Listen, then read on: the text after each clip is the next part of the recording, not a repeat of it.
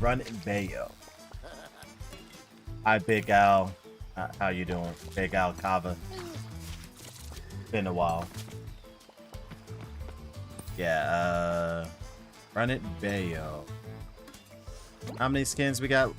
How many Bandicoot skins we got left? Yeah, 1, 2, 3 for Coco. And 1, 2, 3.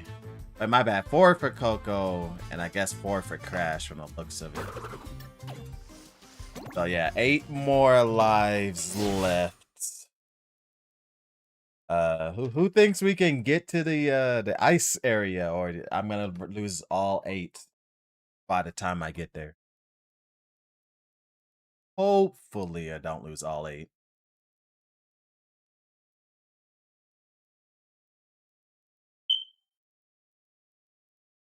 Did I play some of this level already last time? Yeah, I did play some of this level last time.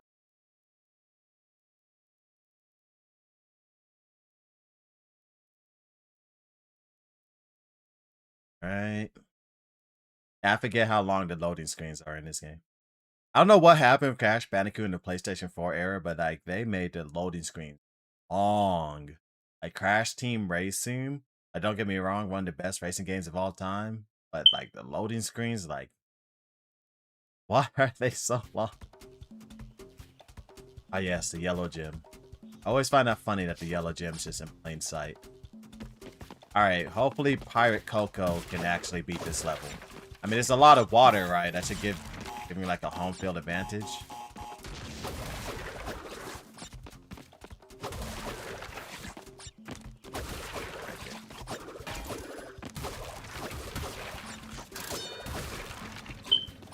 But this level is actually like a pretty challenging level too.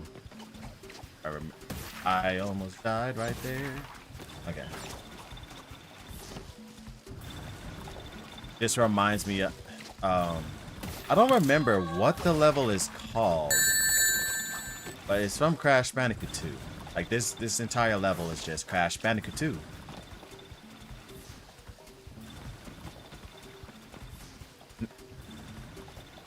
Meme sounds.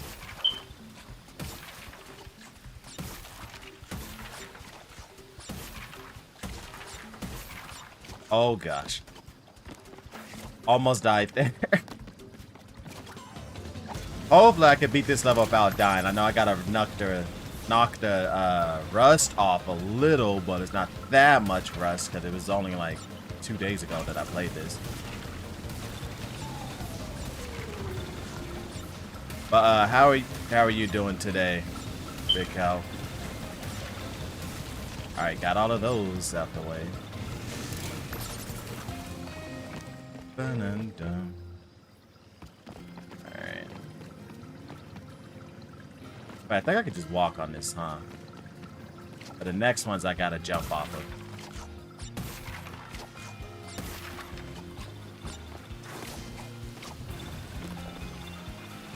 This part is the scariest part of this level. Cause it's like so much hopping on water, and like if you make one tiny positioning mistake and you just die.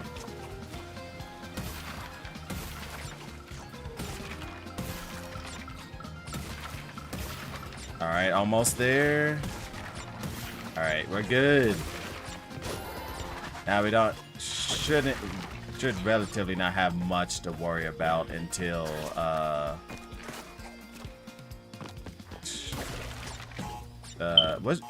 it's the section where you're like on a vehicle. I remember being on a vehicle and like that section just being like more challenging. It's like I think you only get one chance to like get everything there.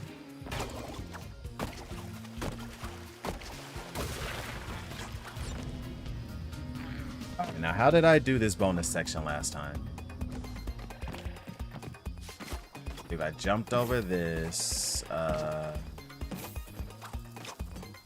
not land on that, bounce off this, now land on that, then we gotta rush back over. All right, got all of those, and then we go back, land on this. 4, 5, and then hit this and make this jump. Don't need to use that, but jump up here anyway. And there we go. Yep. Do it that way every time is consistent. No deaths.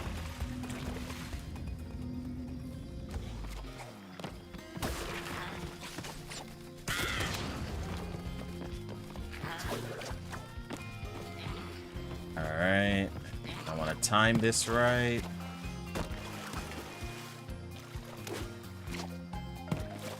Yeah, the scariest part of this level is actually right at the beginning. Oh gosh. That wasn't timed. That wasn't lined up. Dang it. Pirate Coco is now permanently a part of the sea. Yeah, I think... Okay, what did I need to think about. What did I do that I messed up there? I think it was... Did I double jump? Yeah, I think I have... You're supposed to only do single jumps there, because if you double jump, it delays you, and then you die. I think that's where I messed up.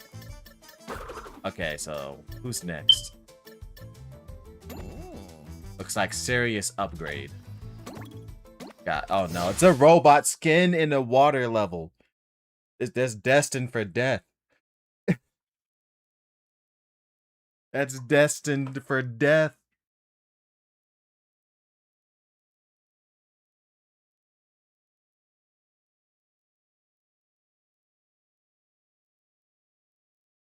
Hopefully, this robot skin is like proof of being from the future. And coming from the future means that we already know what we gotta do. It won't die.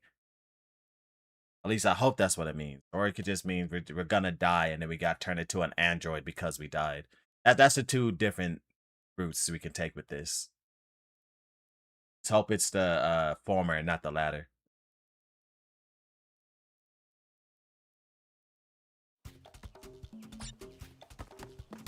Dun.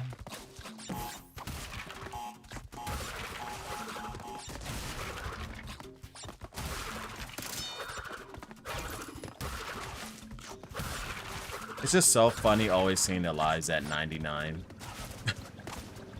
I mean, technically, I do lose lives, but like, I just don't really lose lives. Because it's only Bandicoots.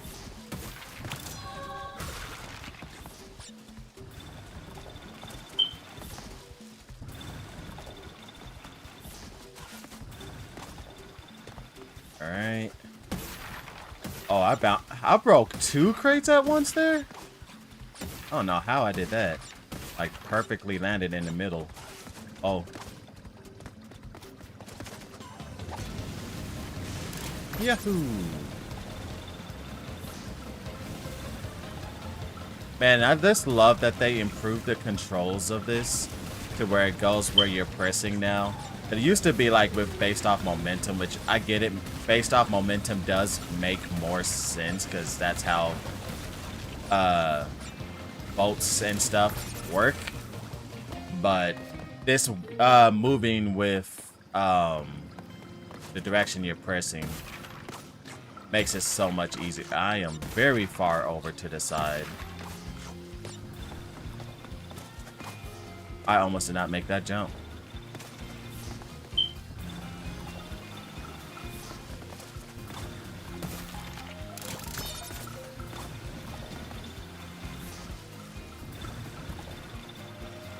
Dun, dun, dun. All right.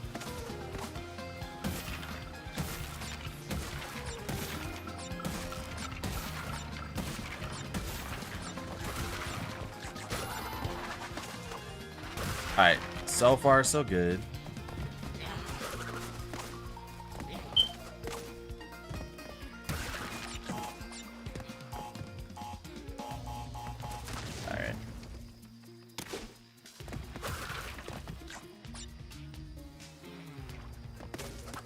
So far around the timeline where where Crash became a robot and he's from the future, so he knows how to get through the level. What was that water that just splashed up? Where did that water come from?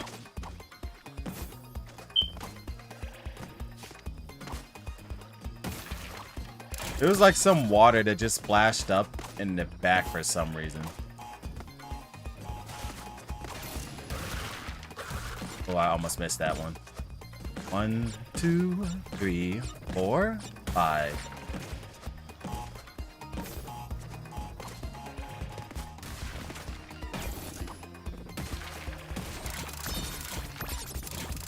Alright. All 22 crates.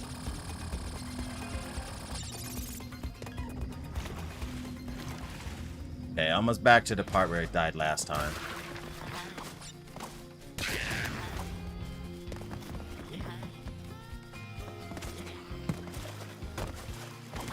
Oh my goodness, almost missed the rope. You know what? I'm just gonna skip over here. Don't need to jump on the other one. Yeah, that's more efficient and safer.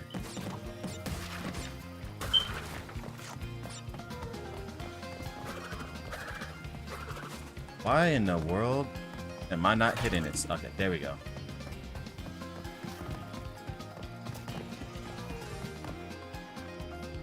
And this really is one of the hardest gyms to see. Like, oh my goodness. Like, you know something is in the area, but it's like, you really cannot see that. Alright, we finally got an Aku.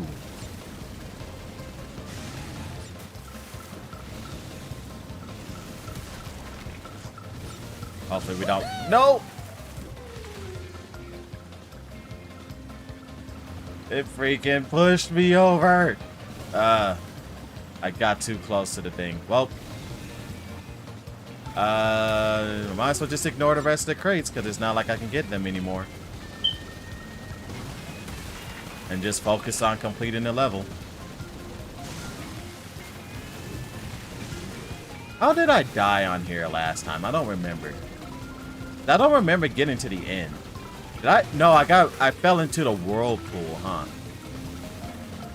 Oh yeah, so like this right here, I was so convinced this was gonna be a secret exit. Because I was thinking, oh, this is referencing Crash 2. It's going to be a secret exit, right? But it's like, no, that's just the location of a hidden gem. But yeah, I already knew what a hidden gem was gonna be before it actually showed up.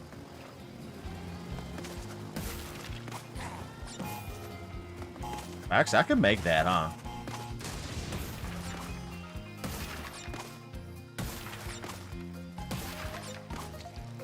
You leave the guy behind.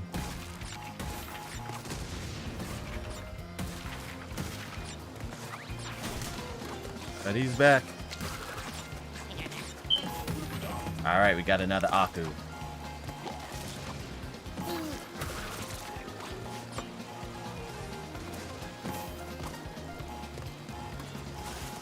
Oh, I almost did that way too early and died.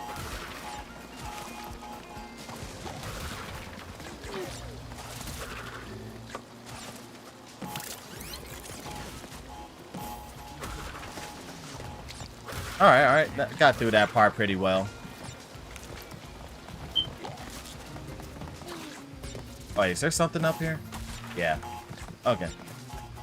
I mean, it's not like I can do anything to get the gem for the crates now since I missed the crate.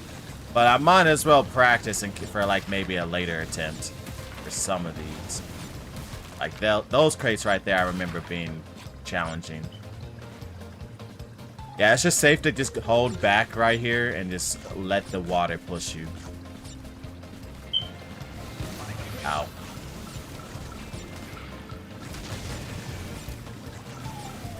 There are no crates here. One there. I'm gonna ignore some of these crates since I already missed one. And so I don't need to go out of my way to get the crates for the fake crash.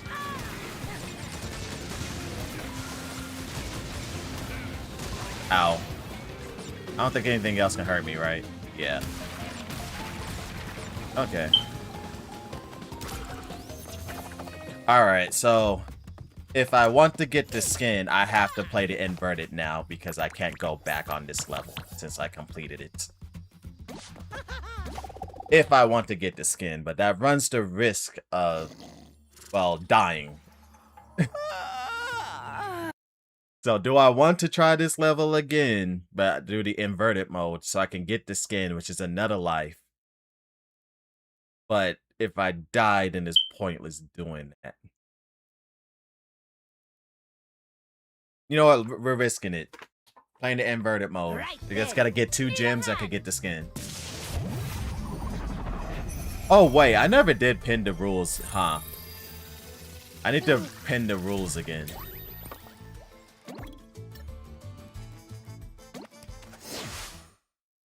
I need to type the rules and pin them again. What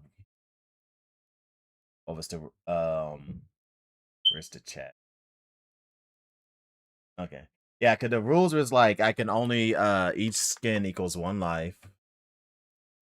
Why is my like each skin equals 1 life. I can only try each level once. Well, only beat a level once, so you can't go back after completing a level. Inverted levels count as a separate level.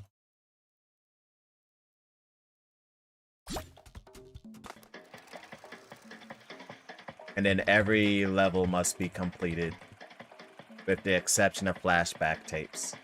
Well, every normal version of the level has to be completed with the exception of flashback tapes.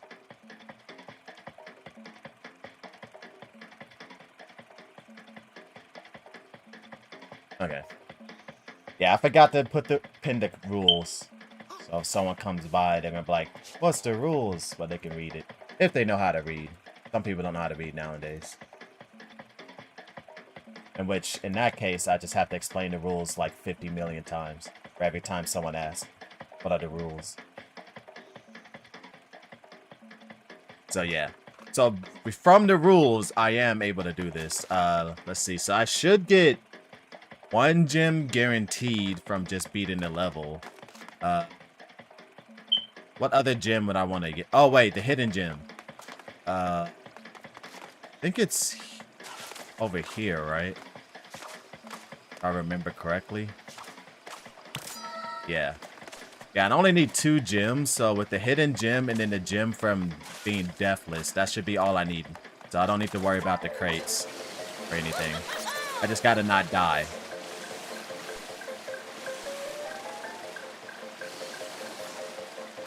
Ooh, that almost crushed me.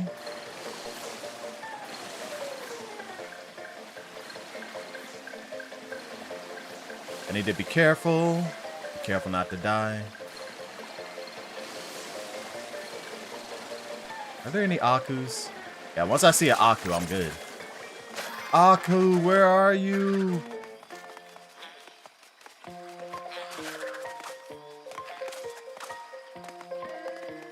The retro music. So cool.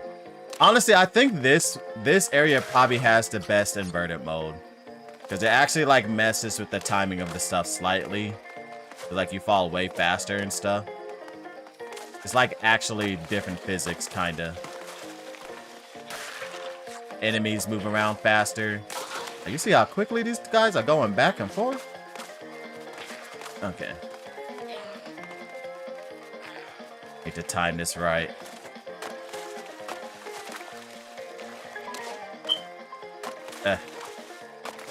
Alright.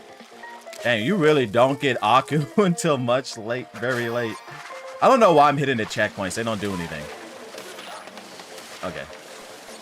We got Aku, so that's some safety.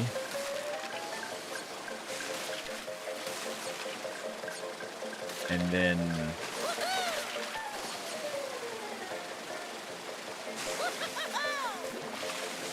end up here. I think you go past that, right? Yeah. Just don't fall into the whirlpool. Should be good.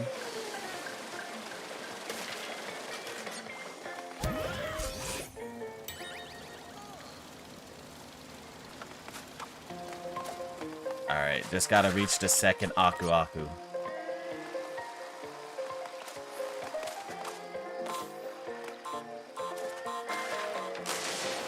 Onwards!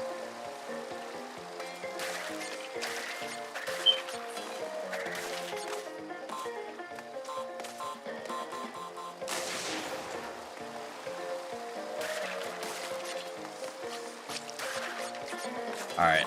Got 2 Akus now. So that should be enough safety from anything that isn't an instant kill.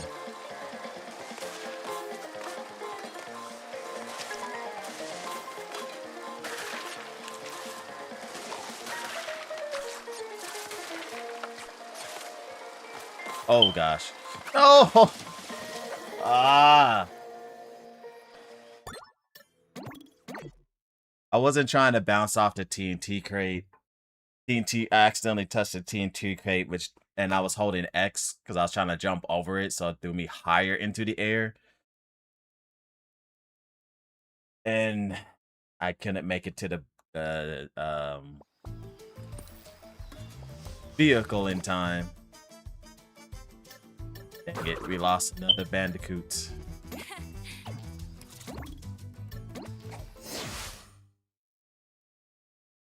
Wait, yeah, because the vehicle is technically moving faster in this mode, right? I think it's like technically moving ever so slightly faster in inverted mode. But in regular mode, I probably would have made that. But then again, Crash is also moving faster. But maybe in regular mode, I wouldn't have held X, so I would have just maybe jumped lower. Who knows?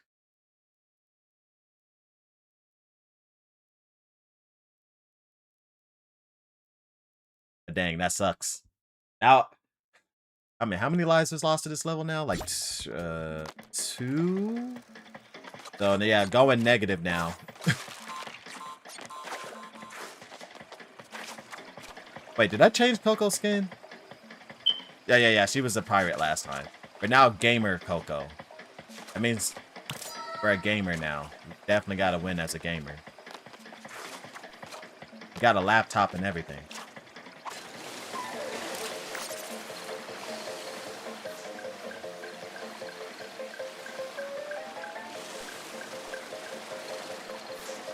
Nah, but playing this mode with this challenge really made me realize how few Aku masks there are in levels. Because I think only like the first level and maybe like 1 or 2 other ones, you actually get 3 Aku masks. There's only like 1 or 2 at most on most of the levels. They really don't want you getting Aku. Which I get it. I mean, it's a free invincibility. But then at the same time, you also have to earn the invincibility since you have to not get hit, like, at all to get it.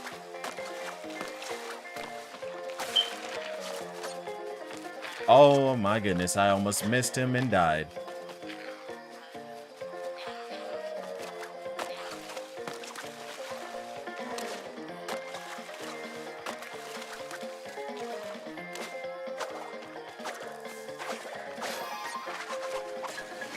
Aku, my great friend. Boogada.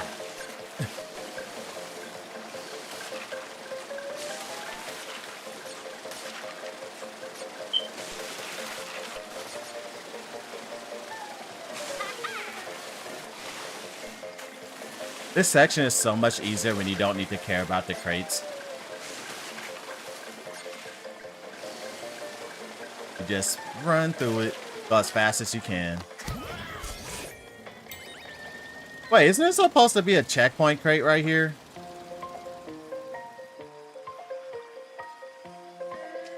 I'm not tripping, right? This is supposed to be a checkpoint crate right here. Where did it go? The checkpoint crate disappeared. I'm pretty sure I remember there being a checkpoint crate right there. Or am I tripping? Maybe I'm tripping. No, maybe I'm thinking of the other version of this level. Because there's like 4 versions of this level.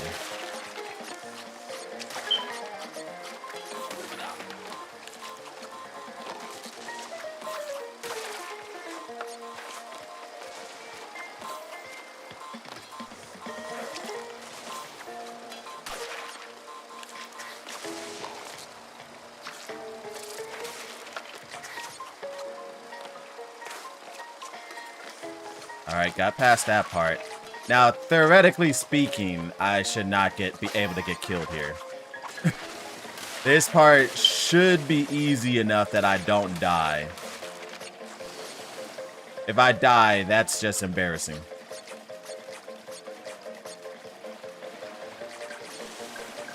But there's like nothing here that's really threatening at all.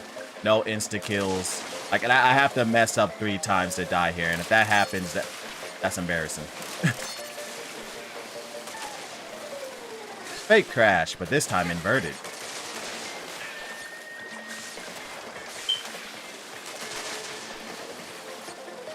See, easy. All right.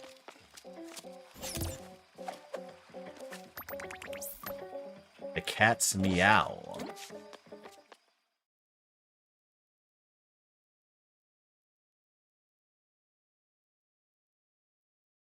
All right, so now we have to do Dingadal's part of this level. Hopefully, I can do it in 1 attempt, so I don't have to play through the inverted and risk dying even more.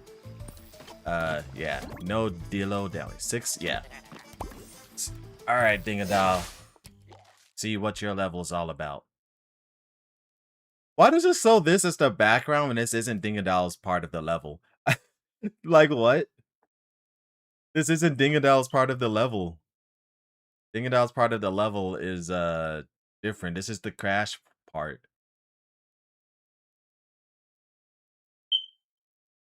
Where's the hidden gem? I'm trying to remember where it is. Oh wait, I think I remember it being like around a corner or something. Yeah. It's like around the corner and you like jump on an iron crate. They like putting the iron crates around the corner.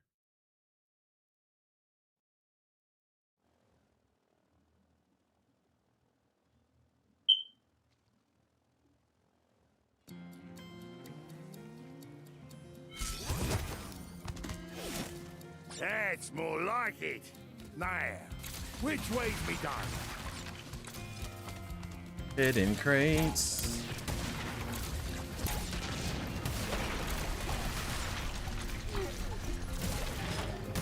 I remember Dingadal having like a lot of crates like hidden in the background on the side. So like you really gotta pay attention.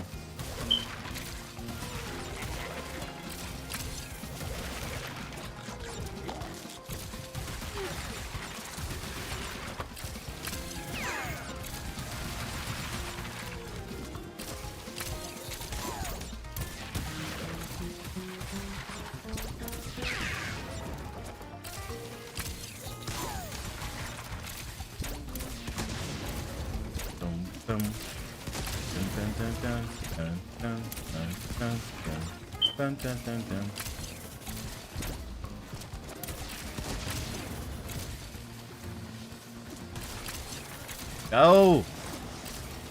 I don't think I can get those.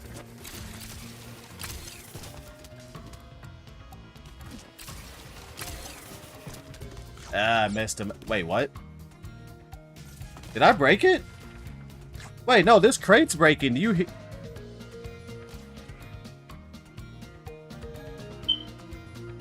crate just broke. Or some crate broke. What? What crate broke? Did one of these guys shoot a crate? Yeah, because it couldn't have been those 2 crates, right? Wait a second. Maybe if I take one of these back, I can shoot those 2 crates. Only problem is I can't see them. You know what? Never mind. I can't risk it. If I risk it, I'm going to die.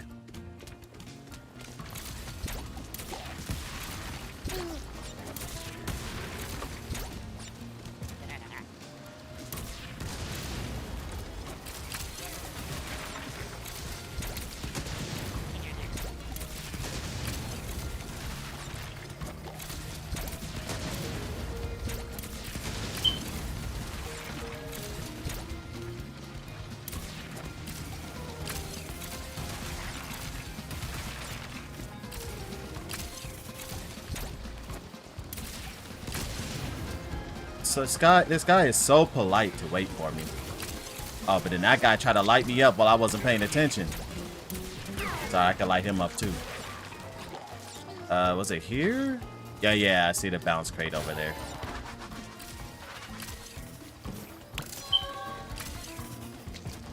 Yeah. Stagnant water. Smells like home.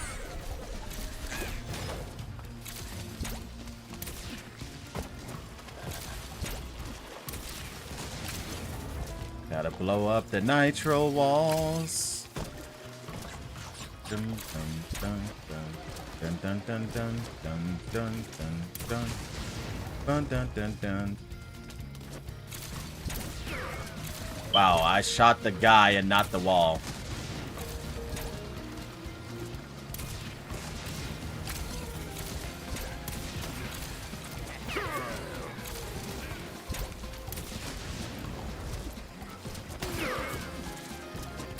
What's funny is this game could have been a lot harder.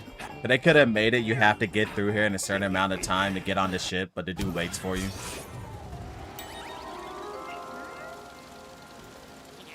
Yeah, so the hidden gem is like back there.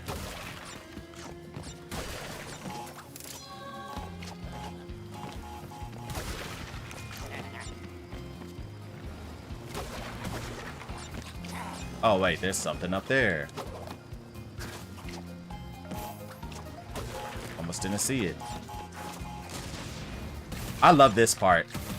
Jumping like this is like so satisfying.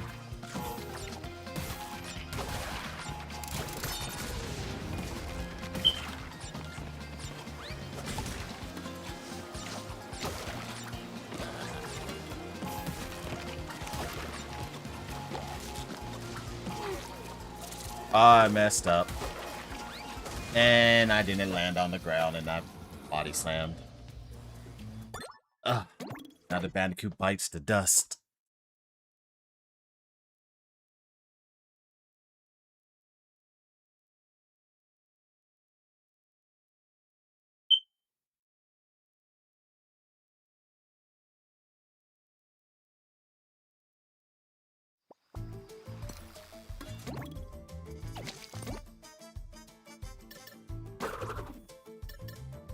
The cat's meow.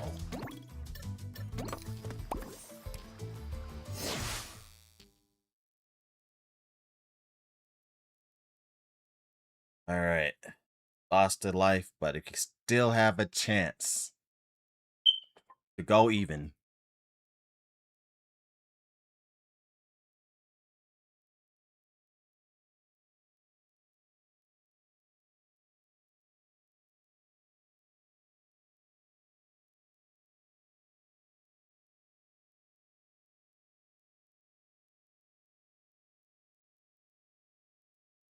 You know what? I just realized that pen message has a spelling mistake. Oh my goodness. I need to type that again. Whoops.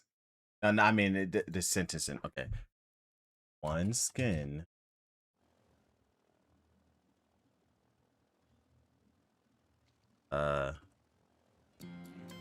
Only complete a level once.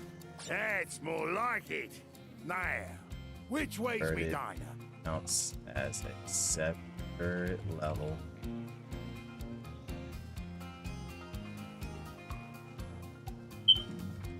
And then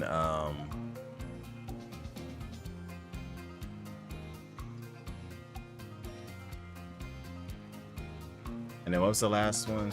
Oh, all levels, all normal levels must complete.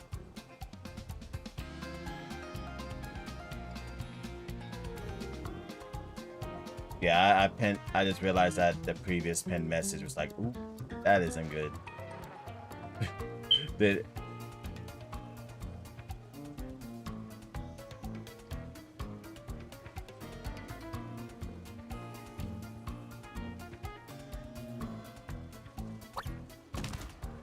okay. All these crates shall be mine. I don't know why I jumped on that. I'm not a. This isn't a Bandicoot. This is a Dingo style.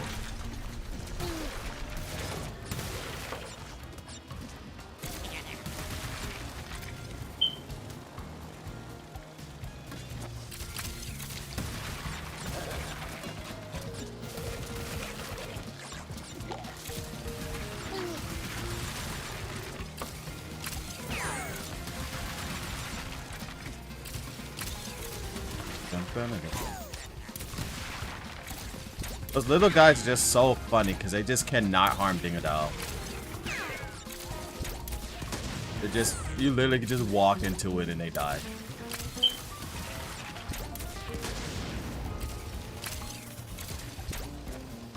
I use this to shoot those.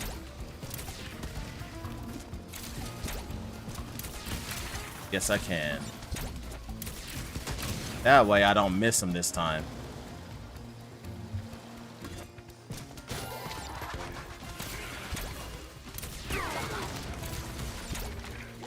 Okay, the guy did shoot 2 crates. Oh, he almost shot. Oh, the other guy shot me. I didn't see the bullet. Run might end here. Running is out of lives.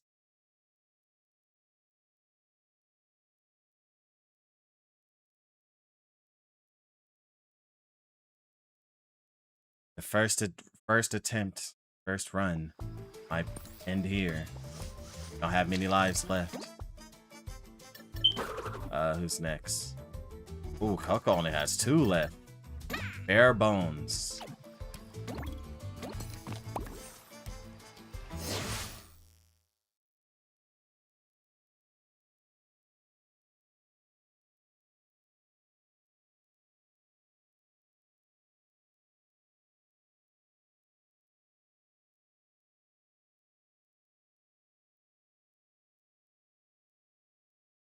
You little dally.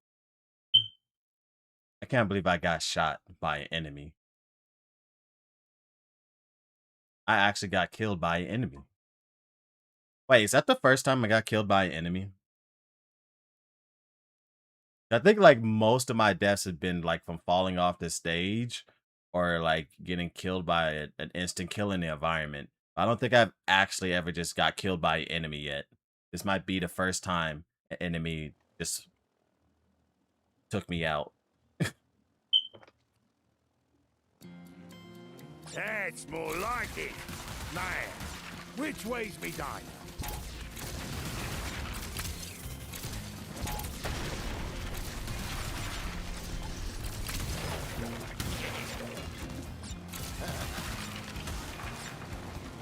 Now I wonder why. I don't know how I didn't see that crate. How am I blind?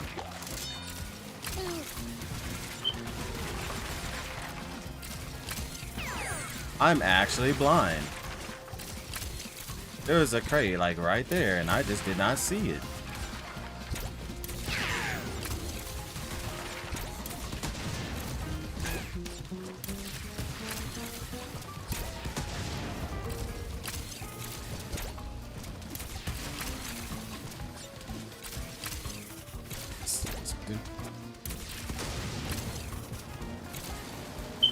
I should take this with me so I could get a preemptive shot off on that guy.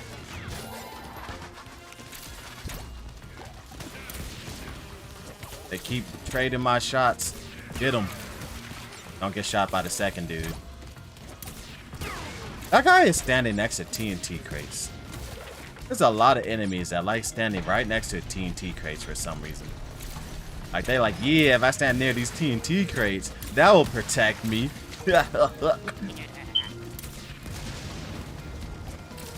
That's totally how that works, right?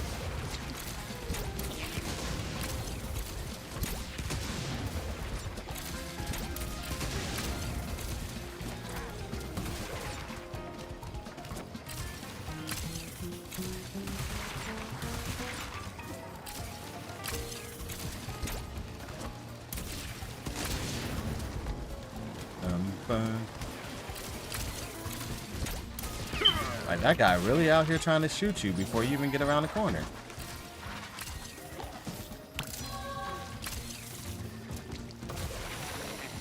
Stagnant water.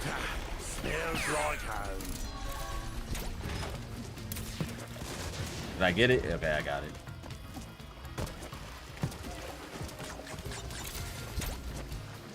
Nitro crates. Why is there a puff of air right there? Hope I messed that up. Reached that too soon.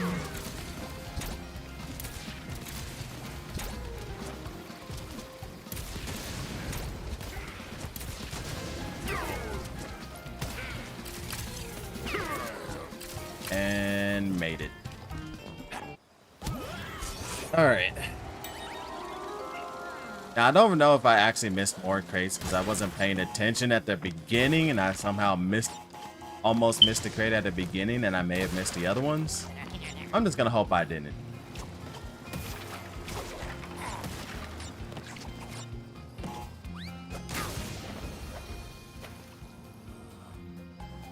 Oh, that was a throw.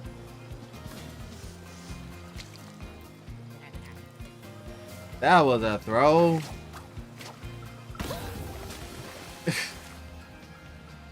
I completely freaking forgot that that was a TNT crate and I bounced off the TNT crate.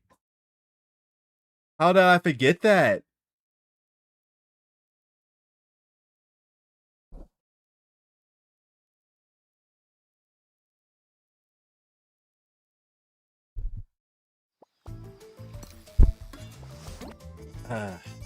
Okay.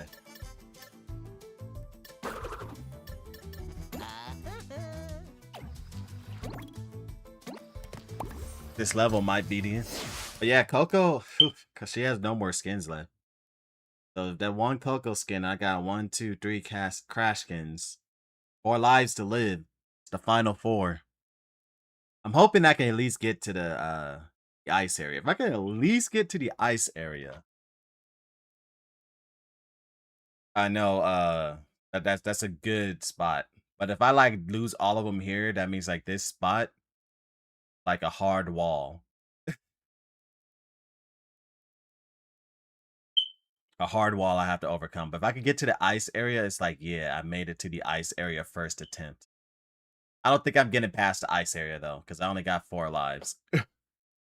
These 4 Bandicoots left.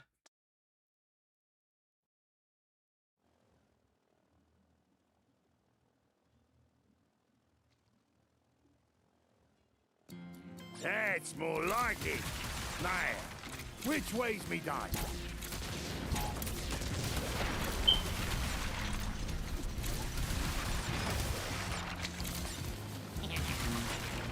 Have I been missing those 4 crates there that whole time?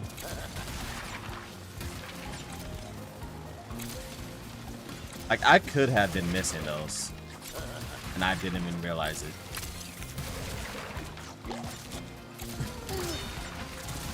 Like I said, I'm not playing with a guide. I never played with a guide in this game. And I found everything on my own. And so I'm playing this all off of what I can remember. So like if I miss something, like I just straight up missed it.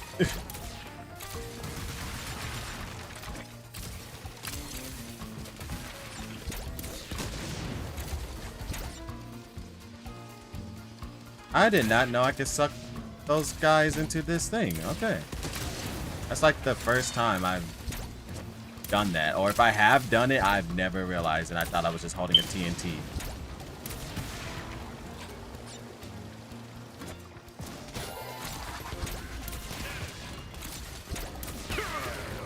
Oh, that guy has a nitro crate. I don't want to mess with that. Got how to shoot the dude in the back. Or anyone else. I've been trying to shoot the guy with the nitro. Okay, there we go. You keep trying to shoot the guy with the nitro crate, but he's dodging everything.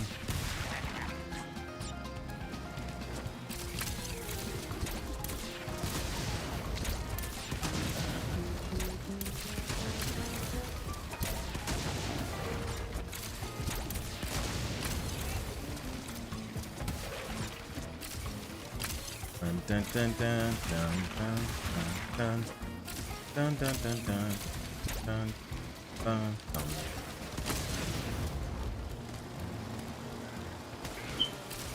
Yeah, that guy does see you for quite some distance.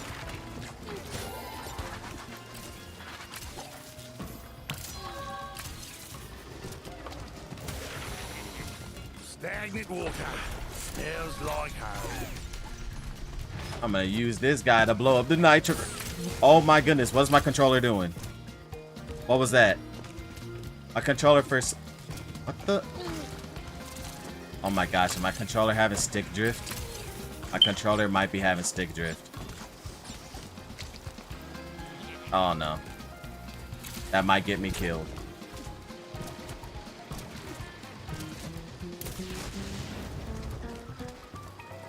And this is one of my newer ones too. How does this get stick drift already? Oh my goodness. I almost walked straight into the nitros.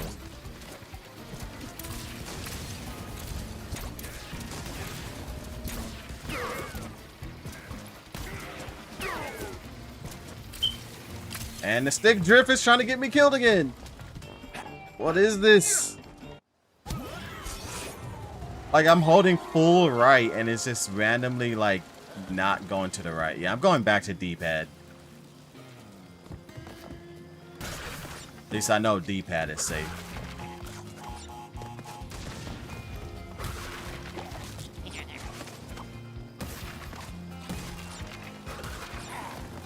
Okay, let's not make that same foolish mistake.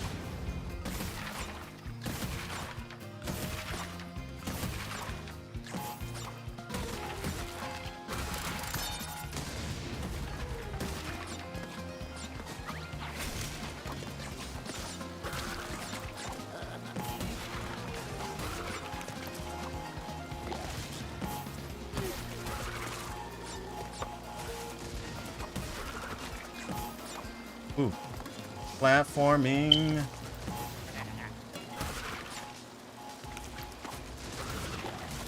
There was something up there. Okay, you can still reach it though. Shoot. Yes. Okay, you can still reach that. All right. All right.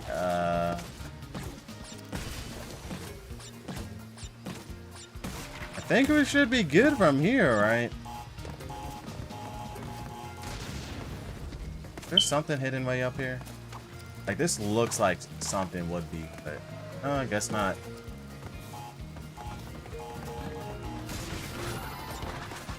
Okay, so now all I gotta do is just not miss the crates. And I missed a crate. Ah! And that means I gotta do the whole level again if I want to get the skin. Dang it.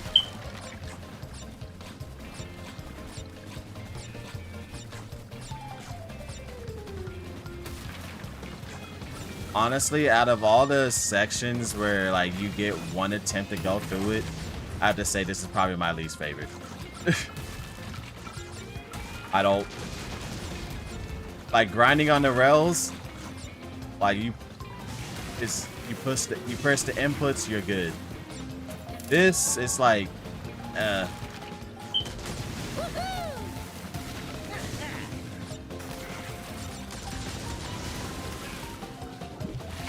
I'm gonna have to really go through this whole level again now just because I missed that one crate. I have to go through the freaking inverted, man, because I can't go back to the normal one. Man, that sucks.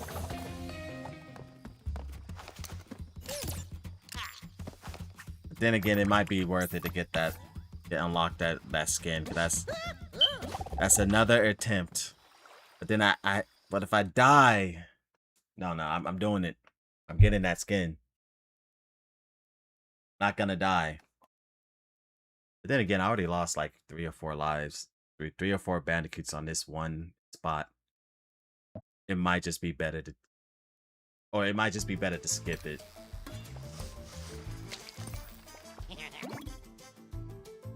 You know what? This is first attempt. We go big or go home. We're going for all skins. Going for all skins. I either lose them all or we get them all. Screw it. I'm going for all skins. All skins I can get with under these rules. I'm not playing the flashback tapes. There's no way I'll keep all my lives while doing the flashback. games.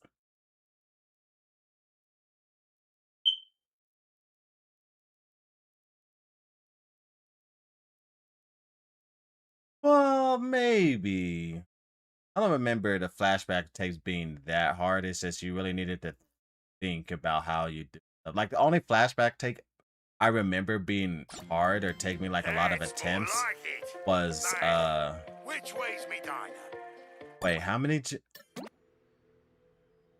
need 6? Okay, I just gotta complete the level and we can get the skin.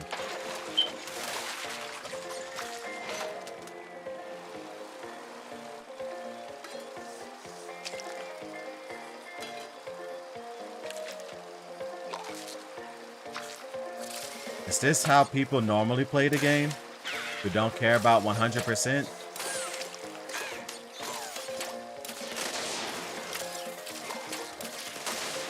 I really just did that.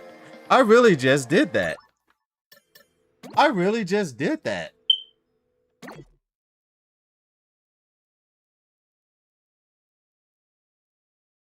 Why didn't I just shoot it? Shoot the TNT. Wait for the thing to blow up. And then move forward. Why did I do that? I literally had no thoughts whatsoever. And jumped right in.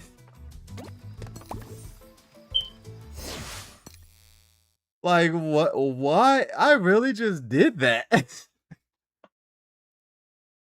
That was not a life I should not have lost. Oh my goodness, how many? That's only like three Bandicoots left now. I got this one, Default Coco, and Default Crash. That's all we got left. And then this challenge is over. First attempt over. Oh my. That gotta be the most embarrassing death right there out of all. Like I had some deaths that's like, really? But that one was like, dude, what were you? Did you just autopilot? Yeah, I just really autopilot that. Like I really just say, yeah, I'm gonna just jump into the nitro crates. I really just jumped straight into some nitro crates. Like what? Wow.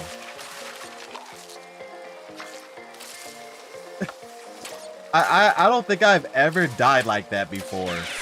Like, I've gotten killed by like the nitro crates like jumping up or something, like when I try to jump over it and they bounced up.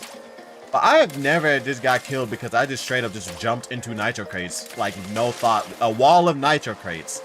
I don't think I've ever died like that before. Like, I literally just autopiloted it right into some nitro crates. Like, wow. Dang, those bullets are fast.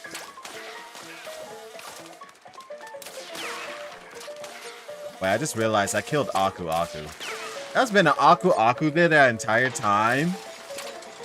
I've like never gotten that Aku because I think the first guy like just blows it up.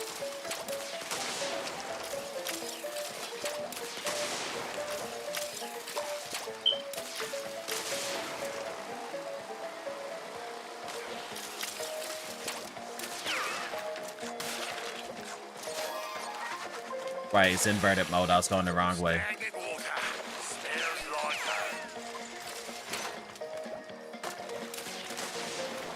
Alright, hopefully I don't get any more stick drifts. That almost killed me last time. I only used the analog stick for Dingodil's levels too. Like I literally don't use it for any other levels.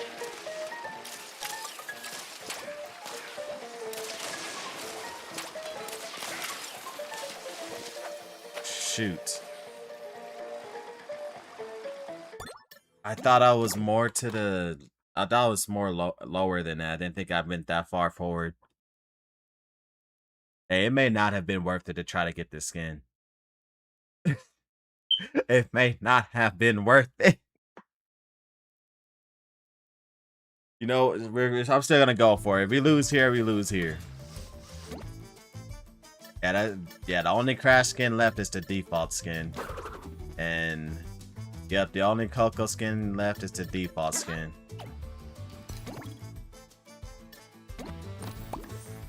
The final 2 skins.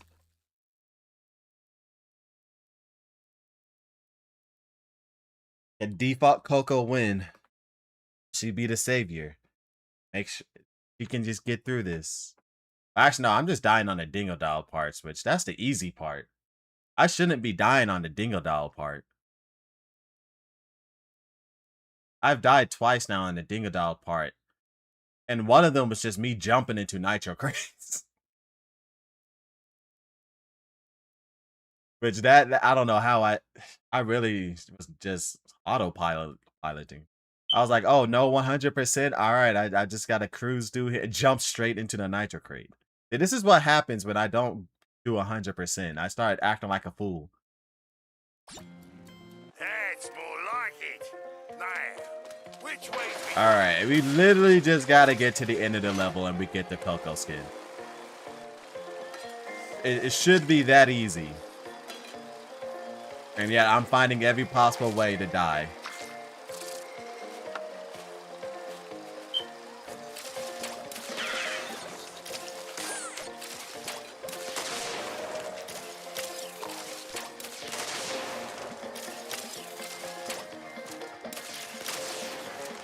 Alright, let's not do something stupid this time. He shot his own teammate!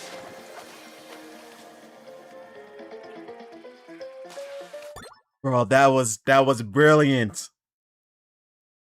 The enemy was smart. The dude shot his own teammate to freaking distract me so I would not pay attention. So that the other guy could come in from the sky, because I'm not looking up, I'm looking down because the dude just shot his own teammate. And the other guy could come down and drop the nitro crate on me. Oh my gosh, the AI just pulled a freaking 11 out of 10 big brain play to trick me. Because I really was not paying attention. Because I was so distracted by the dude shooting his own teammate. Oh my goodness. That worked. It worked on me.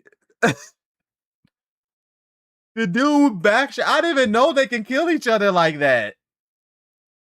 The dude shot his own teammate. Said, "Yeah, that would distract him." And the other guy came in with the TNT. The nitro said, "Meow."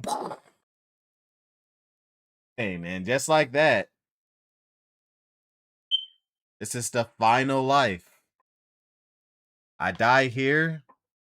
Run ends. First attempt over. Nothing but Crash left. We could beat this level. We at least get another Coco skin. But it's all in from here. If we die here, delete the save file. Start all over from the beginning. Now, which way's me done? I need to play like extra careful.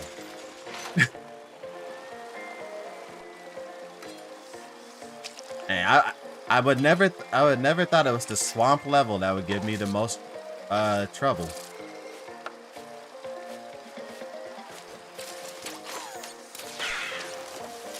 I'm gonna take this extra slow, you know. It's the final life. I can't play risky at all. Alright, I need to get past this shoot down.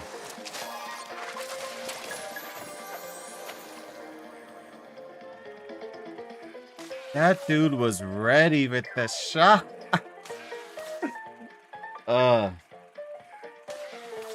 Usually I can like grab that real quick and he wouldn't shoot, but he shot very quickly that time.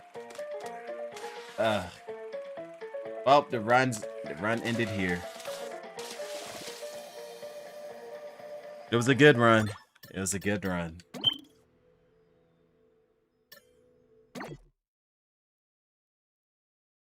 Got to the last swamp level, and that's where it ended.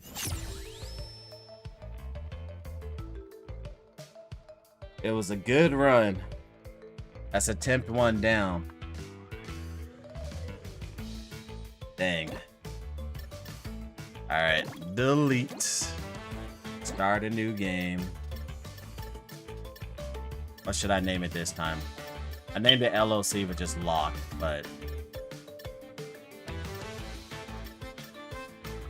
Can I name it like Swamp or something? Because that's where he left off last, where the run ended.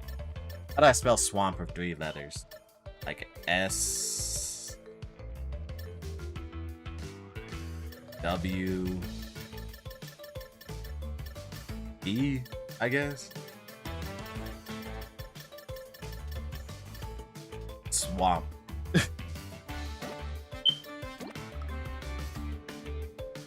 Oh wait, I probably had to change the controls again, huh? Yeah. Mask power, make that L1. HUD, make that triangle. Be good. Alright, that was a good run, you know. I'm not disappointed. I got a lot farther than I thought I would. I thought on the first attempt, I probably would have lost all my lives on the pirate level. But I actually got past the pirate level, so... Did better than I thought. Got all the way to the swamp. Now, hopefully this time, I don't lose as many lives to the pirate level.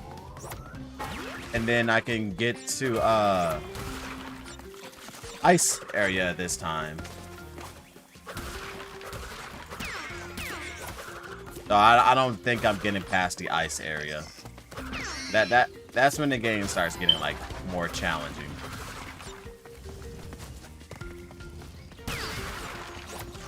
Wait, did I break that crate that was behind the thing? I did, because I hope I did. I was kind of autopiloting and not paying attention. It doesn't matter. This level is like super easy anyway. If I don't get the skin, I could just come back when we unlock converted mode. Like, I should not die on this level. Well, if I die on this level, that's it. Because we don't got any of the skins. But, like, realistically speaking, I should never die on this level.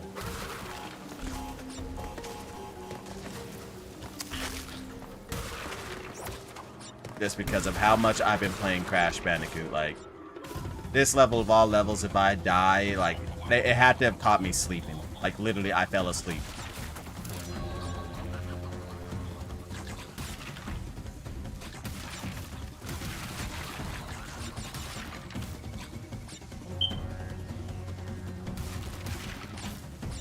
They're blowing the horns. Aku, aku.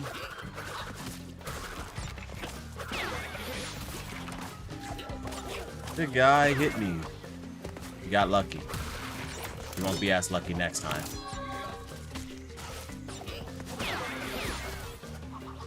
Never mind. He did. He did get lucky.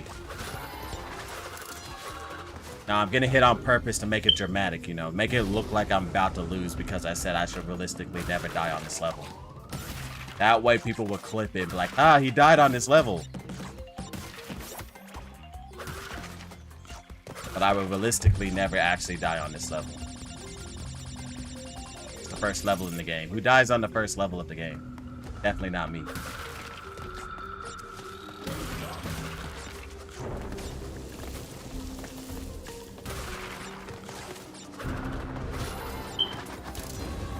You definitely don't die on this section right here.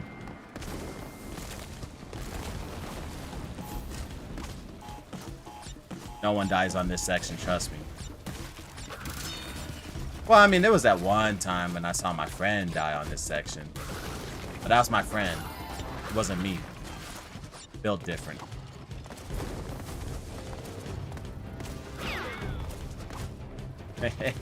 That platform thought it was going to get me.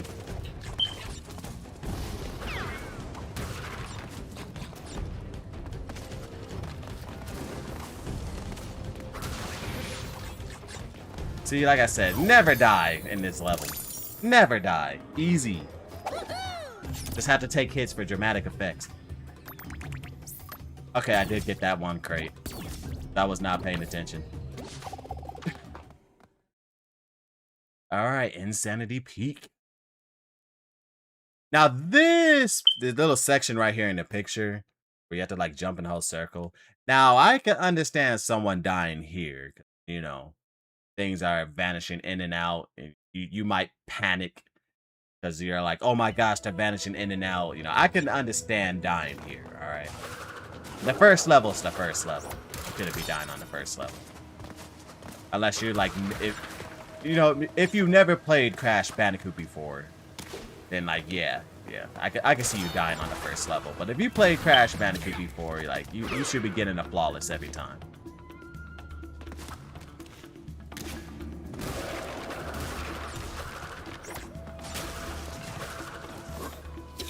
He swings and he misses.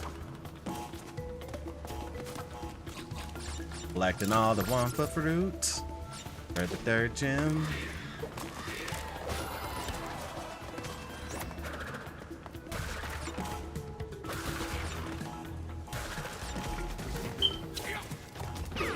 I lined it. No, I need to go a little bit forward. Okay. I use that yellow circle to line up in the 2D sections. Sometimes, just by how things like go, you just may not be lined up.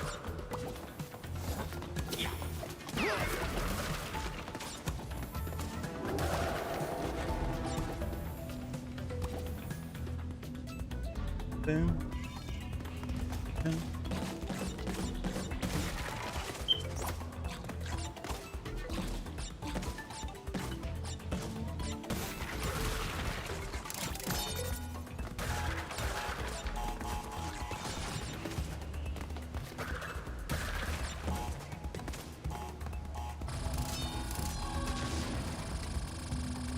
No, so anyone else ever get the feeling like if you hit the TNT crate, it blows up while you're on the platform, it won't count?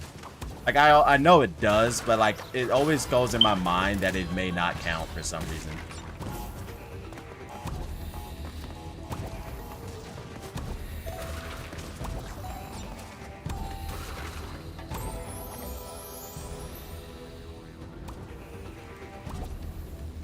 I have never died like that before.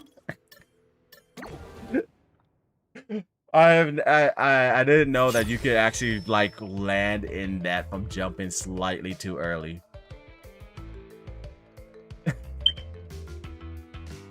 Oops. Oh wait, dang, I accidentally pressed continue.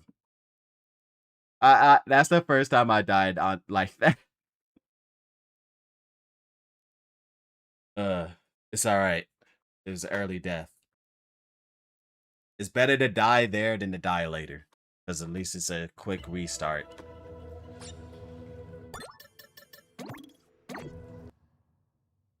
But yeah, okay. Next time I take that a little bit slower. I was rushing. Okay. New save file. We're gonna name it the same save file as the last one. SWB for swamp.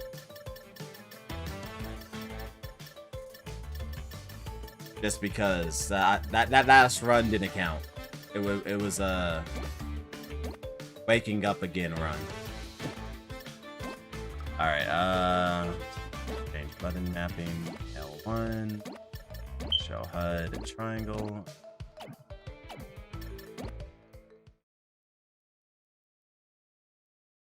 I always just find that so weird. They made the triangle the mask button. I guess they were trying to make it like a face button because, you know, they usually assign everything to a face button. But I just feel like it makes more sense for the mask to be L1. You know, like when I slide, well, I guess when I was younger and I had, you know, smaller hands because I was younger and I couldn't hold the entire controller correctly, I guess I did use circle to slide.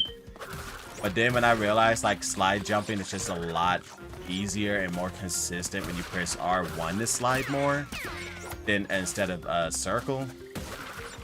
And like I think I never went back to press the circle to slide. Like I only press circle to do the body slam now. So the mask power is being on the face button. Maybe as a kid I would have used it because, you know, that was the default controls. But now as an adult, it's like, nah, it makes more, it's more fluent to use the L1 for the mask buttons. But, you know, I'm happy they gave you custom controls because I know not every game allows you to, you know, make your own controls. I can only imagine later levels just confusing myself if I let triangle be the button.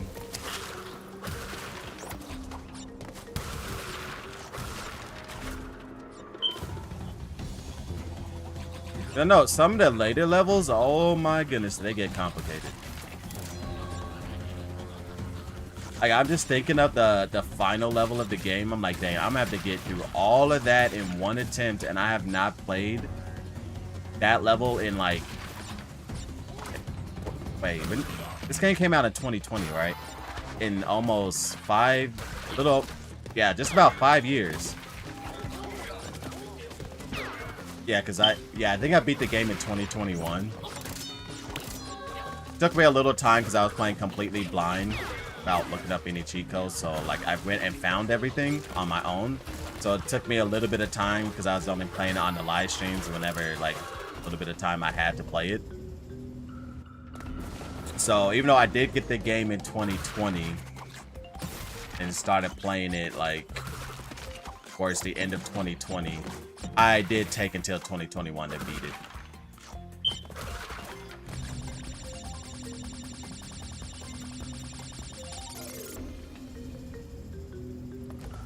And so, yeah, I got the mask. But like the only level we get it. But yeah, so I beat it in 2021. So that means like the last, well, beat the game 106%, I should say. So the last time I played the final level of this game was in 2021. And then don't get me wrong, I haven't played the game since. Don't think it's because I don't like the game or something. Like I said, this is my favorite video game of all time. I just haven't like had any reason to go back and play it yet because I've been playing other games. But like this is still my favorite video game of all time. Only game that even come close to being my favorite as well, Crash Team Racing. Crash Team Racing Nitro Fuel. But like trust me, if I was a kid and had infinite free time like I used to as a kid, I would have probably beat this game 106% like 20 times. But then again, as a kid, I kind of had no choice. Because I don't know if I said this before on stream, but when I was a kid, I didn't have a memory card because my brother and I, we had to share like games and consoles, right? So my brother just took the memory card. So I just did not have a memory card for any of the games. So I think part of the reason I got good at Crash Bandicoot was because as a kid with no memory card, I always had to start the levels over and over from the very beginning every single time I ever wanted to play the game. Or like every day because, you know, I wasn't allowed to keep the console on all night because my parents was like, that's wasting electricity. So I always had to turn it off by the end of the day. So because of that, I always had to replay all the Crash games from the beginning. And if I ever wanted to beat the game, I had to do it in one setting because I never had the memory card. And so I just remember as a kid just playing the games over and over, slightly getting better and better with each playthrough. Until it got to the point where like I was, you know, playing the whole game in one playthrough and not losing all my lives and stuff. You know, it was small increments. Like I remember at first it was a struggle to get through the first warp room. I remember getting stuck on Ripperoo because, you know, I was a kid and I wasn't that good at recognizing patterns yet. And so I'm just sitting here just trying. Well, I recognized the pattern, but like I just wasn't good at recognizing how much of a distance I need to stay away from the TNTs and nitro cage to not get blown up. So I know I lost to Ripperoo like quite a few times in Crash Bandicoot. Was it 2? Crash Bandicoot 2 was my first Crash game. Well, one of the first games I like played in general, or at least had a fond memory of playing. Then I remember getting past that and then just struggling forever to get past the second warp room. Then getting to the Komodo Bros, they took me quite some time to get the beat because I was like, oh my gosh, I'm getting jumped by 2 people. And so that was just another thing that was hard to process as a kid, but you know. And then it's not like I got a lot of chances to try since, you know, you get stuck on something and be there for a while, and then when I go and the game goes in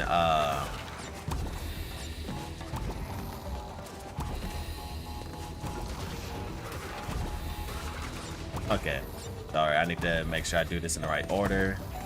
So when you die a lot, you know, that takes a lot more time to play through the game. And like I said, I only had a limited amount of time I can play the game because I didn't I was a kid and didn't have that memory card and stuff. And so it was just a slow progress of playing the game each day until I got better and better and could actually beat the game in run. And I remember when I finally beat the game, I was like, let's go. But even though I did play Crash Bandicoot 2 first, the actual first Crash game that the actual first video game I ever beat was Crash Team Racing. And I remember my brother, because we would always play each other, because, you know, me and my brother, we always play multiplayer games all the time with each other. And I just remember he would always beat me in Crash Team Racing, my older brother. He would always do it every time. And that's because he like never told me how to actually play the game. And so one day I was like, let me borrow the game. And he was like, all right, sure. So I actually like kept the game and you know, played through the story mode. Fun fact, I played through the story mode as Cortex for the first time. So I actually played through the story mode. I remember listening to the Aku Aku hints. And then when I heard about the power sliding thing, I was like, oh, I can drift. And I started doing it. I was like, wait, I could chain this together. And keep in mind, I'm probably like 7 or 8. I think I was like in second or third grade. And I was like, wait, I could chain these together. So like I started doing that. And then I managed to beat the game. And then my brother's like, hey, let's play some Crash Team Racing. I was like, sure. And I beat him. I beat my older brother. He's like 5 years older than me on top of that. So, or yeah, I'm like a 6 or 7 year old beating an 11 or 12-year-old in Crash Team Racing. And he was like, nah, this is a fluke, and he tried playing me again. And he started using cheat codes too. And he still lost to me. Oh wait, I got the skin now, so switch over to that. But yeah, he still lost to me even though he cheated. And then like he was like, you know what? I can't beat you. And then he never played me again, which kind of made me sad because so many people just stop playing you in games when you win. It's part of the drawback of being good at a video game. If you're too good and the other person doesn't feel like they ever have a chance, they eventually will just give up and never want to play you anymore. You know, unless that person, you know, is really dedicated, because, you know, like this, there's a lot of different people in this world. I played people who like give up, and then I played people who would never give up. I love you. Anybody who's ever played games with me, and no matter how much you lost, you still continue playing, because you still have some hope that eventually you will get better and be able to beat me. I appreciate you. Because like it could get kind of lonely after when you're like really good at games and then people just abandon you. But like this, the people who don't abandon you and they keep trying no matter what, I appreciate you. Like, thank you. You're the people I have the most fun playing with. And it isn't fun to, like, I'm not saying I just have fun whooping somebody that just losing to me all the time. No, it's not. I'm not saying that. Just really enjoy playing the game with someone. Like, even if whether I'm winning or losing, like, I enjoy playing games with someone in general. And I enjoy playing games with people of all skill levels. Like, some people would be like, I'm so sorry, I'm bad at this game. I'm like, I don't care. I just generally enjoy, you know, spending time playing the game with someone. So, people who, you know, play the game with you regardless of what's going on, like, I appreciate you. All those friends I've played games with that always played all the time, I really appreciate you guys. I always have fun. You're always there. But all the people who abandon you, be like, nah, you too good. I mean, I appreciate you too for playing some of the match with me, but how could you abandon someone like that? Like, you don't have any, that they don't have, what do you call it, competitive spirit. They're like, nah, I'm out. But I appreciate the people who continue trying to get it back. And the thing is, some of those people, you know, kept on trying and never gave up. No matter how many times they lost, they actually get better. They actually get better, and then the matches started getting closer. And some of them actually managed to get like maybe 1 win on, maybe 1 or 2 wins. And I'm like, there you go. See, if you don't give up and you keep trying, you actually can get better. And, you know, if you don't give up, you listen and to a person, and like if they give you advice, you listen to them and you keep trying, you can get better. Like, there's people who played me probably hundreds, thousands of times over multiple years, and like in Smash Bros, for example, and could never come close to beating me. But then they kept on playing and playing and playing, and now they can actually run like a competitive match against me. And it's like, you never give up. You never give up. You keep trying. You keep learning. And they always ask me for advice, like, what can I do? And I would go and tell them, like, do this and this. And they got better, and I could see the improvement. Then they get a win, and then they're like, yeah, let's go. And then they want to play again, and then I just destroyed them. And they're like, huh? And it's like, you can beat me, but don't forget, that's only one step, getting better. But now you gotta learn the step of being able to adapt. And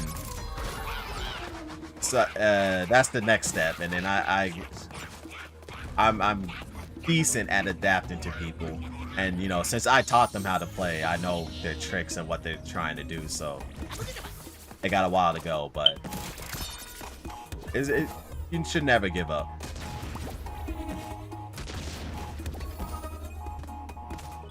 Like, if I gave up all those years ago playing Crash or something just because I didn't have a memory card, like, I would be really bad at video games right now. Oh, wait. Yeah, okay. Gotta make sure I don't mess that up and die. But, and the thing is, I don't think I had a memory card until... And then I get a memory card on the PlayStation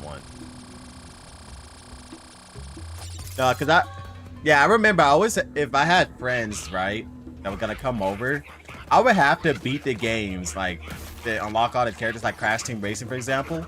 Have to beat the whole game 100%, like right there before they came over. So I actually got like a lot better at CTR because I had to start beating the game way faster and stuff. So when my friends come over, I have everything unlocked since I never had a memory card.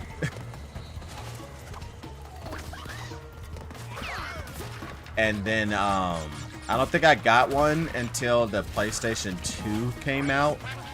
And when the PlayStation 2 came out, my brother's like, I don't need this memory card anymore because I'm gonna be playing all the PlayStation 2 games now. And so yeah, he gave me his PlayStation 1 memory card. So that's when I finally got to play with the memory card. But the thing was, now that there's got the PlayStation 2, my brother had the memory card for that, and I didn't. So all the PlayStation 2 Crash Bandicoot games, I had to beat in one setting. So like that was Crash Twinsanity. I never had Wrath of Cortex. I always had to borrow that from a friend. I have it now since I'm older and I can, you know, buy my own stuff. But yeah, back then, my the only Crash games I had on the PlayStation 2 was Twinsanity, and then afterwards, so Twinsanity, Crash Tag Team Racing. Oh, I got mixed up.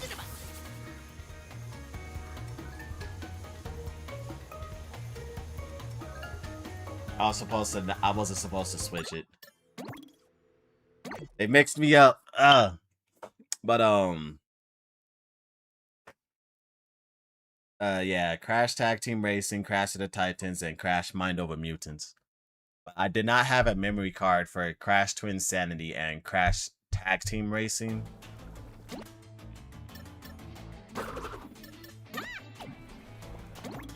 And so I remember just playing Crash Twinsanity over and over from the beginning, and that caused me to remember all the cutscenes. I would just always remember all the cutscenes because I played them so many times. And then Crash Tag Team Racing the same way. I have to say, between the two, which one I actually enjoyed having to start from the beginning, like over and over again. I think it was Crash Tag Team Racing. Like Crash Twinsanity was fun because I still think Crash Twinsanity is, if not for Crash Bandicoot 4 and Crash Team Racing, Crash Twinsanity will probably be my favorite Crash game. Either that or Crash 2. It's actually very impressive because when you think about it, Crash 2 Insanity is not a finished game. Like, I could only imagine if Crash 2 Insanity was a finished game, like, oh my goodness, man. It would be the best Crash game. Because, like, so many people say Crash 2 Insanity is their favorite Crash game, and it's unfinished. Like, could you imagine if it was a finished game? It was very unfinished. And part of me just hopes that one day, like, the people will remake Crash to Insanity and release the entire game. What it was intended to be, plus more.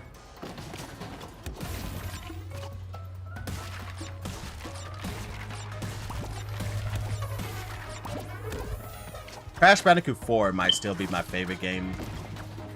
Oh, well, I mean, like, back then it was Insanity or Crash Team Racing.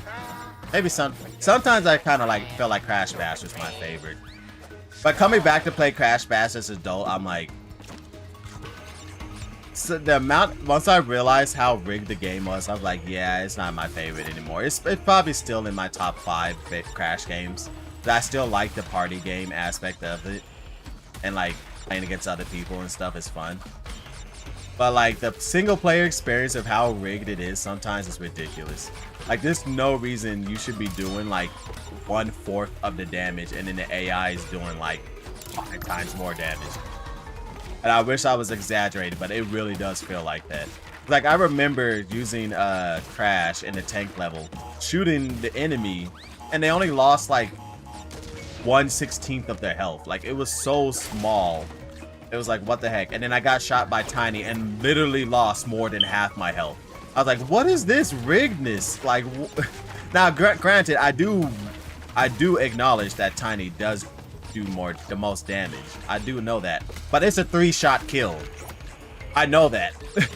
I play Tiny. It's a 3-shot kill, sometimes 4. That thing is not a 2-shot. And I'm like, why did they freaking rig it that hard that the dude kills you in 2 hits? And then the doctors thing, they rig that too. And since their bullets are, like, at least with Tiny, you can dodge the bullets because they're slow. Though Tiny's actually, like, bad in the tank levels. Well, he's good against the AI because the AI doesn't dodge stuff. But, like, against a human, like, if there was a tier list for Crash Bash, the tier list from fighting AI than fighting human is completely different.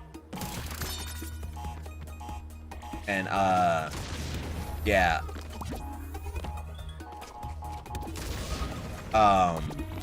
So like for the tank levels, people will be like, yeah, Tiny's the best because he does the most damage. But if you're playing against humans, it's actually the worst. Because like the bullets are so slow, a human realistic would never get hit by it unless they get trapped. So the actual best in the tank levels would be the doctors, because their bullets are so insanely fast, you honestly cannot dodge it sometimes. Like you can see it coming, and unless you're already around the corner when they, by the time, like a little bit before they shoot it, you're probably getting shot. And so it's you know, one day I'm gonna make a Crash Bash tier list. Like a tier, not a tier list for like the speedrun, because obviously speedrunning, Tiny and Kong obviously just sweeps the competition. But like make a tier list for if you're playing PvP. Which I wish I could get like some friends together to test some stuff. Because PvP, I honestly think like the best character is probably Crash and Coco. But the doctors are, well, Tiny might be like second, but I don't think Tiny and Kong are the best characters in PvP. If it was PvP Crash Bash, there's a lot of stuff that like Crash and Coco can do that I feel like they have more options that would make them better than Tiny. And like I really think I should make a video on that. I don't think anyone's ever like thought about Crash Bash from a PvP perspective. They only thought about Crash Bash as like, oh yeah, the story mode, and then, you know, they say Tiny's the best character. But yeah, in story mode, that's the case because the AI don't learn. They just do AI stuff.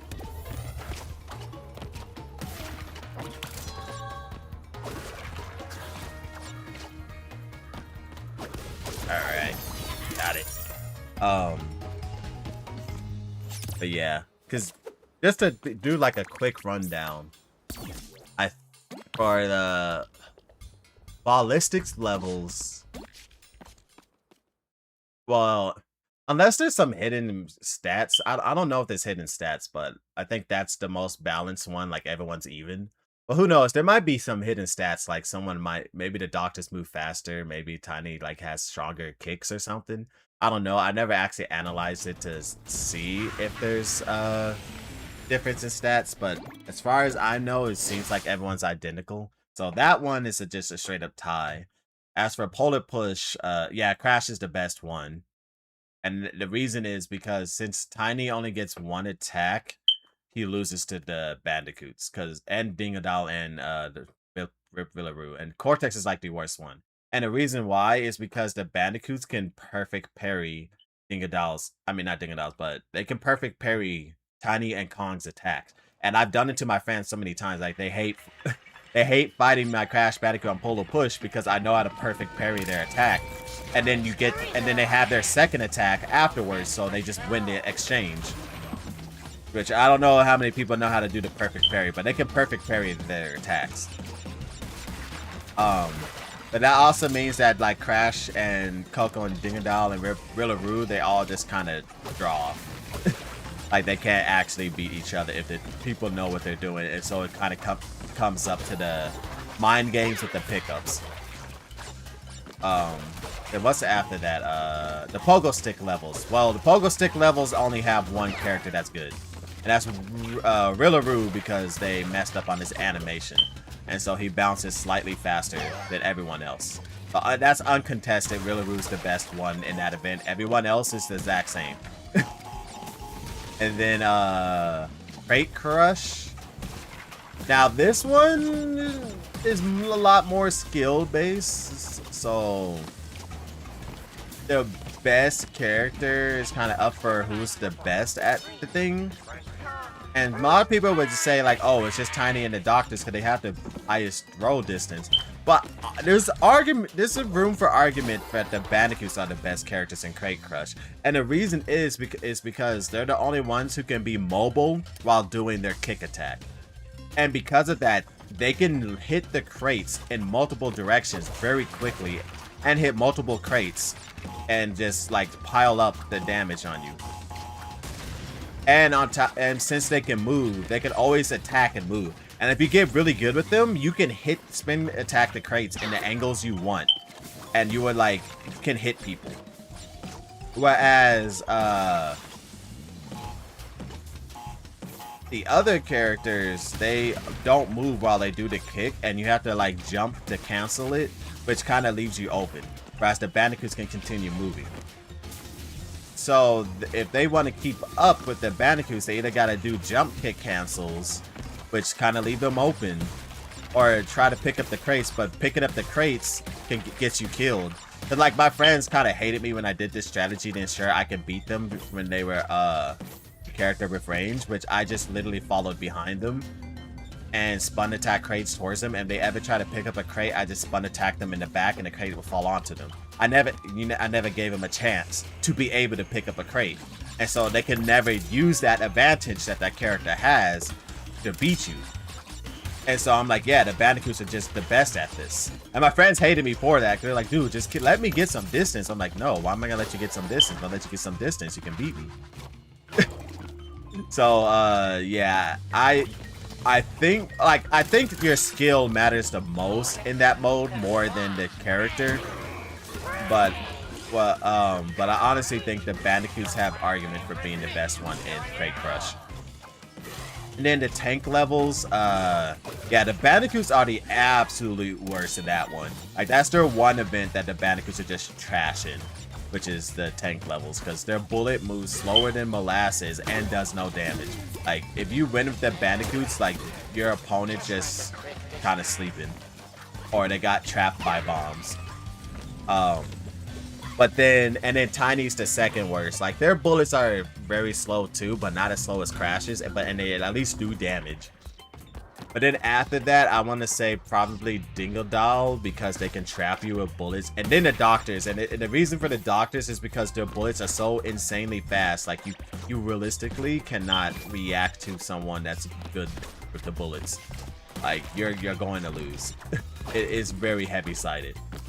You have to trap them with the bombs and stuff, or help like someone else is looking at them and distracted. But if that doesn't happen, you're not beating the Doctors. And then the racing one, again, I'm not a person who's doing like a ton of analysis and stuff, so I don't know if they have different stats. I'm assuming they don't. And in the case of them not having different stats, then they're all equal.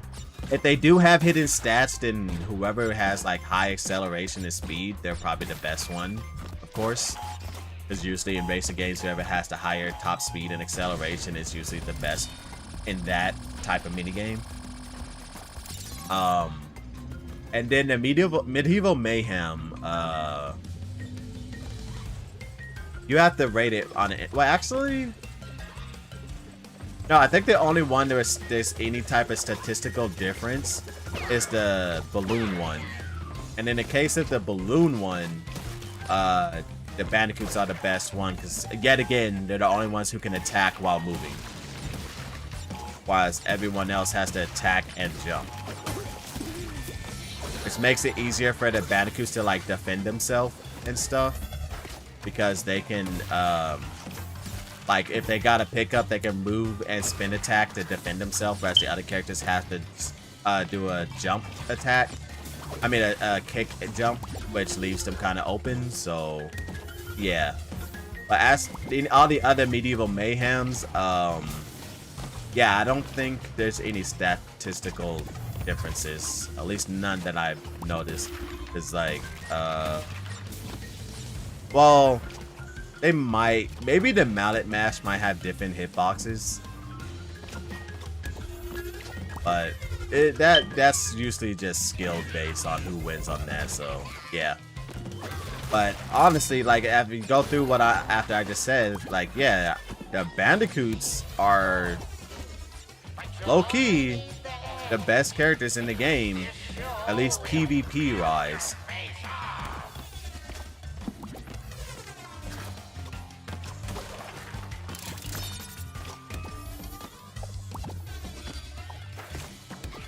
But no one actually like had a Crash Bash competition. Be like, oh yeah, let's play all these PvP matches to actually see who's the best. So this is all just theory speaking, and I'm only going off what I know from playing against my friends. But of course, who knows? There might be some hidden tech that nobody knows about, and because, like, you know, it's not an online game. And if they ever made a Crash Bash online, you know, you probably can figure out who's actually the best then. But until that day happens, you know, you only got matches that you play from people at your house. I mean, you technically can play Crash Bash online with, like, RetroArch or Parsect, but at the same time, that gives the host the advantage because the other people are playing on the internet through delay. So you really can't tell who's the best unless you actually just, you know, you had a bunch of people just doing the competition or something. Like, there needs to be like a Crash Bandicoot event, and at that Crash Bandicoot event, let's have everyone playing Crash Bash. If there is a Crash Bandicoot event, I don't know about it. I never heard about it. They do events for everything else, but they never do anything for my boy Crash Bandicoot. I'm like, why my favorite video game series is always the one getting screwed over? Like, Activision buying the rights to Crash after Crash Mind of a Mutants, and like, or is it before that? But anyway, doing like absolutely nothing with Crash for almost a decade. Which that makes me so sad because they did that, Crash kind of disappeared from relevancy. Because like younger gamers don't really know about Crash, and they're not gonna give a chance to play Crash because they didn't grow up playing him because he just vanished from existence. Which sucks because like he's a cartoon character. He should be something that kids play. But because they decided not to do anything with Crash for a whole decade, the only people who really play Crash now are people who, you know, played it growing up themselves, or like their parents got them into it. Most kids nowadays, they're gonna be playing like Sonic or Mario for a platformer, because that's the games that stayed relevant in the 2010s. And honestly, I don't know what Activision was thinking. Like, you got this great IP, Crash Bandicoot, and then y'all do nothing with it for almost a decade. And then we got Insane Trilogy, which I'm like, cool, Insane Trilogy and stuff, but we didn't actually get a brand new Crash game until, well, I guess you could say Crash Team Racing if you count the content that they added into the game. Then that would be the Crash game with new content. But if you don't count that, then yeah, it took, when did Mind Over Mutants come out? I think Mind Over Mutants came out in 2008. So from 2008 to 2020, we did not get any Crash games. So that's more than a decade. That's a 12-decade difference. 12 years until they added a new Crash, made a new Crash game. So yeah, he kind of just disappeared from existence because of that. Which, yeah, I mean, don't get me wrong, they still got a lot of sales, but I think a lot of those are just carried by nostalgia of like people being like, yeah, I played Crash Bandicoot.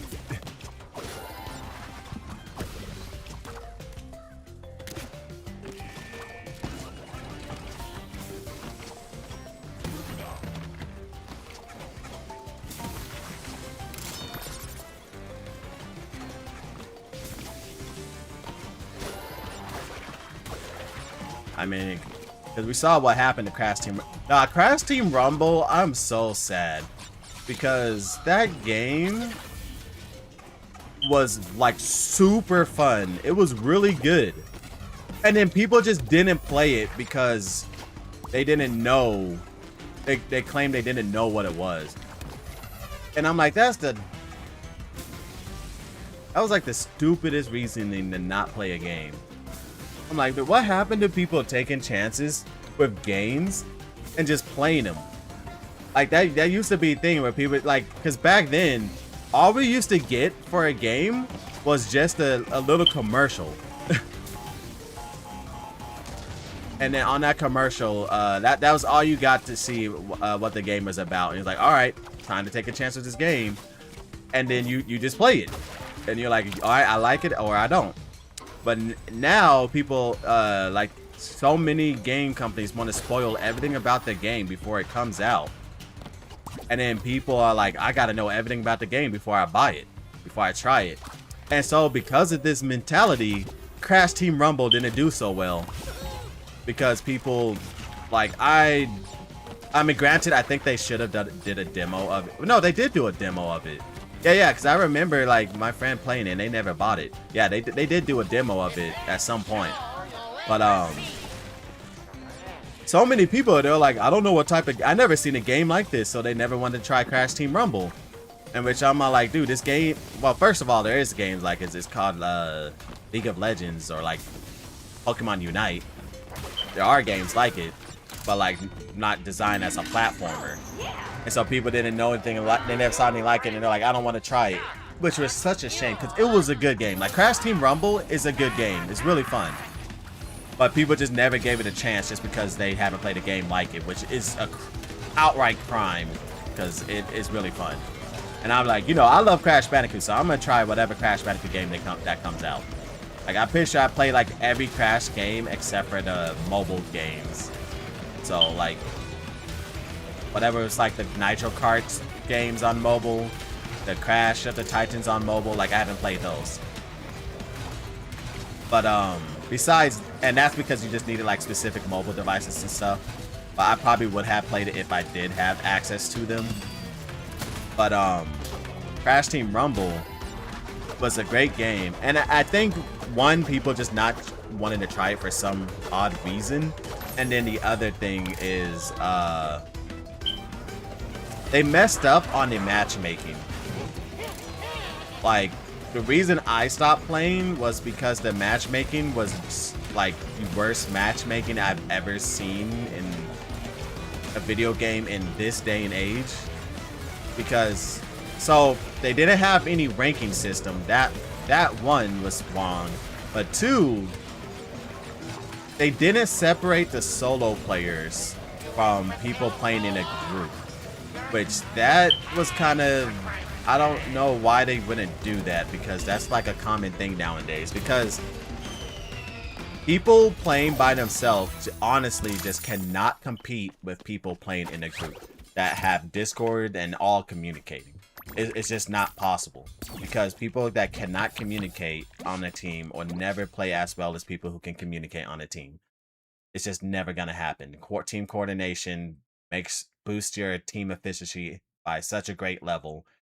Like, unless all those 4 individuals on the team are all individually better than all the individuals on the other team and just outperform them heavily, the team that's communicating is gonna win. Like, there's so many factors you need in order to beat the other team without communication. So the fact that they didn't go and separate solo play from group play was bonkers.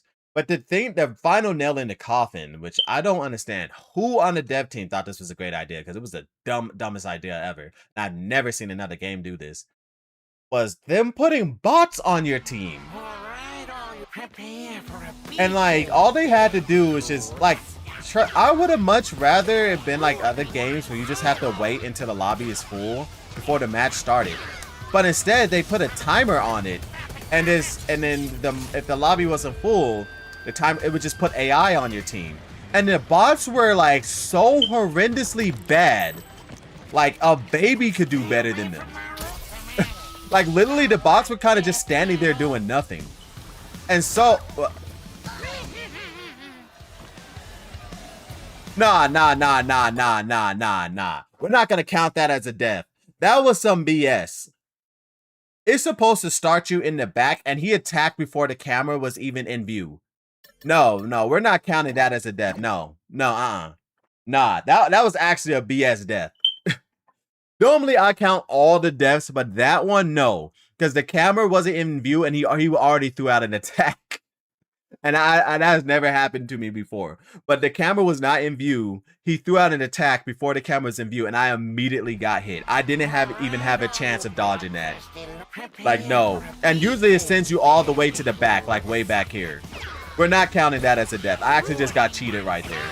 I've never seen that happen before, where the camera just did not go back, and he immediately threw out an attack and hit you. It's like, watch, you're about to see that. I don't know what caused the camera to like do that, but he does not attack that fast, and the camera usually goes far back. Yeah, see, you saw how I went all the way back, and then the attack wasn't there. So I don't know what that was the last time, and the attack like immediately came out, and the camera wasn't even over there yet. That was weird. That was like some glitch or something. But yeah, we're not counting that last death, because that was actually the game glitching and cheating me and killing me right there. I was like, dang, man, like, dude attacked me before the screen was even over here. I don't know what that was. Yeah, we're not counting that as a death. The game, I'm about to go back and look at that, because I don't know why it did that.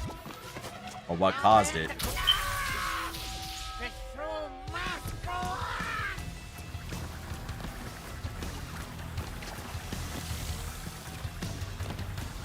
Yeah, that's weird. I've never seen that happen before, where the thing just immediately attacks before you can even see. Huh. But dang, where was I?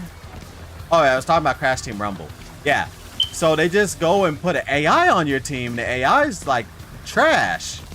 And so the combination of being in lobbies playing against a full team of 4 people, and then you put an AI on your team, you're like, it was literally impossible to win. You could do everything in your power to win, but it was literally impossible because you had AI on your team playing against 4 people that's a coordinated team talking in a Discord lobby. Oh, and then there was something else. What was the other thing? Oh, and then the matchmaking didn't randomize your opponents. Like, it just kept you in the lobby, so you just played against the same people over and over again.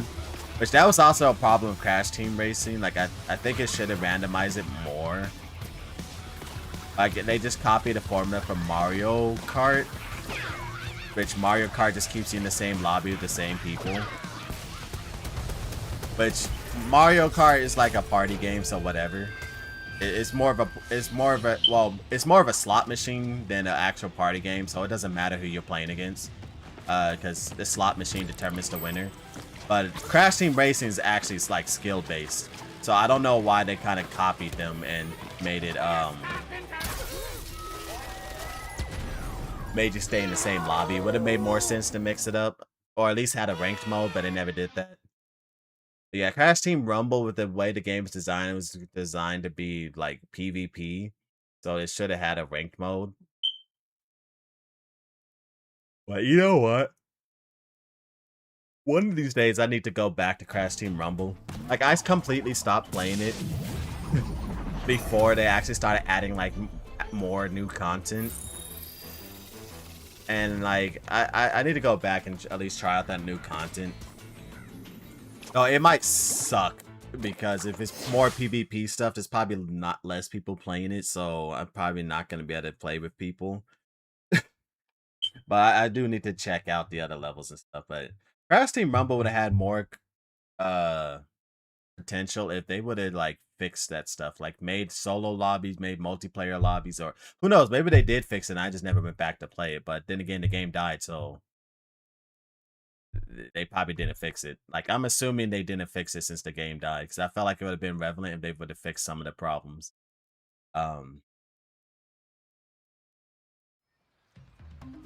yeah, Crash Team Rumble just makes me so sad. It's like, it had the potential. It was such a good game. And it makes me sad that Crash Bandicoot games never get any like PvP stuff or take off, because I would be destroying people in PvP Crash stuff. Like, if they actually did Crash Team Racing tournaments, which, I mean, don't get me wrong, there are Crash Team Racing tournaments, but like, not really. Like, you can find like so many more Mario Kart tournaments than Crash Bandicoot, Crash Team Racing. You're not gonna see that many Crash Team Racing tournaments. Which just makes me so sad. Because I'm like, dang, Crash Team... I would destroy people in Crash Team Racing. Like, I can go and see... I could go online and find like a local Mario Kart tournament in my city, no problem. But find anything Crash Bandicoot? No, impossible. And then Crash Team Rumble was a chance to like make some, PvP stuff. And then they messed it up. So I was like, dang it, man, you can never get anything with Crash Bandicoot. Who knows, maybe one day they make a Crash Bandicoot 2, they make some improvements, and maybe we could have some competitive stuff with it. Cause like, man, they had some competitive Crash Bandicoot stuff. Oh, I'd be making the bank. I would be destroying people. Well, unless they're a world record holder. In that case, I probably wouldn't be. But like, my times weren't that far behind world record. Like, so like, I could destroy a good chunk of people. Maybe like people locally.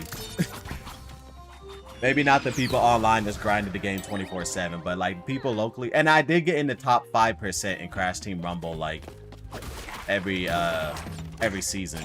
Not Crash Team Rumble, Crash Team Racing. I got in the top 5% every single season. And no, that wasn't from me just playing it a lot. Like literally, sometimes I would just wait and not play until like maybe the last 2 days, and I just keep on winning and just getting a lot of points because I was always winning all the time, and then just getting to the top 5% that time way. I wasn't getting in the top 5% from just grinding a lot. That was one way to do it, just grind and get a ton of points regardless of your results, just if you played enough. I was getting it because I was winning a lot. Because I would always do it at the last second because I was like, yeah, I'm not gonna see, I don't want to see the top 5% to the last second because I don't want to just grind and then get passed up out of nowhere. Like, ooh, this guy almost got me. He did get me.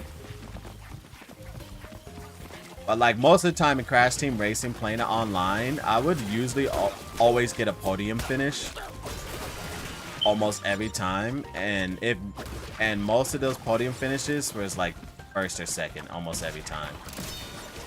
So yeah, if they made a Crash Team Crash Team Racing 2, and the mechanics are similar to Crash Team Racing 1, and they don't put a bunch of luck stuff in it, I would think I would be pretty, and like they actually held competitions for it with money, I think I'd do pretty well. Now, if they made it luck-based, then that's another story, because, you know, sometimes they like to ruin games and make them luck-based, like Sonic Racing Cross Worlds, which, don't get me wrong, the game is successful because they made it Mario Kart 8 2.0, which a lot of casuals like Mario Kart because they don't like people who are good playing in racing games who are good at games. They want to always have a chance of winning, so they like luck-based stuff. Which if that's your type of game, there's nothing wrong with it. Enjoy playing your luck-based games, but that's not my type of game. When I play a racing game, I'm trying to race. And so I want the better person to win all the time, not someone who got lucky with items. And so, because of that, I don't like Sonic Racing Cross World because the items are way too overtuned.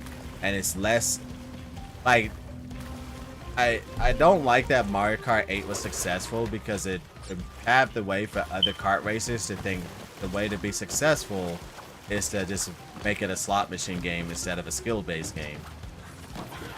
And so oh, I almost got hit there. And so games that are skill-based are like, I mean, don't get me wrong, there's still a lot of skill-based games, but like skill-based kart racers are kind of dying off. Like Sonic should have been another skill-based kart racer. Sonic Cross World should have been a skill-based kart racer, which it has. Well, I mean, it has more skill in it than Mario Kart. Well, actually, I don't know. Like, I don't know if they made any changes to the actual game because I haven't played since the demo, so. No, I could just be bad-mouthing it, and they probably have made some positive changes to make it less skill-based. But at least from what I've experienced playing the beta test demo, it was more luck-based than Mario Kart, which is insane to me because I'm like, I didn't think it can get even worse with how luck-based a kart racer can be, and yet somehow Sonic Racing Cross Worlds managed to surpass that expectation. And it was way too chaotic. Like, why are there 2 8th place items that just go for first place? Like, why? Why does the green boxing glove lock onto you when the red one already does? Like, why did they just decide to say, hey, let's just make items destroy everybody? And the thing was, I wouldn't have cared that much if that was already the established, like, flow of a Sonic racing game. But with Sonic All-Stars Racing, Sonic All-Stars Racing Transformed, and Sonic Team Racing, all establishing them as skill-based kart racers. Going into Sonic Racing Cross World, my expectation was it to be a skill-based kart racer.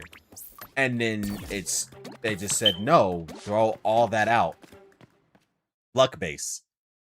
I'm like, why? And what makes it hurt even more is the fact that they try to advertise it like, oh, this is transformed because they showed you the transforming vehicles and stuff. So you're thinking, oh, we're gonna get a good kart racer like Transform. And then when you go and play it, they removed all the mechanics that made Transformer one of the best racing games of all time. Like, now keep in mind, I am biased towards Crash Bandicoot. If I was not biased to Crash Bandicoot, I would honestly say Sonic All-Stars Racing Transformed may be one of the best racing games of all time. Like it's a high, like I rate it that highly that even with me being biased towards Crash Bandicoot, I think that game could be realistically can be argued to be one of the best kart races of all time. And the only reason I'm not saying that is because I think Crash Team Racing is, and there's probably bias in that. Like, I am not denying the fact that there's bias in that statement. So, that's how high of a praise I'm giving Sonic All-Stars Racing Transformed.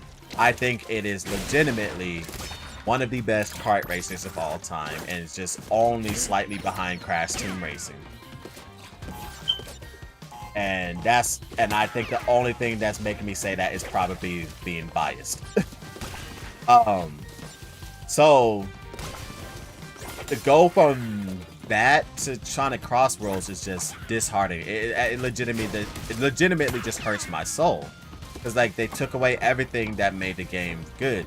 Like the items were there to assist you but not carry you.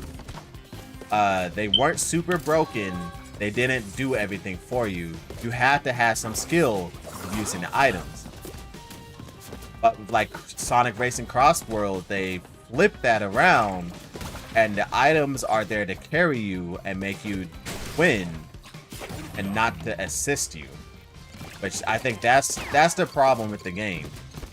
Is that I literally like I think I still have the live streams up on my channel. But if you like go back and look at my live stream, you will legitimately see matches where I'm like doing perfect drifts and everything, cutting every possible corner, and no one is near me.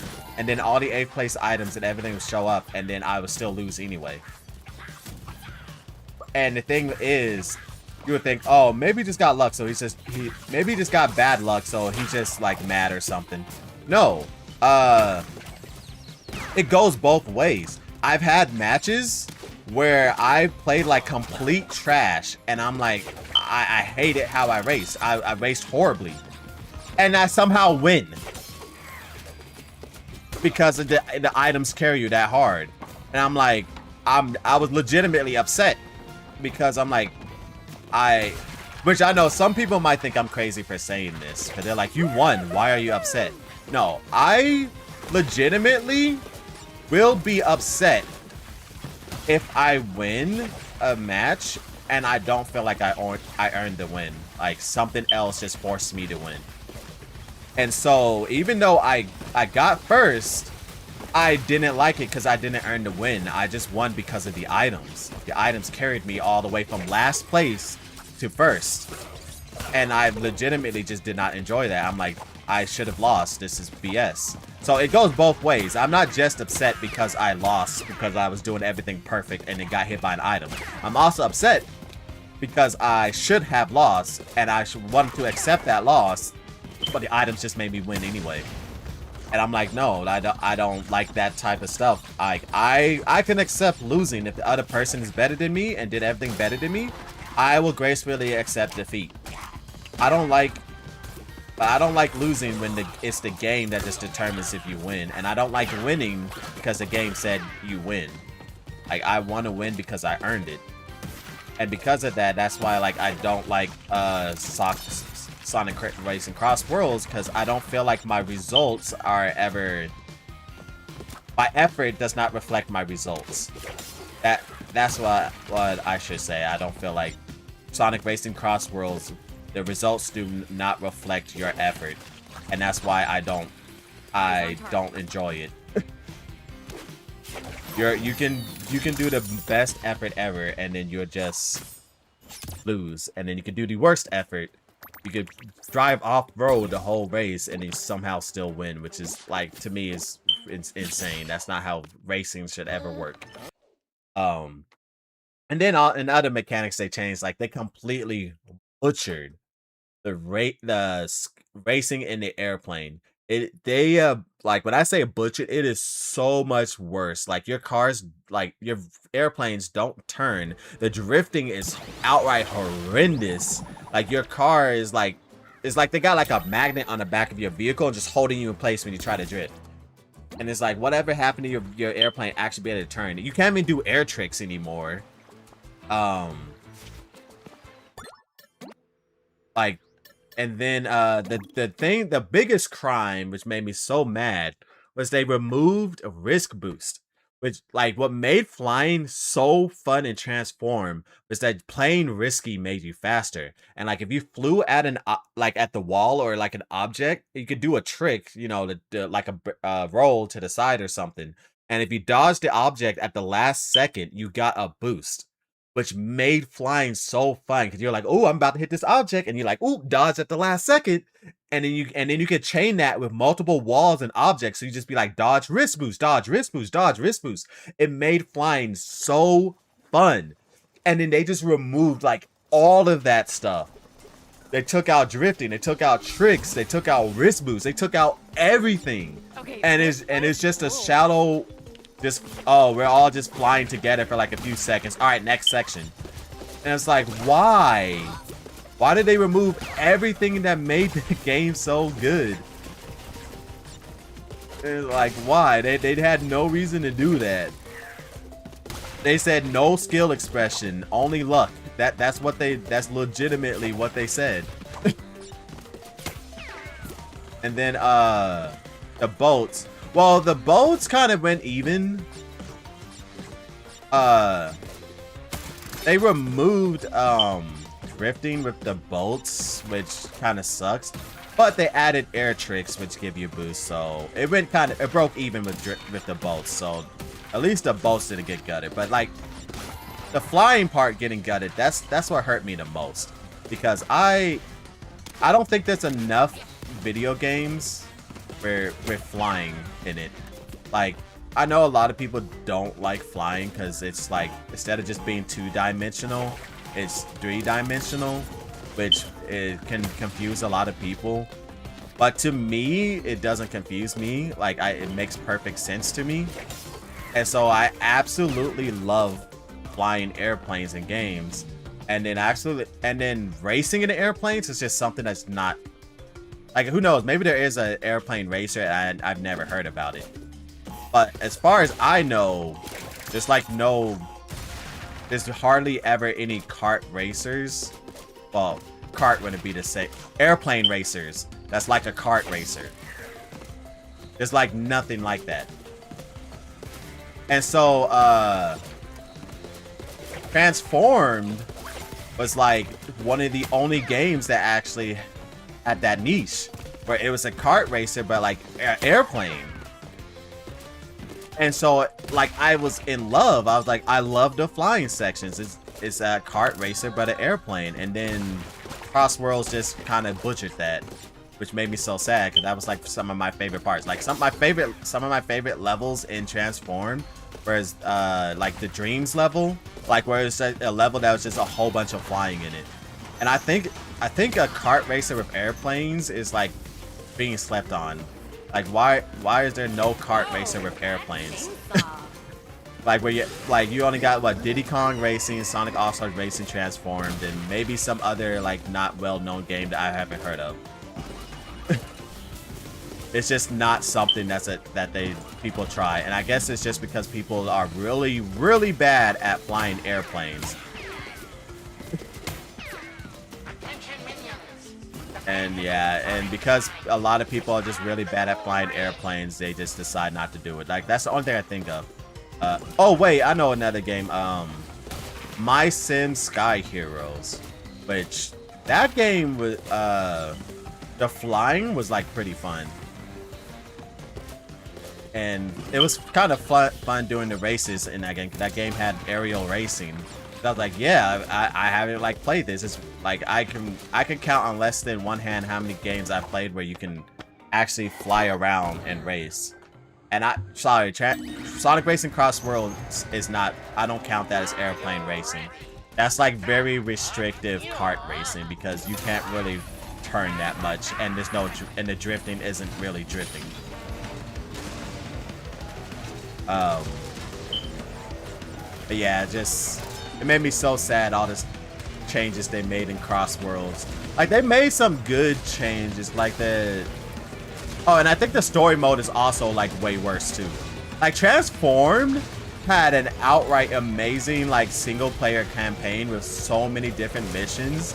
Like honestly, Transformed had like one of the best single player racing game story modes that I've played. Like it has so much content, like a lot of content for a kart racer. Probably the most single player content for a kart racer. Oh wait, this isn't the level for the gym. I don't know why I'm doing that. So it just makes me sad. Oh, I missed it. Oh no, I still got the crate. All right, good. So it just makes me sad that Cross Worlds it seems like a watered down version of Transform. And then I get it. I don't think it was made by the same people. I have to look that up, but yeah, I'm like 90% sure it was made by different people. So I understand that it's not, you know, the same. And no, the crazy thing, I know I probably get some hate for this, but honestly, I think Team Sonic Racing was a better racing game than Cross Worlds.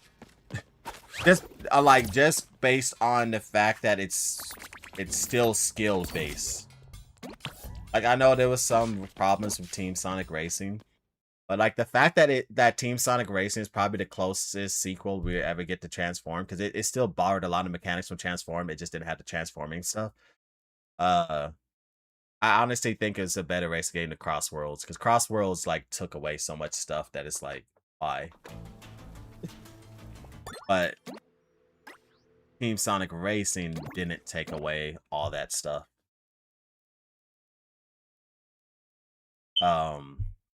Yeah. Oh my gosh, you know what? I just realized I have not been dying, huh? This entire time I'm talking about something completely different, not even paying attention to what I'm doing.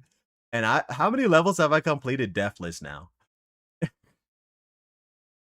No, I should continue talking about something random. But clearly me being distracted is making me go on a crazy run right now.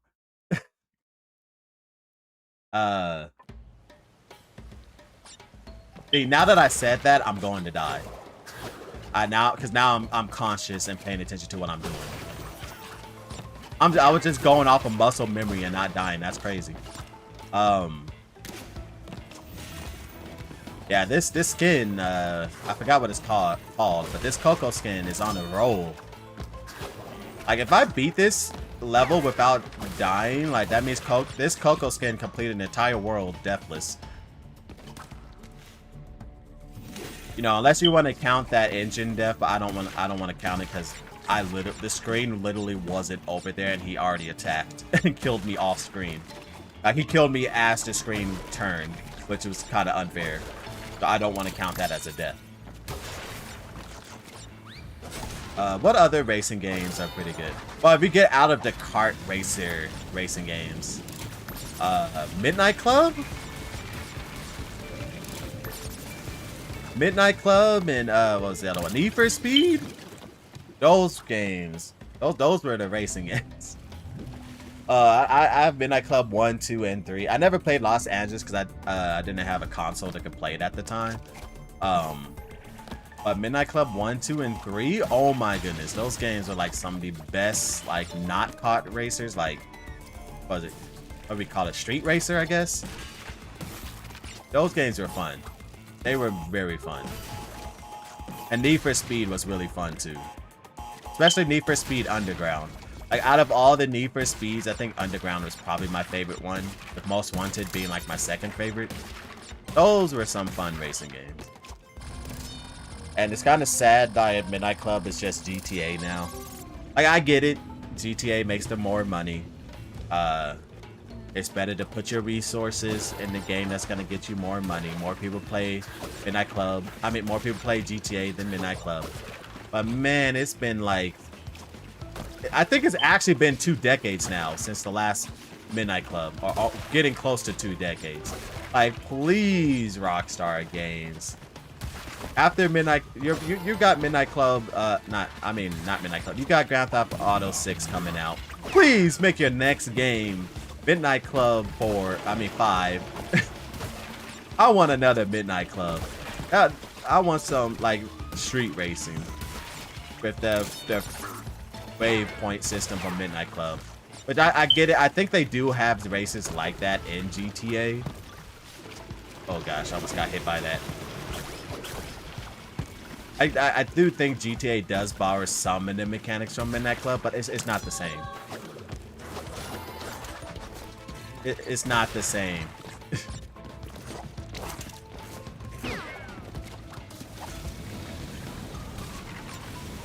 I barely just dodged that cannon by a hair. Like, I saw it at the last second and let go of the gas just enough timing to not get shot. I got shot by that one. Oh, another I don't know why I'm just going on a whole bunch of racing games, but there was another underrated racing game that, like, I've never heard. I don't think I've ever met another person who played this game or talked about it. And I don't know if it was just bad to like the general public or something, or just no one ever played it. But has anyone ever played a racing game called RC Revenge Pro? Like, I got it on my PS2. It's RC Revenge Pro. That game was like really fun. It was like a bunch of RC cars and like fantasy worlds and racing stuff. You know, it was like a kart racer, like Mario Kart. That game was like extremely fun to me. And like, I don't think I've ever met another person in my life who played it. And so I'm like, is this just a random like hidden gem that only I've played and like a very few select people, but like these people will never meet each other, so you're basically the only person that's ever played it? What was the thing I need to remember here? Oh yeah, the rat is actually on the platform. Yeah, I died here last time to that rat in the first attempt of this challenge. I'm not dying to that again. And then the thing was, RC Revenge Pro did something that I don't think I've ever seen another kart racer do, which I liked it, but I would have guessed, just based on how other people just hate any type of thing that repeats. I actually loved it because it gave a different feel. But what RC Revenge Pro did, which I've never seen another, well, I've seen racing games only do 1/4 of this, which is all of racing games do a mirrored mode, so it flips left and right. But what RC Revenge Pro did differently that I never seen another racing game do is not only did it have mirror mode, it had a reverse mode, and not just on like certain tracks, every track. So where you start and you go from, you play the whole track in reverse. And not just that, it had reversed mirror mode on too. So every track had like 4 different versions of the track that you could play through. Which I was like, that was crazy. And I absolutely loved it. But judging by how most people nowadays hate doing anything more than once for some reason in video games, like they act like you're killing their family if you have to do something more than once. I'm guessing that most people probably hated that. And I was like, nah, I love it. Like, playing a race, like, yeah, they were using what they call it, they were using assets. But the thing is, like, a mirrored version of a track feels so different than playing the track normally. And then a reversed version of the track feels like so different than playing the track normally. Like, a reverse version of a track feels so much different that I will say it's not the same track at all. It's not the same track at all. Not even close. It is a completely different feeling playing a track in reverse. And then mirrored reverse on top of that, like, oh my god. So you had like 4 versions of every track. and it would. I know other people probably would hate it, but I wish more racing games would do stuff like that. At least the reverse version of a track. Like maybe they don't have to do mirrored because mirrored is kind of the same. It's just your muscle memory getting screwed over. But at least do the reverse version of tracks. Because like that was so cool. Racing, actually getting to race the track in reverse. Cause I know we've all like probably did that as a kid, where we like try to play the track in reverse. And like, you know, it's just sad that you never can do. Oh my goodness, this guy is still alive. Great. I got hit because this guy freaking is here. Now I gotta beat the boss without getting hit. But I think more racing games should do that. Like, of course, you know, they're gonna have to like program some stuff to be at it, because some tracks like racing in the reverse would be like really hard. Just because, like, for example, a track with a big hop on it, like, you gotta make a tunnel that, like, sends them back up. But it can be done. But, like, if RC Revenge Pro did this on the PlayStation 2, like, 2 decades ago, there's no reason games nowadays should not be able to do it.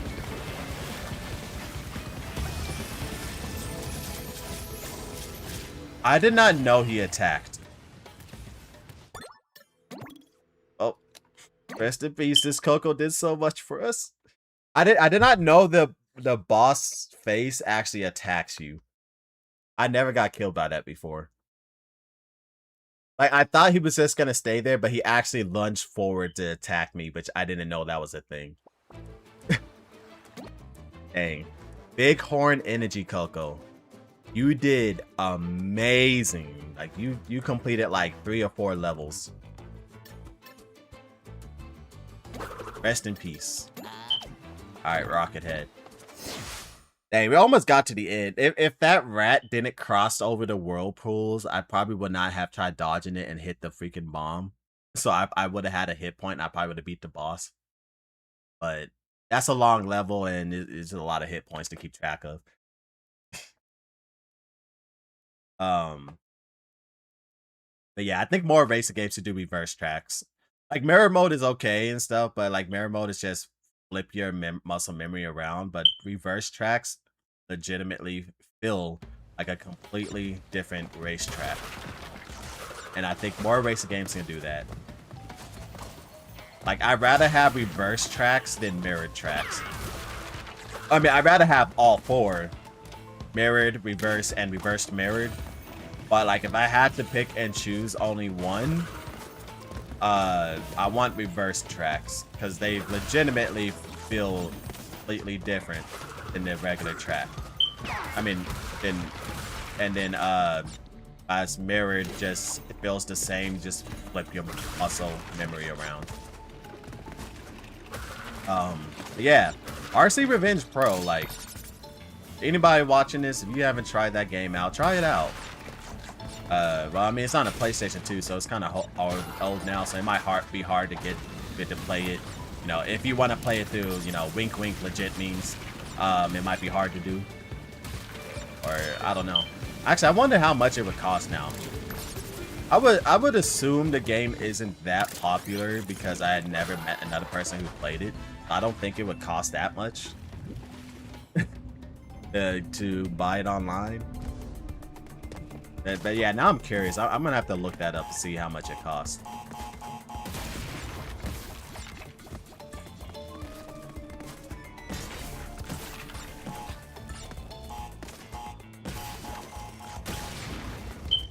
But you know, if it costs too much, you can always, you know, play it in other ways that I'm not gonna say on stream.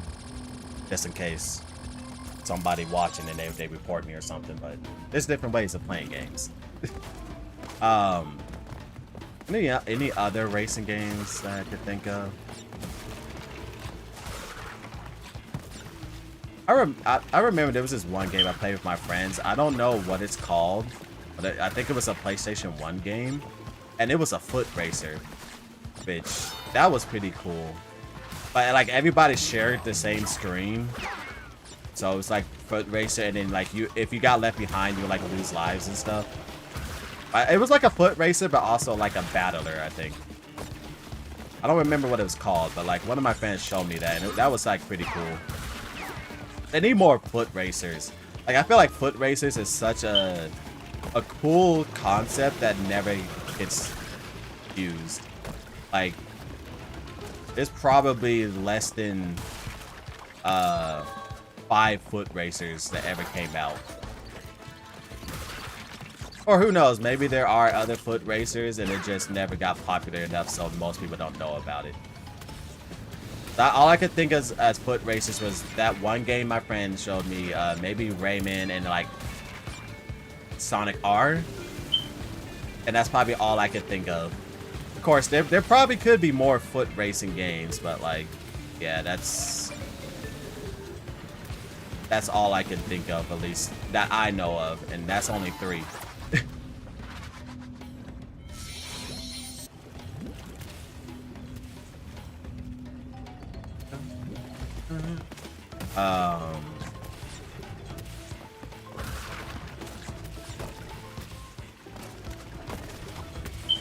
Another genre of games I like.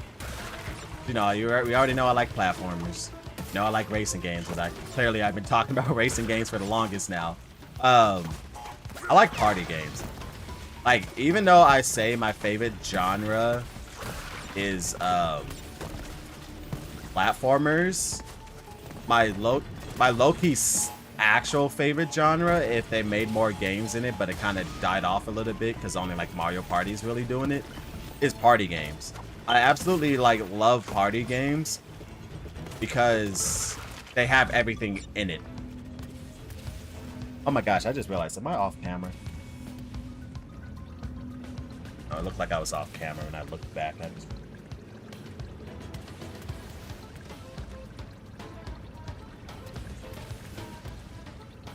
But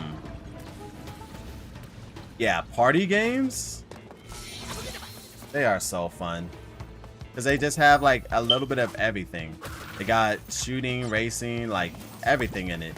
And so, like, theoretically speaking, I believe party games are actually, like, objectively speaking, the best genre of video games. Just because they have everything in it. Like, if we were gonna say any game genre was objectively the best, I think party games is the only one you can make an argument for. Because it has everything in it. Of course, you know, this is legitimately subjective. What is like the best game genre? I'm just saying, like, if there was a genre that was objectively best, is party games. And the only thing party games are missing is probably like open world. But who knows? Maybe one day someone make an open world party game. But like, basically, party games have everything else. It has sports, it has racing, it has platforming, it has RPG. Boss fights, like literally everything. I play party games that have like every genre. Just I haven't seen an open world party game. That's the only thing that's missing.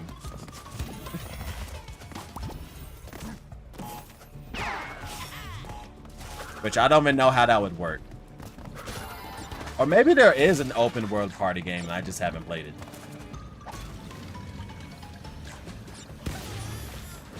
Which I don't know how that would work.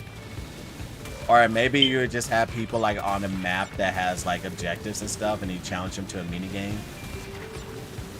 Like there's a way you can do it. But it's like open world doesn't necessarily need to be in a party game. Oh my goodness, these stupid rats.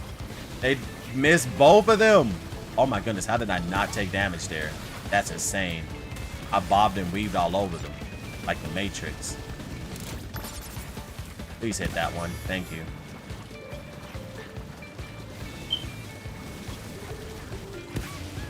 Okay, that's 2 of them down at least. Okay, I'm going in this with a gold Aku. I realistically should not die here.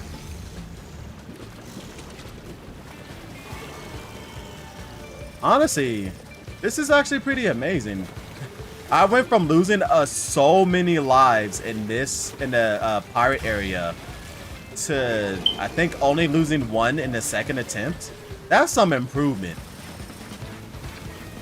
Assuming I beat this boss, of course. Anything can happen, but I would hope that I am skilled enough to not lose all 3 hit points in this area against this boss. Yeah, he didn't try to reach out to kill me that time. Huh. Wow, am I actually gonna beat this without getting hit? This is what I needed last time. I beat it without getting hit. Alright. Nice.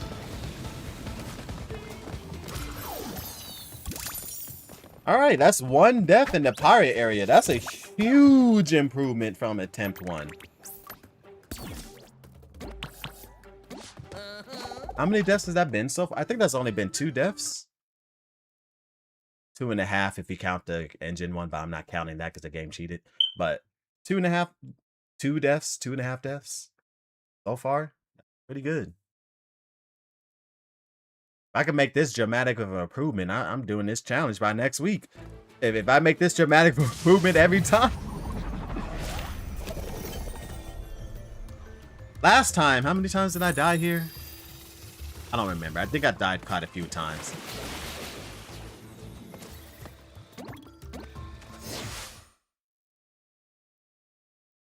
Well, this level was kind of easy.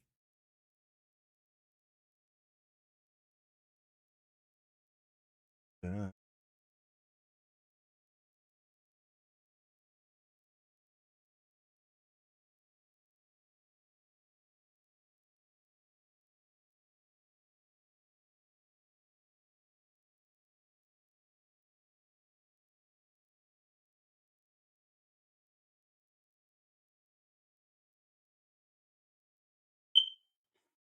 All right.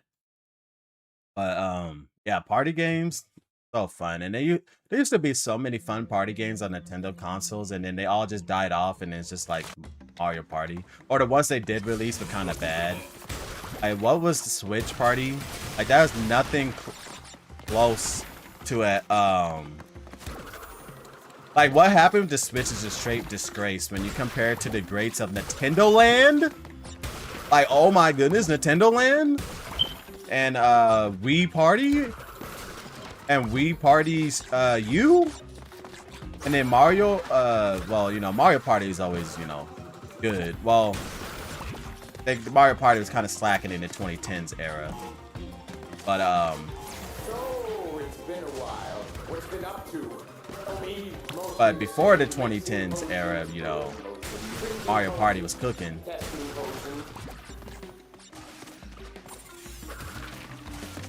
So yeah, party games, like, man, they need more of them. I almost missed the flashback tape. Not that I need it, because the flashback tapes are not a part of this challenge. But I still want to collect it anyway, because it just bothers me not to. All the better to test you with.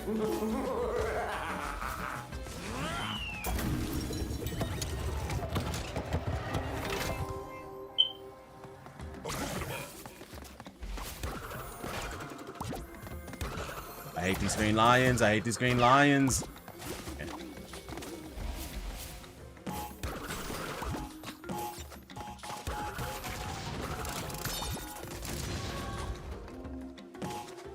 What other genres of games I like? As I said, racing, party, platforming.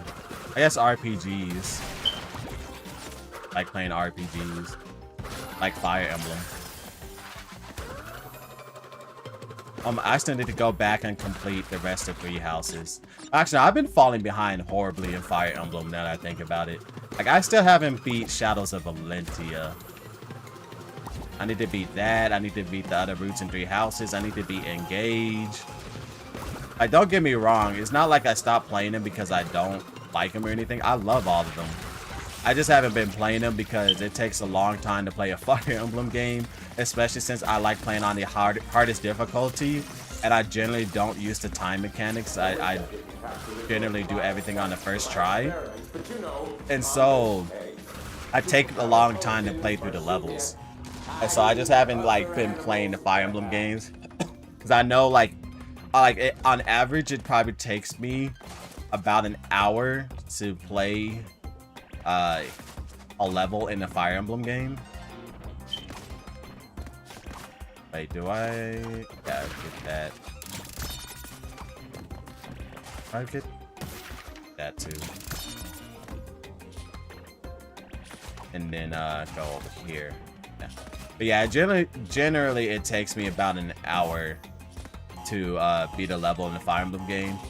Sometimes longer depending on like what is going on in that chapter.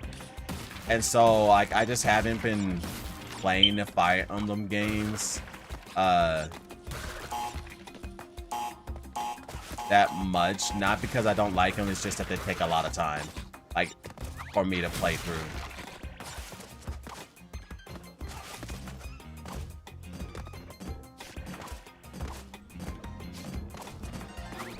Oh, I didn't mean to do that. Good thing that nothing down there would kill me. But yeah, I do need to catch up on 3 Houses because Fortune Reeve is coming out now, and that's gonna be another Fire Emblem game I'm gonna be adding to the collection and then playing some of it and then never beating it. The cycle will continue. At this point, I'm just buying the Fire Emblem games just to support the devs. There's nothing wrong with that, because, you know, Fire Emblem's probably my favorite RPG. Well, no, actually, technically it would be Pokemon. But after Pokemon, then yeah, Fire Emblem is like my favorite RPG. And like the best Nintendo mobile game, in my opinion. I mean, I know technically that would be Pokemon Go, but I kind of don't like to count Pokemon in stuff sometimes because Pokemon is Pokemon. And it just kind of always does good because it's Pokemon. Kind of like Mario will always do good just because it's Mario. But there's some stuff that Mario, I'm like, Mario's just getting carried by the name brand sometimes. And same like Pokemon just gets carried by the name brand. I'm sorry. The Switch era of Pokemon games are not the best era. They only got the sales because it's on the Switch. If you notice, if you look at a lot of Switch games, they got significantly more sales than some of their predecessor games. And then the only reason is because of COVID. Like Animal Crossing, for example, popped off during COVID, and it was never going to get those many sales if it wasn't for COVID. A lot of people during COVID had nothing to do, and so they just looked for something to do. They saw, oh, video games is something I could get into. And they saw that Nintendo Switch was the cheapest video game console to get, and so they bought it, and then they just started buying games with it. And because of that, a lot of Nintendo games started getting more sales because the Switch was the best console at the moment because it's cheapest, easiest to get into. And so a lot of the games, if you look, a lot of Switch games got more sales, and I don't think it's because the games are better necessarily. It was just because, you know, they were there at the right time, and now that a bunch of people have a Switch, they're buying more Switch games because you might as well. And so that means like there's a lot of games that are getting carried by being on the Switch. That's what I'm basically trying to say. And so the Switch era Pokemon games aren't necessarily the best, especially if you look at Scarlet and Violet with how that got released. That was not acceptable how that got released. It's just that they're on the Switch. And honestly, Scarlet and Violet is probably one of the absolute worst open world games I ever played. Like it's open world, and Scarlet and Violet did not need to be open world. Like there's literally nothing in the world. And I'm not over exaggerating. Like there's literally nothing to do to explore. It's not a good open world game. And the game doesn't really get better until Area 0, which I think that's kind of bad. Like, if I gotta get all the way to the end of the game just for the game to get good, the game's not good. But, you know, everyone's entitled to their opinions. You know, some people, they're like, I like Scarlet and Violet because of the story. But, I mean, the story was okay, but I think the story didn't get good into Area Zero as well. like I said, Scarlet and Violet gets picked up in Area Zero, and some people, they only remember the last thing, not the entire thing. Like, that's generally how people remember stuff, which I don't blame you for doing that because that's the easiest way to remember things. So people only remember the end of Scarlet and Violet, not the beginning and middle. And so they say Scarlet and Violet's like the best one because of it. Wait, no, there's nothing up there. And I'm like, yeah, the end of Scarlet and Violet, really good. Definitely, you know, top tier a Pokemon game if we're only counting the end. Area Zero, story, the music, phenomenal, everything, really good. And in the DLC, really good. But the base game at the beginning is really, really bad. And the open world stuff, really, really bad too. But people overlook that because they just remember the ending. But the DLC was really good too. The DLC was enjoyable. I found the DLC story way more interesting than most of the base game, at least.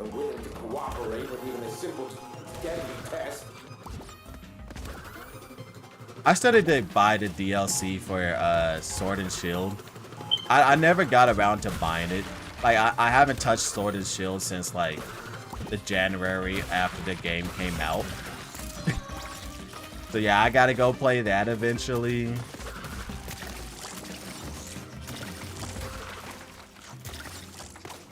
I wish I didn't have to resort to live tests for my experiments. No, but the actual Switch games that I say, the actual Pokemon Switch games I would say that are good are the Pokemon Legends games. Even though I personally don't like Legends Arceus because it's just a catching simulator, I won't deny that it is a better made game than the other Switch games. With the exceptions of ZA, I think ZA is the best, well, actually, that would go to Pokemon Mystery Dungeon, because Mystery Dungeon's the GOAT of Pokemon. But, if we don't count Mystery Dungeon and we only count main series games, then yeah, I think Legends ZA is the best main series Pokemon game. The story kept me interested all the way through. The open world is way more interesting and has stuff to do, unlike Scarlet and Violet, which the open world was bare bones. It had nothing in it. The battle system is fresh and new and way more fun. Especially because I did a Nuzlocke through ZA. And playing that game as a Nuzlocke, like, oh my goodness, it's very fun to play that game as a Nuzlocke. Which I know a lot of people probably don't do a Nuzlocke because they don't like the idea of their Pokemon, you know, being defeated and never being able to use them again. But I like to do that for the extra challenge because it makes the game more fun to me. And ZA Nuzlocke was like incredibly fun. The fact that you like Protect worked like a perfect parry mechanic, you can move around, dodge attacks, like all of that combined made it an extremely fun game to play. And then especially since the Nuzlocke is made like the stakes higher, like that, all that combined, I was like, yeah, this is the most fun I've had playing a Pokemon game on the Switch if we don't count Mystery Dungeon. And like I did a Nuzlocke of like every Pokemon game on the Switch on my first playthrough. So they all got the fair treatment of first playthrough of a Nuzlocke. And yeah, I had the most fun playing Legends ZA. So I think ZA is definitely the best Pokemon game. But some people, no, it's kind of funny. Legends Arceus and Legends ZA have a complete split opinion. Like, I'm pretty sure there are people that like both, but like people who really like ZA hate Arceus, and people who really like Arceus hate ZA. And yeah, I'm one of those people because like I never actually been a finished Arceus because I got bored and stopped playing it because it felt like a Pokemon Go simulator. It was just a catching simulator. I did enjoy the noble boss fights, but everything else I was just kind of getting bored and falling asleep. So I haven't returned it to the game since. Which I know a lot of people keep telling me, they're like, Dion, you stopped just before the best part because I think I stopped like right before the end or something. I guess. I think the next part was like an Avalog boss fight, and then I guess after that probably was the end of the game. I probably missed that, but like game just kept. But Legends ZA, I was like, oh, I love this. This is fun, and I legitimately was like playing the game almost every day when it came out. Like even I was playing it off stream just to grind up the Pokemon and just fighting the normal trainers. I was just having so much fun doing that.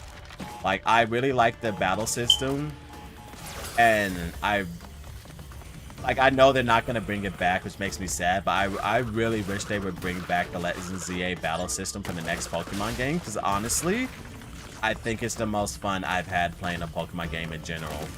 Like, don't get me wrong, I do enjoy the turn-based combat, but I find it more fun being able to move around, tell my Pokemon what to do. And I think that was like the most fun I've had playing a Pokemon game in a long time. Like if we don't count Mystery Dungeon, I think the last time I actively had like a lot of fun the entire time playing through a Pokemon game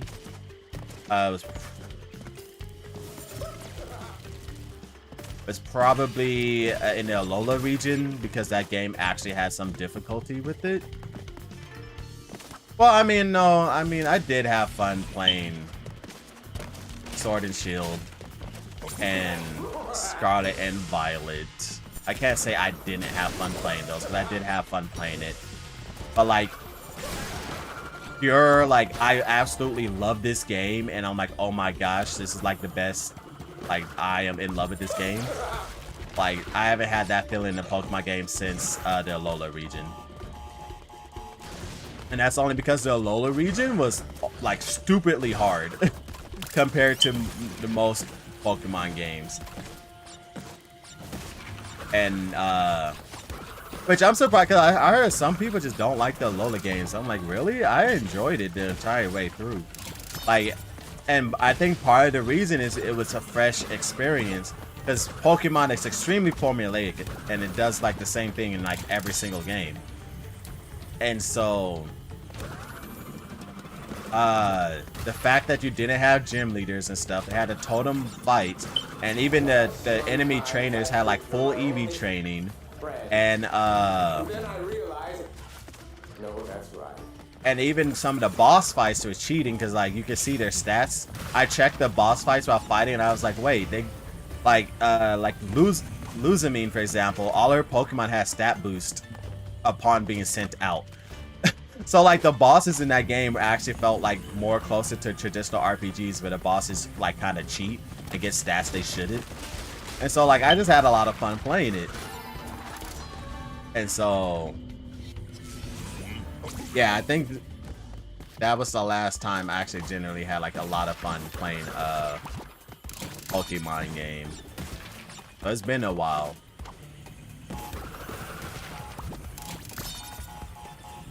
How did I get through this last time? Because I remember dying here. I think this dragon doesn't hurt me, right? Okay.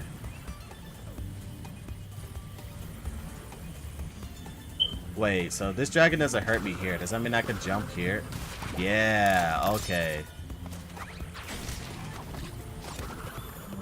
And then, yeah, the dragon didn't hurt me. See, that's why I messed up. I thought the dragon could hurt me once I jump up, but it doesn't hurt you there.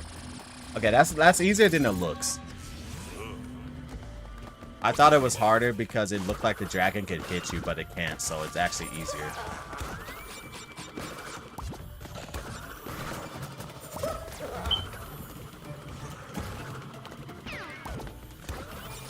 What was the number here?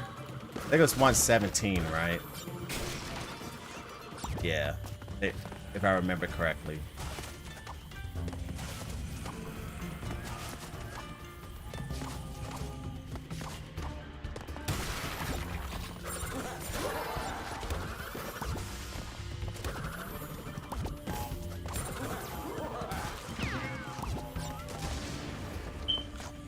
All right, almost there.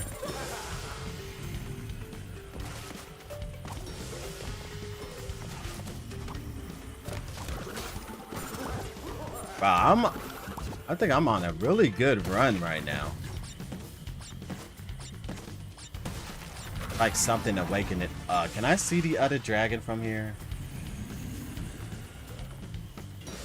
Yeah, I don't think I can. It sucks. Oh, good. Alright. I remember I got killed because of the cycle. Like, I kind of went at the wrong time, which got me killed. But this time, I got lucky and got the right cycle.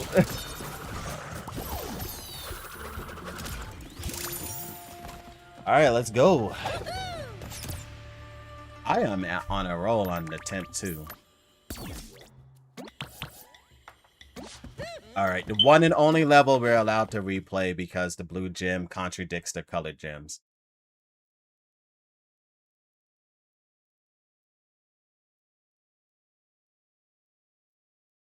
Let's see, did I? Now that I think about going back to Pokemon, what gens did I like? Yeah, I enjoyed playing Kanto, but I might be biased because Kanto was like first region I played. I definitely enjoyed playing Johto. I think Johto was probably like one of the best. Well, specifically Heart Gold Soul Silver is like the best Pokemon game, best main series game ever. Now, all the people who's hating on it is only hating on it because they just listen to YouTuber opinions and don't formulate their own opinion, and they actually never played the game.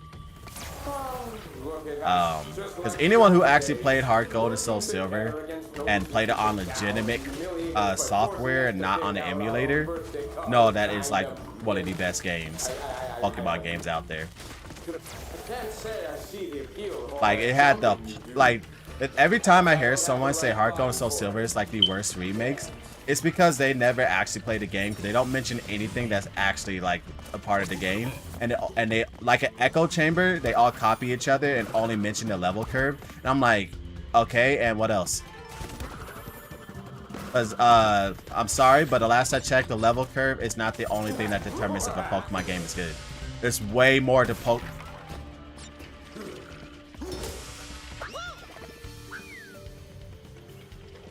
Freaking broke the crate. There's way more to Pokemon than just a level curve. Like, Heart Gold and Soul Silver has the most content in a Pokemon game to date. It still has more content in it than the new Pokemon games. And I'm not just saying, oh, because it's 2 regions, it's more content. No, there's way more than that. Thank you for your service, Rocket Head.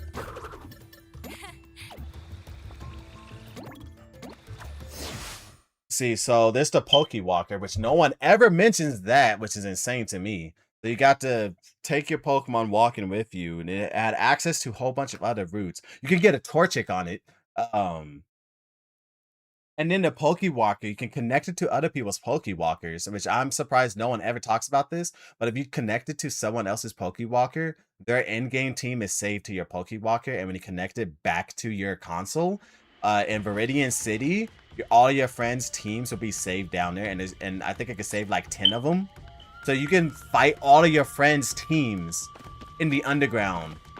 And I'm like, why has no one ever mentioned this? And I'm like, it's because all the people who's criticizing right now only played on emulator, so they don't know anything about the Pokewalker. Because I'm like, that's such a cool thing on its own right there. And then, yeah, you got the 8 gym leaders, the 16 gym leaders, 2 regions stuff. That's cool. Another thing I never see anyone mention is the Pokeathlon. They put a whole Pokemon Olympic events in it. And like that, and then that has its own set of objectives, and like even a whole Pokédex you can complete with that. And like, I've never seen anyone ever I never seen anyone ever bring it up.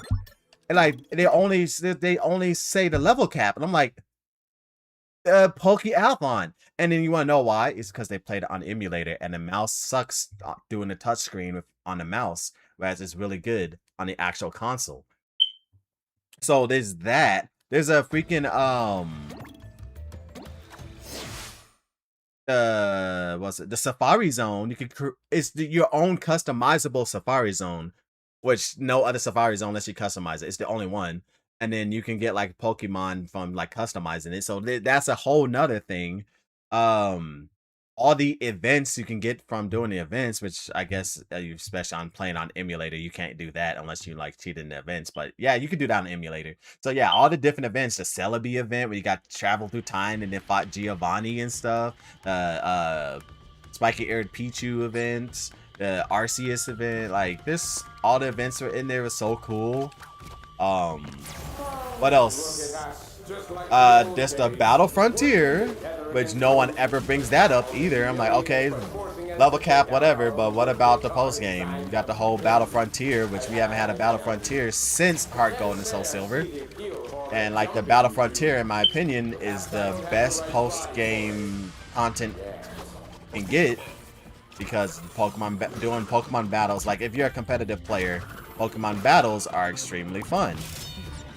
And so Battle Frontier is really fun. And like I don't really like the recent trend where they just making PvP like the only post-game content.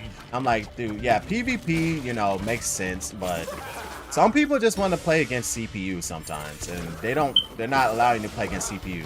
Like Pokemon Champions, don't get me wrong, like it's doing what it's... What was that? Is there a visible wall up there?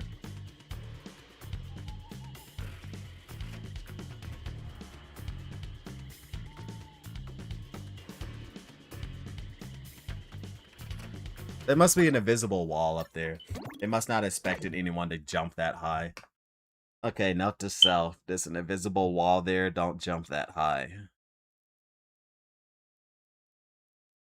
Okay. But yeah, there's the Battle Frontier, which, like, I think something Pokemon has been missing for a while is battles with twist in them. Like, we haven't had battles with twist in them since...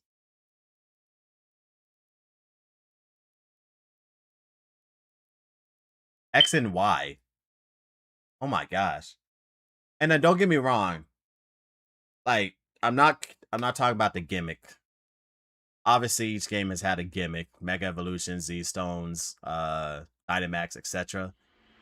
I'm talking about the twist in the game mechanics itself in battles, which we have not had that. Like, they got rid of triple battles. They got rid of multi-battles. They got rid of rotation battles.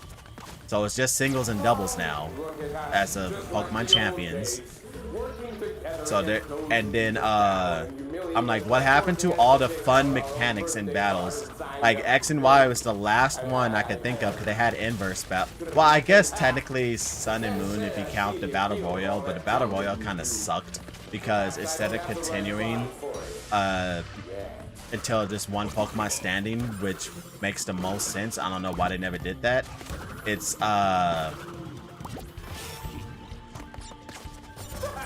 it stops as soon as one person loses all three Pokemon, which kind of just ruins the momentum and makes it not that fun. But that's still kind of just regular battles. It's just a free-for-all. But like an actual mechanic change, the last one I could think of was in X and Y. Because X and Y had inverse battles, which flipped the type chart. So that gave a whole new spin on the game. That was the last time we actually had like a major... Shoot. That was the last time we had a major mechanic change in a Pokemon battle. That wasn't like just a gimmick of the game, like an actual huge mechanical change. And then like even Gen 5 had like the battle tree, which that was like different. Wasn't just normal battles. Oh wait, I forgot to change my skin. And I got to this level and I started dying. Gen 5 had the battle tree, well, Black 2, White 2, and it also had the movie acting thing, which was another spin on the battles that wasn't just normal battles. Gen 4 had the Battle Frontiers, and the Battle Frontiers all had different facilities, like the Battle Arcade and the one where you had to do a bunch of one-on-one battles. I think the Battle Tent. there's the Sorrento battles, and then there was the Battle Castle. The Battle Castle was like one of my favorite ones because it was like a survival mode. Like it actually had a survival Pokemon game mode, which was like a different thing, and that was like my favorite one because like, oh, this is cool. It's like a survival game but Pokemon, and you have to get castle points and use that to get resources. It was like a resource management survival mode for Pokemon. And then Battle Revolution has some stuff too, like Little Cup. Like I don't know why they don't do Little Cups in like VGC. Like they should do it. Like it's a VGC has all these formats and they don't do Little Cup.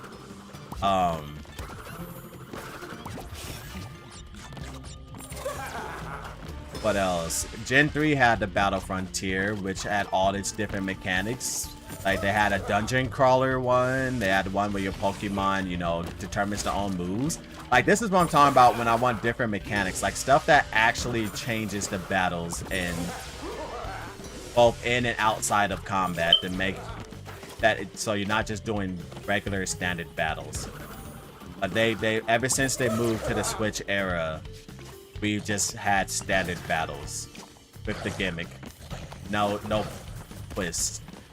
And I think that's something that's like missing heavily from Pokemon. And I'm like, the post games kind of suck because of it. Because at least with the other games, like after you beat the game, you can get so many more hours in the post game because they had all those different things with like different mechanics. And then now the new Pokemon games, I'm like, all right, I play the game, I complete the Pokédex, and then there's like nothing to do.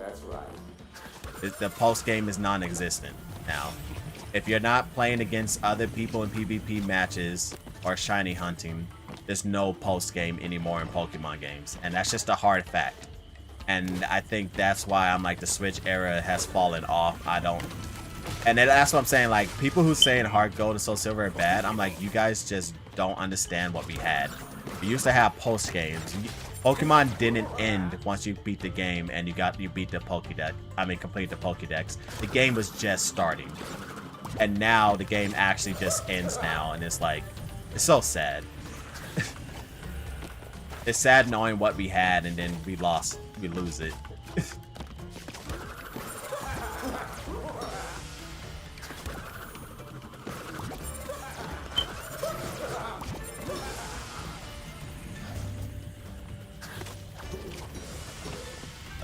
This gotta get close. Okay, a dragon was on my back.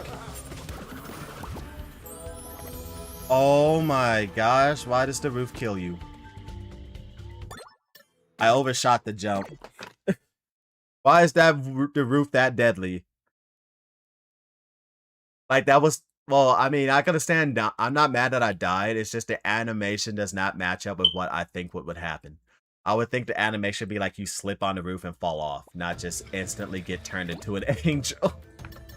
Like that it's like the roof is an insta kill, like it's made out of poison or something.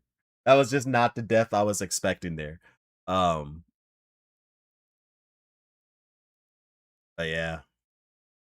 I'm hoping with the next Pokemon game, since it's Gen 10 and they're actually pushing it back, that they bring back some of the mechanics and stuff.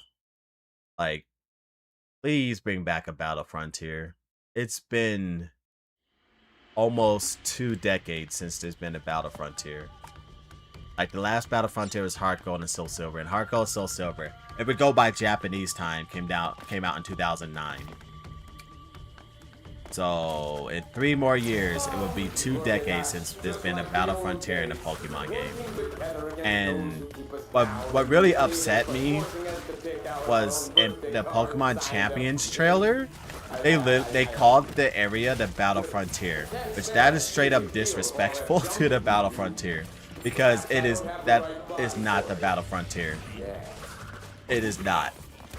The Battle Frontier pushed your Pokemon to the limits and had so many added effects that made the game more fun. Pokemon Champions is just basic battles. That's not the Battle Frontier. And the fact that I don't know if it was a translation error or something with the titles, but the fact that I said Battle Frontier made me so mad, because I was like, This isn't the Battle Frontier. This is just a battle. This is the Battle Tower, but PvP. Battle Frontier is more than just the Battle Tower, and like, it's like they forgot that or something, and they try to call it the Battle Frontier. And I have to go back and look at the trailer, but didn't the what's her name call herself a Frontier Brain too? No, I don't think she did. But if she did, that makes it even worse, because nah, I don't even think you get to fight her, which is like, don't call yourself a Battlefront. Now, what they should have did with champions, like, you know, if I was on the Pokemon development team, I would understand that some of the people playing champions never actually played competitive Pokemon before, and they need a safe environment where they can learn competitive Pokemon. And it's never a safe environment to throw people into fighting against other people. So what I would have done, you know, since they want to call it the Battle Frontier, is actually make the Battle Frontier in it and have a PvE mode. So, you know, people could get their PvP mode and stuff, you know, play against each other.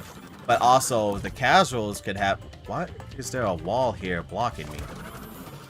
Yeah. But also the casuals, you know, have a PvE mode where they get to learn how to play the game.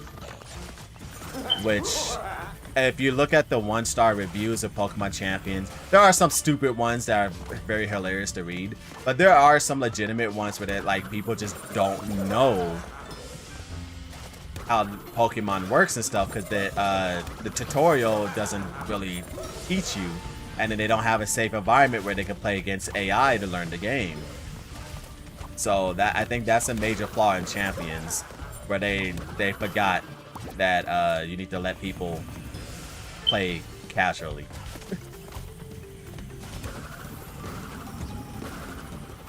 Oh my goodness. Oh my goodness. Okay. Oh wait, no, I gotta wait for the dragon to come back. Now go.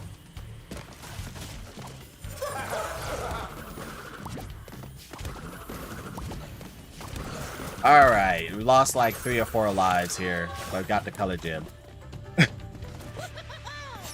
This level, specifically beating it without getting any crates, started messing me up.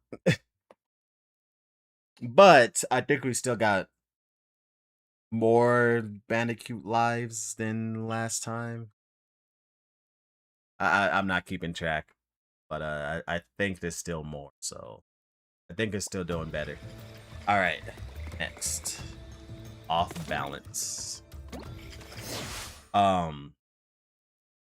Yeah, I think the smart decision for them, what they should do is actually add the Battle Frontier in Pokemon Champions.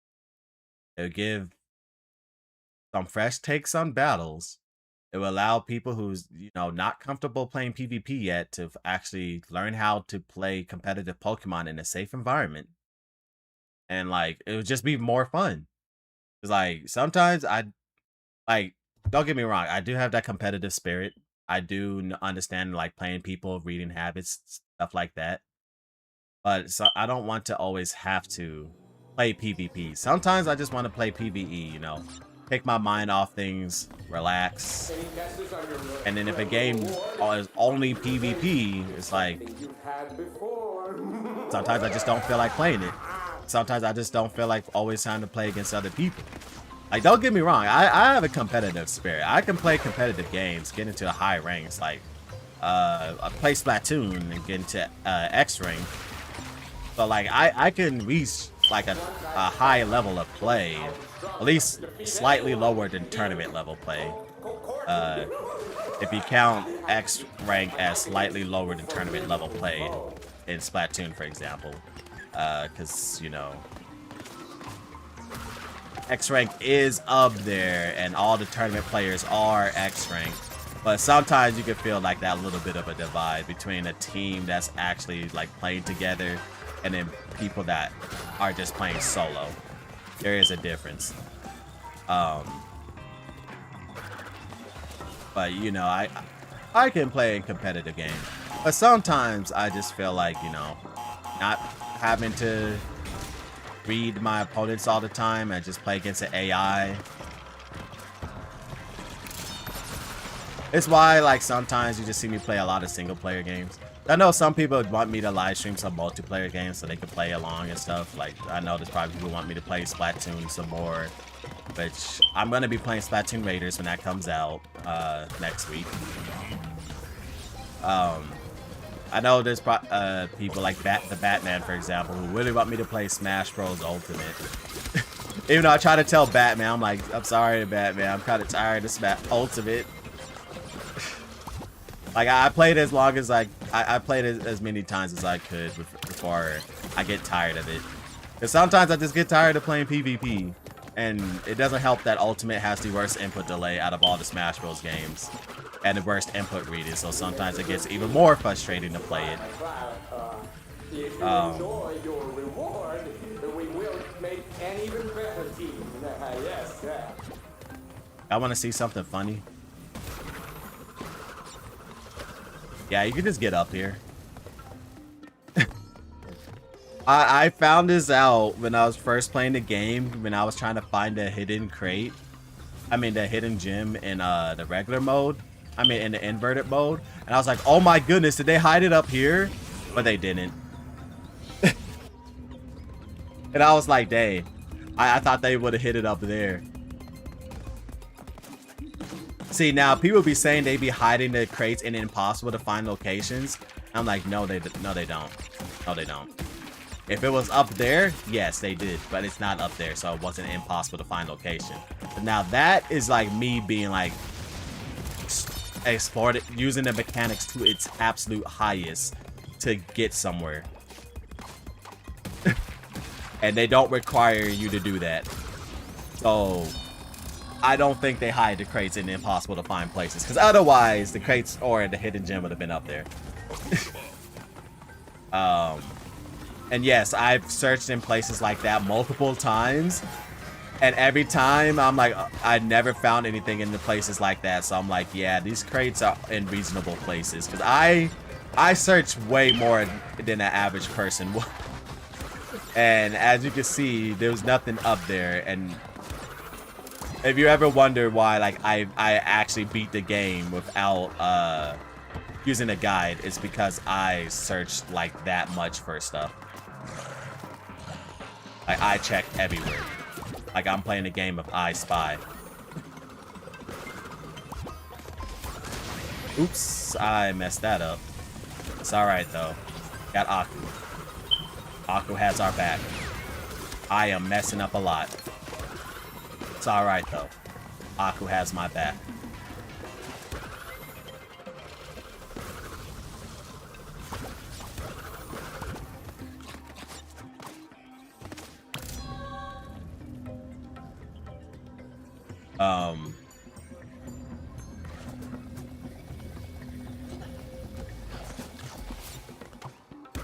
I hate you. Okay.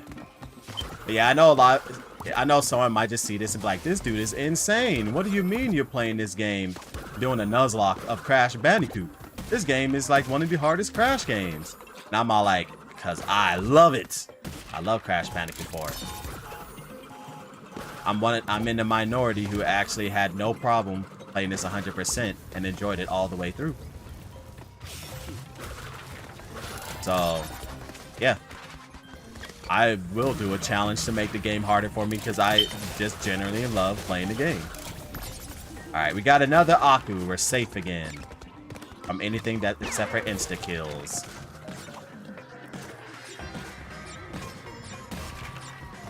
Honestly, I think they need to add, like, the next Crash Bandicoot game. I wanted to keep the difficulty of Crash 4, but I want them to actually add difficulty options, and I want the Crash 4 difficulty to be like the insane difficulty or something. I call it the insane difficulty, if that makes sense. And then make easier difficulties. So, because I want Crash Bandicoot 4 as the difficulty of the game, because I enjoyed every bit of it. There's nothing I dislike about Crash Bandicoot 4. But I understand that this isn't everyone's cup of tea. They don't want to actually have to look everywhere for everything. They don't want to, you know, be struggling, get insanely perfect relics. So that's why I'm saying, like, add difficulty options. Don't just cater to the casuals, because so many games do that. They cater to the casuals, which I understand. You know, the casuals are the ones buying most of the game, so you want to cater to the people who's gonna be getting you the most sell, whatever gets you the most sales. But you can do both. You can cater to the casuals while also catering to the experts. It's all you gotta do is just add difficulty options. Like it wouldn't be so hard. It's not that hard to have like a easy mode where the crates are easy to find places. They give you more Akus. Shoot, you can even give a mask that saves you from falling from instant death. You know, you have a normal mode, hard mode, probably like Crash Bandicoot 2, Crash Bandicoot 3 difficulty, and then the crates are still kind of easy to spot, and then insanely perfect relics are not required, and you can have insane mode, which is like Crash Bandicoot 4, where platinum relics are needed. I'm gonna make a video on this discussion at some point, but like, I think Crash Bandicoot needs a difficulty option. In this day and age, it's kind of crazy they haven't added difficulty options yet. And somebody might try to say, don't they have classic mode and what's the other mode called? But classic and retro and modern. I'm like, that's not a difficulty option. Not at all. There is virtually no difference between classic and modern. They're the exact same difficulty. They give you so many lives in classic mode that you basically have infinite lives. Unless you're like extremely struggling and dying like at every single jump like 20 times. There's no difference between casual and modern. And if you're dying that many times, you'll probably be playing on modern anyway. So I don't think Crash Bandicoot's had proper difficulty options, and I think they should in this day and age, especially since Crash Bandicoot is, some people have been memeing saying it's the Dark Souls of platformers. I think if they want to get more people into the series, you gotta cater to the casuals, but don't alienate the veterans. And the best way to do that is to actually have difficulty options. And so many games for some reason do not have difficulty options, and they just force one difficulty, which either most of the time that difficulty either makes the veterans upset because it's too easy and boring, or it makes the casuals upset because it's too hard. And it's no way you can please both sides because everyone has different skill sets, and the only way to actually do that is to have proper difficulty option, because someone can choose how hard they want the game to be. So it kind of astonishes me that in this day and age there are still games that don't have difficulty options. You would think it should just be a quality of life thing that every game has now, just adding difficulty options.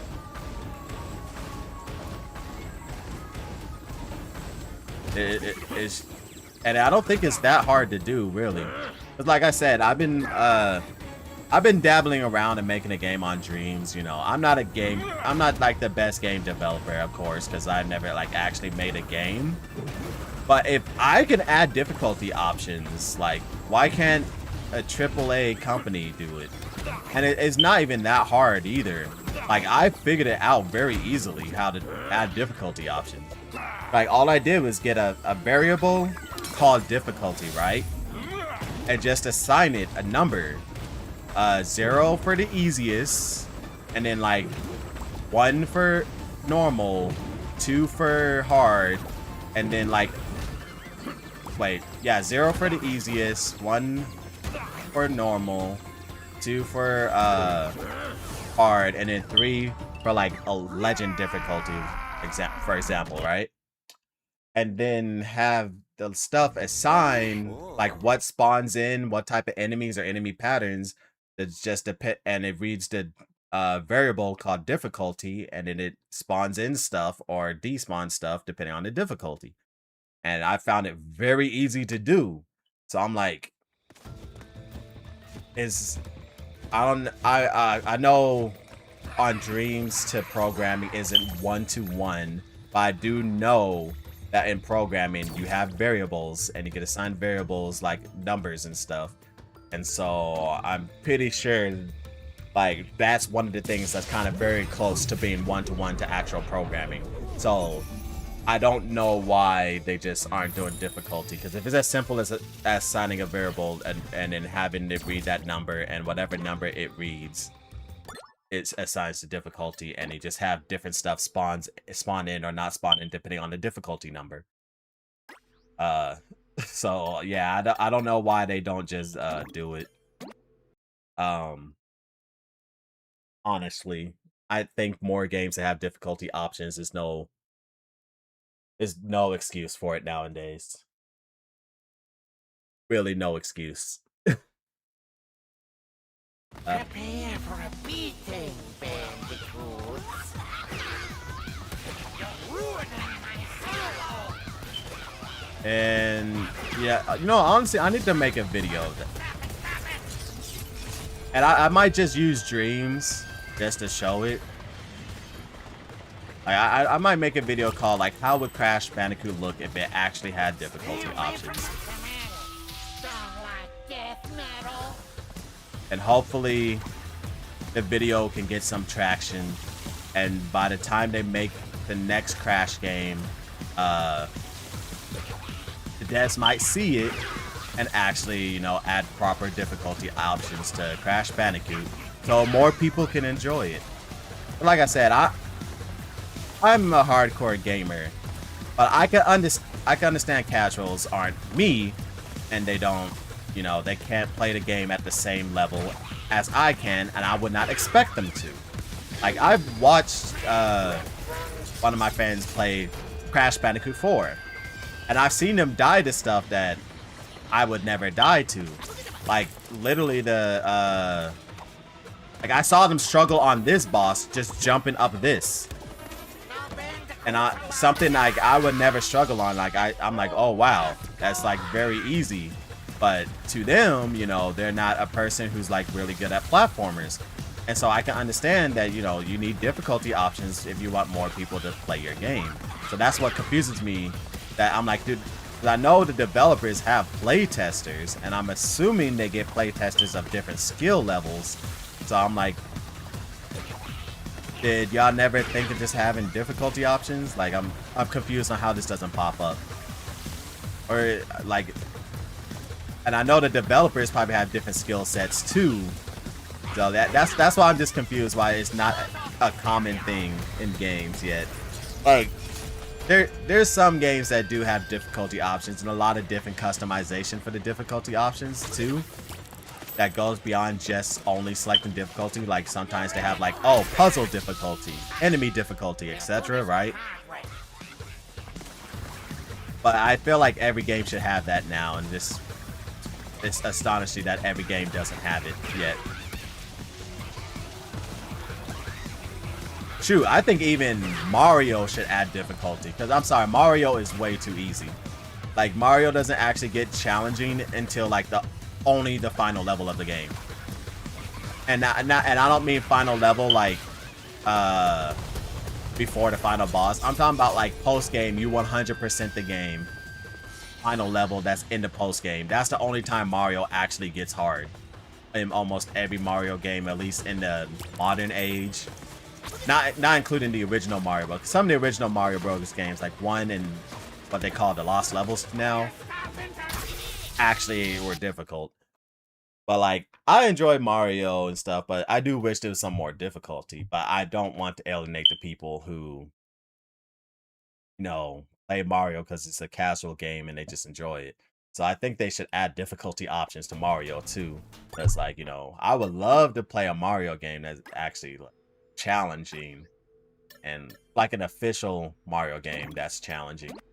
I know that people make fan games, but sometimes the fan games be getting out of hands because they be like the Kaizo games. I don't know how people play those Kaizo games.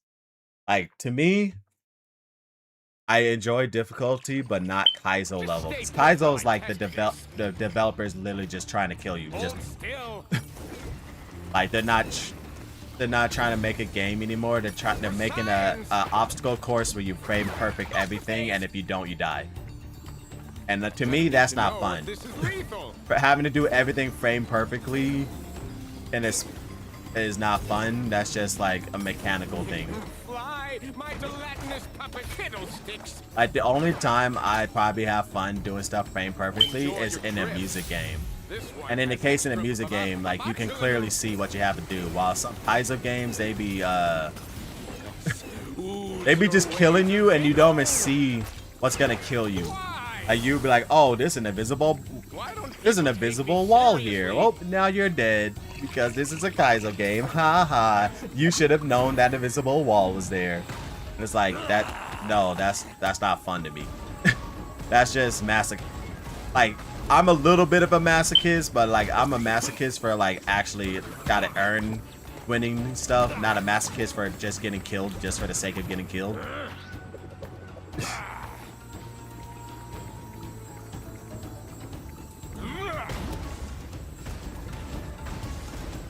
Like, oh my gosh, Mario Maker? Some of those levels people were making, they were some people need to learn how to make levels. Like there was some levels where it's like, okay, I see what you're going for, it was good. But there were so many levels in Mario Maker that were just poorly designed and difficulty because they were just poorly designed and not intentionally made as a kind of level. Just a person just don't know level design and like they just put enemy spam or something to kill you. Which, don't get me wrong, I can't talk because I was the same way when I first started Mario Maker, because Mario Maker was like the first time I ever tried any like actual level design. And so my first couple of levels, I'll admit, are kind of BS and stupid. But as I started making more levels, I started realizing, I'm like, oh yeah, did I get? Yeah, I got the skin. I started realizing, like, dang, this level sucked as a person playing through it blind. Why am I spamming enemies? What's going on? And so then I started making levels that were, you know, like a person should theoretically be able to get through it without me having to be down the back and guiding them how to get through it. Just like I was making my game on Dreams. Honestly, I'll admit, there was a point in time I just wanted games to be difficult and I wasn't thinking about like casual players, and that was a flaw. I admit that was a flaw of mine, but it took me like watching someone else playing a game, because you'll never understand how different the skill sets of people are in games until you watch a lot of different other people playing the game, and you'll never understand how like lows or how hard a game could be for someone until you see someone who's like not good at games playing the game. Like I said, my eyes opened to Crash Bandicoot 4 about how difficult it actually is when I saw someone else playing, and on a level where like the second level I would realistically almost never die on it, I saw my friend die on it like 10 times. They're missing like casual jumps. Like I never miss a jump like this. I maybe miss a jump like this 1% of the time, but my friend will miss a jump like this like 50% of the time. So it's like we live in two different worlds. And then when I was making my game on Dreams, I made the game tailored towards me and what I thought was, you know, an okay difficulty. But it wasn't until my friend played it, and then I noticed there was like so many things that was like killing them and that they were missing, that I was like, oh my goodness, this game is not playable by a casual person. And it, oh yeah, there's a cat in here, by the way. And I realized, I was like, oh my goodness, if I want someone else to play this game, I need to tone it down. I can't have it balanced towards me, what's balanced towards me is probably the hard. That's when I decided to add the difficulty options. I was like, what's balanced towards what I feel comfortable with is hard difficulty. And what I think is hard would be like a legendary difficulty, like a difficulty most people would not want to try because they think it's too hard. And what I think is easy is what other people think is normal or sometimes hard difficulty. And so like seeing someone else play and play test my levels, that opened my eyes to that, and I realized like, wow, yeah, I need to rebalance these levels and stuff. And so yeah, that's how I balance my game. I made hard difficulty what I think is normal, because that's how my sense of difficulty is skewed. And then what I thought was hard is the like legendary difficulty, like, oh, you need to know what you're doing if you want to even have a chance of playing this. And yeah, so like if I can see that just from having one person play test the game, it astonishes me that or developers like don't add difficulty options, if you ask me. That's just from me watching it. I'm pretty sure game developers have like multiple people play testing the game. Like all the people who made it are play testing it. Then they have actual play testers. So I'm assuming at least at a minimum, like most games probably, unless it's like an indie company or something, or indie game, probably have at least 10 people testing each game. So it surprises me that like difficulty is not something that comes up more often. Like if I ever was a playtester, you can best believe I would tell the person like add difficulty options. That's like the first thing I would say, like add difficulty options. We need an easy, a normal, a hard, and then like an expert difficulty. I think every game should have 4 difficulties. Easy that you play, easy, normal, and a hard, and then the expert, which I don't think you should ever lock difficulty in the post game. But oh wait, I kind of messed up. Okay, I have to do this. Okay, there we go. Yeah, a little spin trick. If you spin on those, so you won't bounce. But yeah, I don't think you should ever lock a difficulty behind beating the game. But I do think there should be like an expert difficulty, which most people probably wouldn't challenge until after they beat the game. But it should be unlocked from the beginning, so if somebody wanted to try the expert mode from the beginning, they can. Because like nowadays, with how many games are being released and how much bigger each game is getting, I realistically don't have the time to be playing most games like 2 or 3 times on different difficulties. So like I'd rather hardest difficulty be unlocked from the beginning.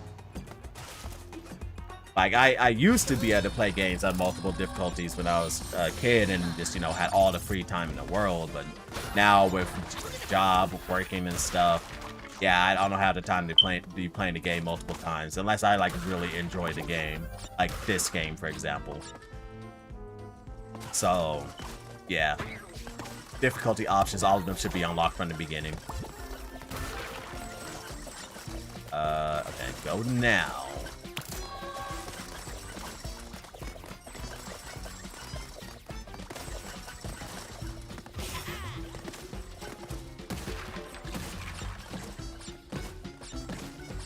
Yeah, man. Oh, I'm starting to get a little tired. I might end the stream soon. It is getting kind of late. Yeah, it's like 12:37. Oh, that fire one almost got me. Do it. How much time I got? I might be able to get back to the level where we died at. If I like continued at this rate I'm going, where like I've been on a roll, I might be able to get back to the level where the first run ended. Because this is the area, just not the level. Yeah, I want to get through like this.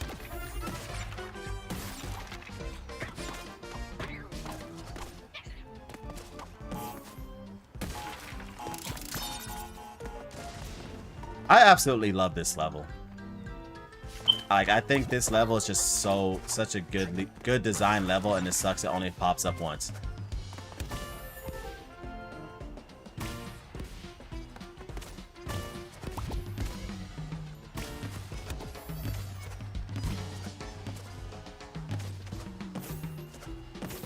Almost to the end. I remember when I played this game originally, like, this guy's like just pulled me in before I got to the checkpoint, and I was so sad that I immediately died afterwards. Okay, this part is like the hardest grinding section in the game. I always miss the crates somewhere on here. No, the next part is the hardest grinding section. Keep forgetting this is a part 2. This next one, like, oh my goodness, like, it is very, very tight with your inputs.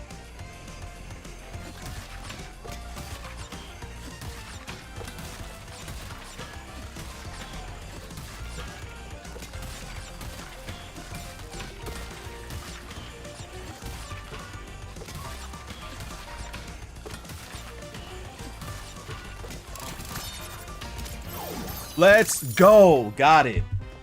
Let's go. I had to be quiet right there because I had to focus. Well, I am on a roll right now. Like, for attempt 2, and this is going extremely well. Maybe the attempt 1 I just had to knock out all of the like kinks and giggles and stuff. This attempt 2, oh my goodness, right now it's on fire.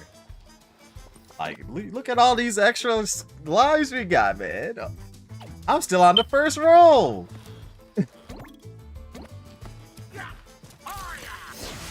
I'm still on the first roll.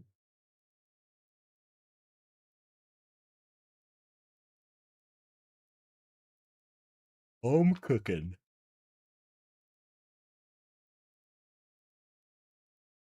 And if I could get to the level where I lost a run at and like beat it in one try, that's gonna be crazy. That will be crazy, because I don't know what happened, what changed. Or maybe it's because I'm distracted talking about something else. Maybe that's all I need. I need to be distracted and constantly talk about something unrelated to this game for the most part, and then that makes me play better somehow. I'm letting my muscle memory from the first time I beat this game take over. That's the secret.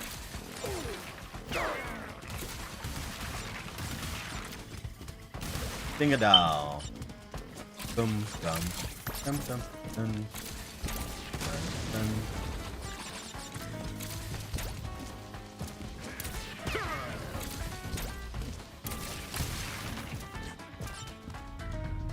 No! Bastards! He'll get every last one of his. I need a backstory on Dingadal on what did he do to cause these guys to blow up his diner.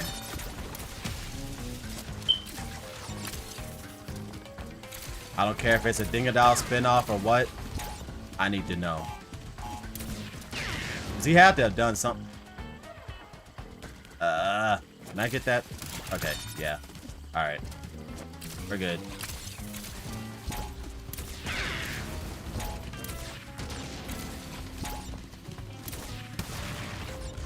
Oh, I made all them tablecloths myself. Ding-a-down.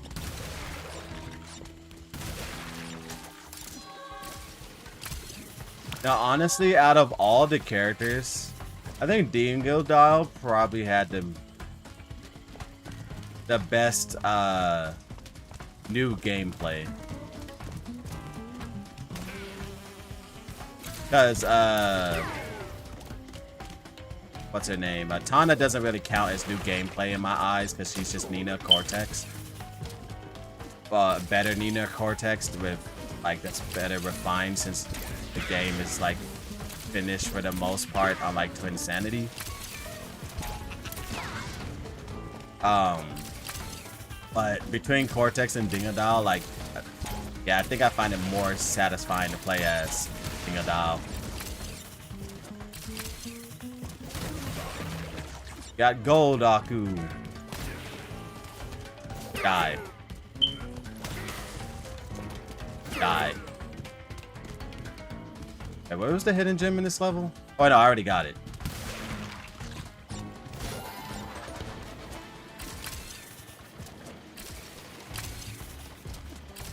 Jumping over nitro crates.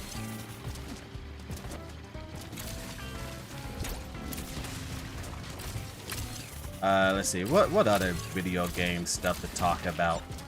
Oh my goodness. My tail is going through the nitro. Good thing my tail doesn't count as a hitbox. How did... Okay. My tail really does not count as a hitbox. I just fun attacked the nitro crate. It took 0 damage. Hey, I'll take it. I'm not complaining.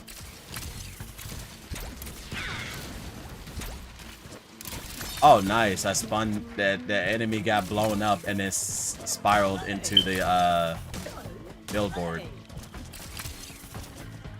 Nice. Breaking all these crates. We got crate inflation.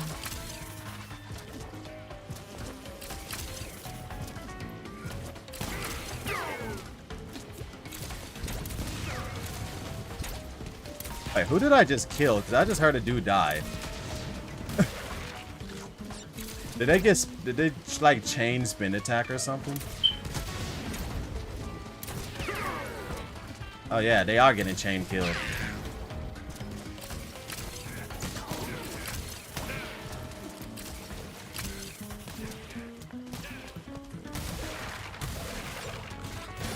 Dingo, dingo, dingo.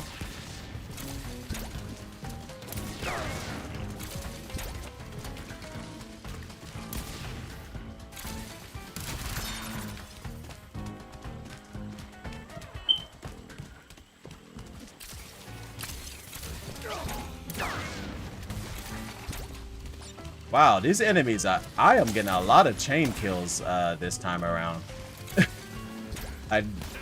They are, oh no. There we go, got him. I didn't want him dropping that on me. Like, I know I got a gold Aku, but if I can, I want to try to save this gold Aku for the final shoot down. Yeah, there we go. Blimey.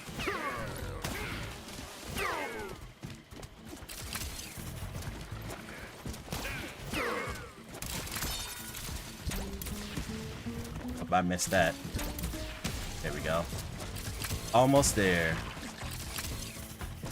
Dun dun dun dun dun dun dun dun dun dun dun dun dun dun dun. That really hit me.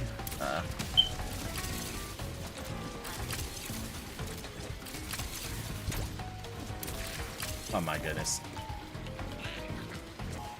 I wanted to do it the fun way, but the guy did not want me taking his TNT.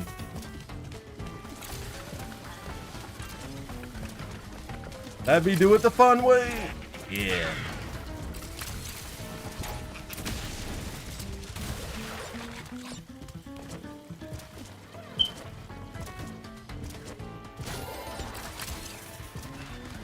The final shoot down.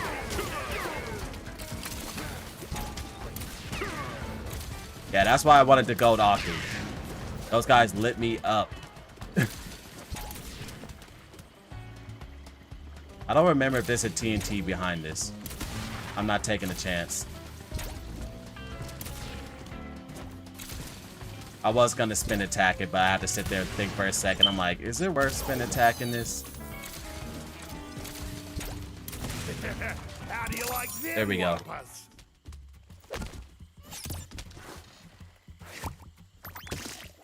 And the learning curve is insane right now.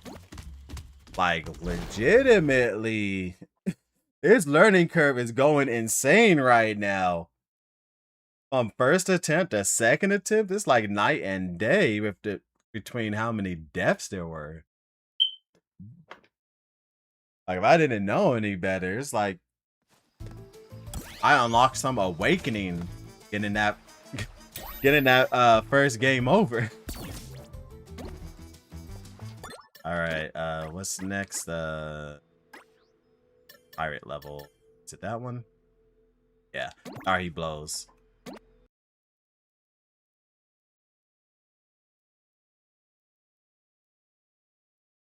You know what? Sometimes you just need to get those initial jitters out the way, and then when you fail, you're like, I don't got anything left to lose. Bam, you just playing like crazy and out of your mind. Maybe that's it. Maybe I just had to get past the initial jitters from playing for the first time. Well, not playing for the first time, but first attempt.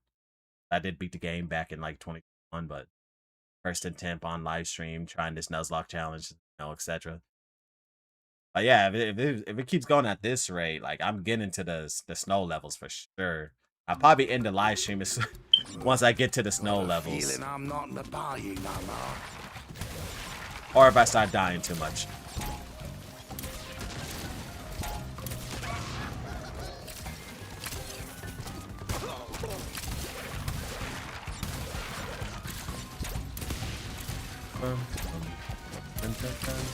Oh wait, yeah, I don't need to go back.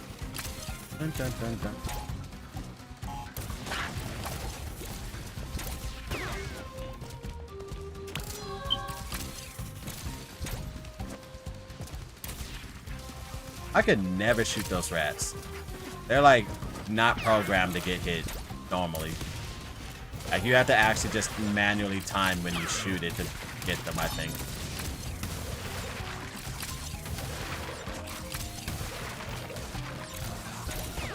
You smell good enough to eat.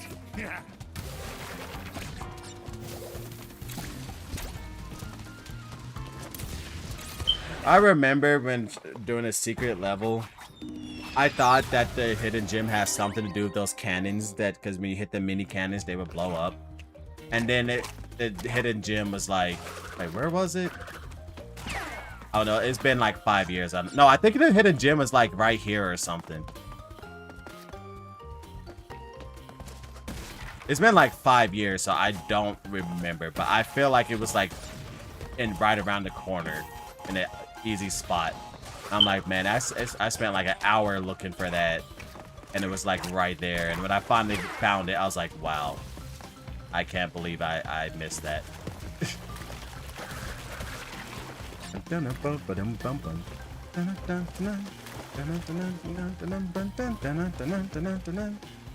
Now, and I swear, when I was searching everywhere, I was like jumping left and right between this and the other side trying to find stuff. Like I was bouncing off this and I could jump up there. Like I was legitimately looking everywhere.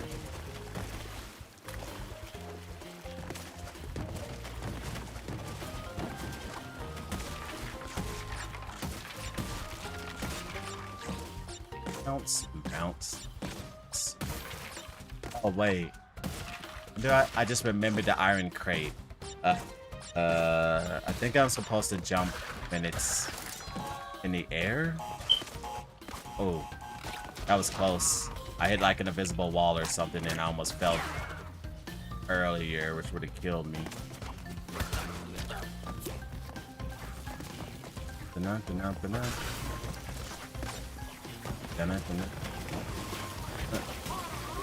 I hesitated.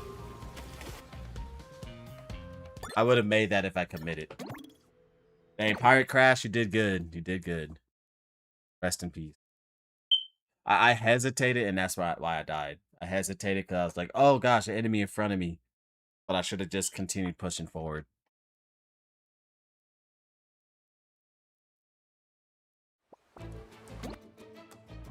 Booty Seeker. Now dead. The Artis. I'm just now getting to ZRTs. I think I remember getting to using this skin in the pirate levels last time, right? Wow, I died a lot last time then.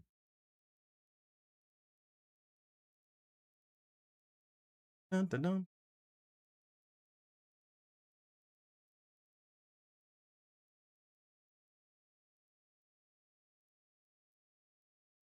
Sorry, that death was a fluke.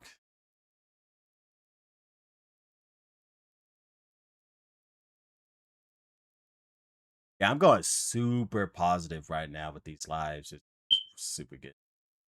You know, I need to get distracted talking about something random again. Got a feeling I'm not in the bayou no more. What's a random story I can tell?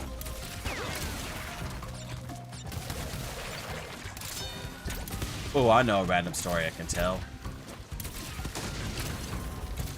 Alright, so, I had this friend, right? Who, this was in high school. We were, like, in the library. And there's I'm talking to my friend, right? And I see him, like, do something where, like, the first time I was like, huh? It looked like he put something in his mouth. I was like, whatever. I thought he was just eating something. But he did it, like, in a weird way. Like, he was trying to hide what he was eating, right? He did it, like, very quickly. And so, like, the next time he did it, I got a little glimpse, and it was, like, a silver object. And I was all like, wait a second. I was like, that isn't what I just saw, right? And he did it again, and I actually saw it. And I was like, that's a quarter. And I was like, wait, did he just eat the quarter? And I'm like, dude, are you eating a quarter? He's like, yes. And I'm like, why? And he's like, because I'm hungry. And I'm like, dude, there's literally a vending machine right outside the door. He's like, I know, but we were having such a good conversation and I'm too lazy to go and buy something. I'm like, oh my God, bro. I'm like, dude, drop the conversation. Eating a quarter is not worth it, bro. Go buy yourself a snack. He's like, I can't now because I ate my quarters. And then he ate his last quarter. I'm like, oh my God. So, yeah, dude really just ate all of his quarters. And I'm like, I was like, why did he do that? And I hope that didn't have any negative effects on him. I mean, he's still alive now, and it doesn't seem like it had any effects on him. So I guess his immune system didn't kill over from him eating the quarters. But yeah, that was probably one of the craziest things I've seen someone just eat for some reason. There's a funny story to tell, so I mean, I can't see him. Okay. I jumped over him.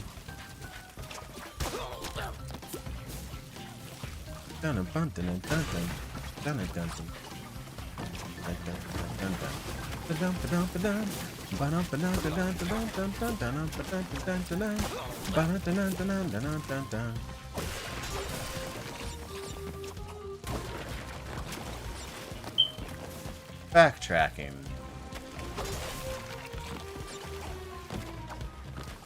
Wait a sec, I just thought about something. This game doesn't have any nighttime levels, huh? More reasons why this is the best Crash game. Those nighttime levels, oh my goodness, man. Oh, well, they weren't that bad. But, like, some of them got on my nerves when, like, something would... Like, sometimes the Firefly would leave you before you even had a chance at, getting everything you needed to get. And that made me upset.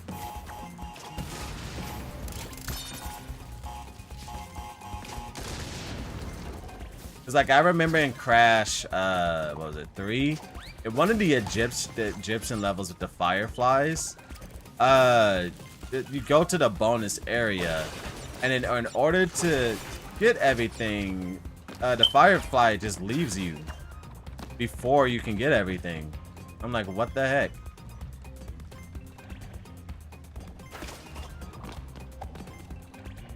And so I didn't like the Firefly levels because sometimes it's like, wow, why in the world they just leave you before you were done getting everything. And I know they're on a timer, but that one, like, the timer was too short. Like, you cannot get everything and still make it.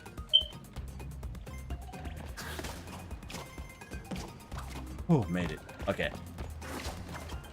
That time is strict. And then Crash Bandicoot 2 had the fire level where, yeah, they just left you too. So you had to you basically had to maneuver in the dark. And I was like, why? Y'all didn't even program this to match how long it takes to get through the level.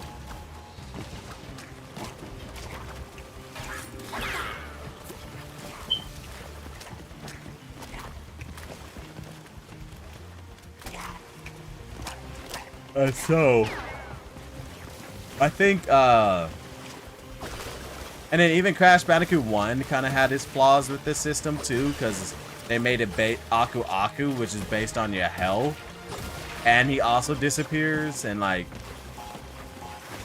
and if you got hit, you just lost all the light.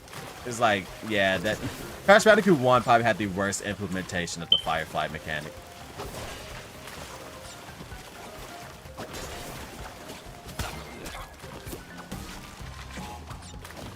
I think the best implementation probably is like what, Wrath of Cortex, because they didn't leave you, and like, yeah, it was just good. And now I think about it, like, this game doesn't have why am I trying to make a more complicated jump? I was gonna try to slide jump over the water. I'm like, wait, I should just jump on a platform like a normal person.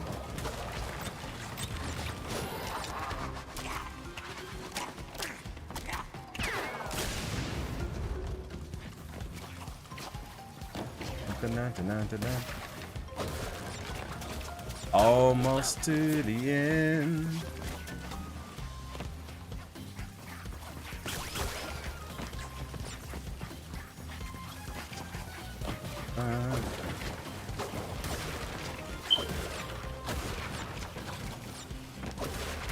Alright, it should be impossible for me to die from here. Spontaneously just blows up. Alright, let's go. On a roll. 2 more levels. 2 more. If I beat the next level, I'm tied at how far I got in the first attempt. And if I beat that level, new record. Let's see. I am screwing over too much. Okay, run it bayo. All right. This is well, no, it was the other level that I struggled on, but this level did take quite a few lives too, because I either died, yeah, I died, and then I missed the crates and didn't have to play the inverted level since I can only play a level once. After I can only complete a level once, so let's try to get all the crates this time, so I don't have to play the inverted one for the skin as well.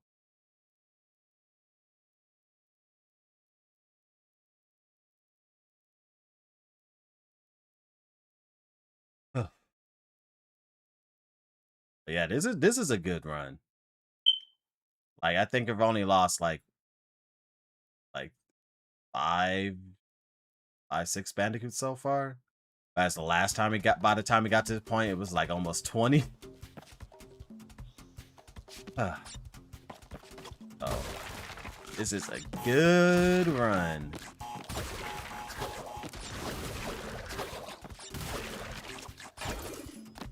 Yeah, we got all 10. Oh, almost missed that. Boost. Even though I'm not on the vehicle.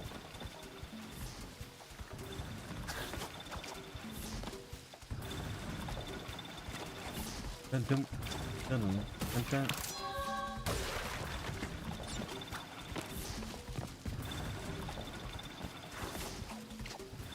More to the right. No, another reason why I think a lot of people struggle with this game is probably because they use the analog stick and not the D-pad. feel like the D-pad allows you so many more precise, smaller movements for the platforming, whereas the analog stick kind of doesn't. And I think that might be a reason why a lot of people don't. Like, honestly, in every platforming game I play, if I can use the D-pad, I will. And I'm not making it to the next one. Yeah, I kind of got stuck on a bad cycle and then missed a platform. Okay. Wait for this to pass. I can turn around safely. On a good cycle now.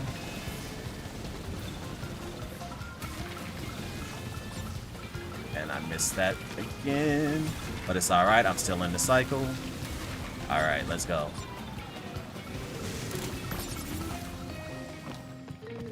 But yeah, I feel like the D-pad allows you to make like more precise movements and stuff like this. And correct yourself without overshooting. But most people nowadays are just so used to the analog stick.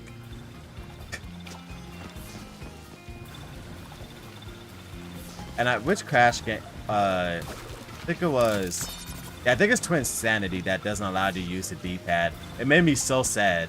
I was like, oh, I like using the D-pad.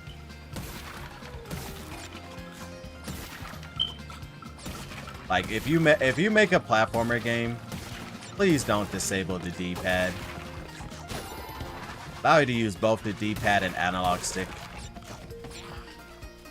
They both have their uses in platforming games.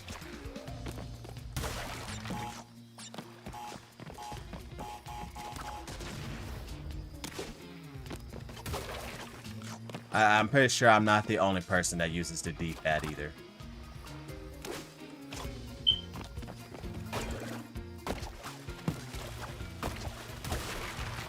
Alright. Made it to the bonus.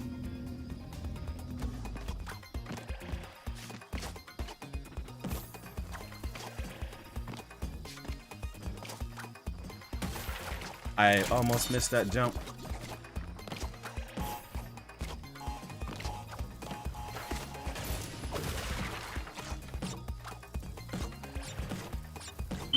Four, five.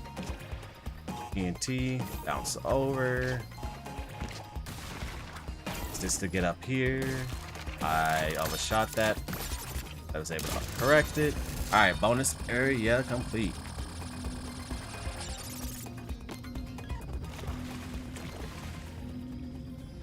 Alright.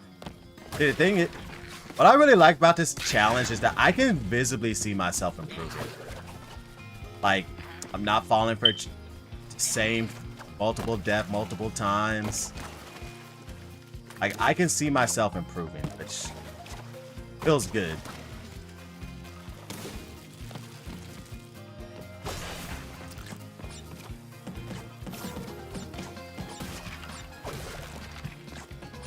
Dun, dun, dun, dun, dun, dun. And yeah, this, like, there's a lot of things I defend in this game, but yeah, this one probably is the most evil thing. Like, it, oh my goodness, I slid the wrong way. Okay. Like, yeah, that's probably the most evil hidden crate.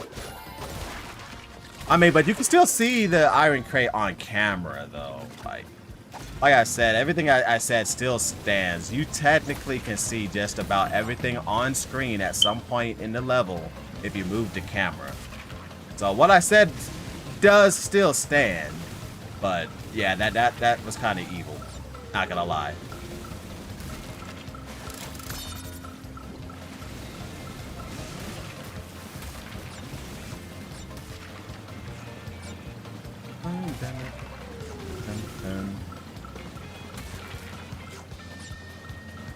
Cause like, even though I found that exclamation point crate and hit it, I think it still took me like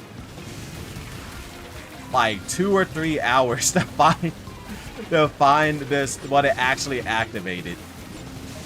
Because I was looking everywhere. I was like, I don't see it. And it's like, yeah, if you don't stand in that spot and tilt the camera there, you're not seeing that.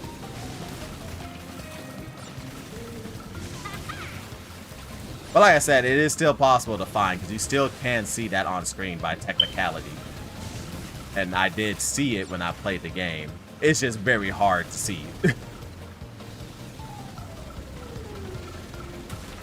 Oh, I guess maybe there isn't a checkpoint crate there. I guess I was tripping. I honestly thought there was. But yeah, I guess I'm tripping. There isn't a checkpoint crate there. Alright, if I could get past this part, I should be good.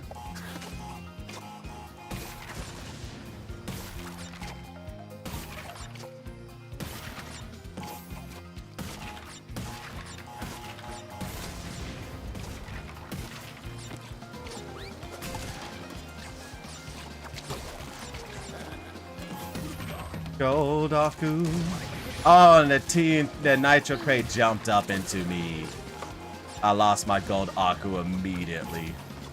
Yep, that's RNG for you.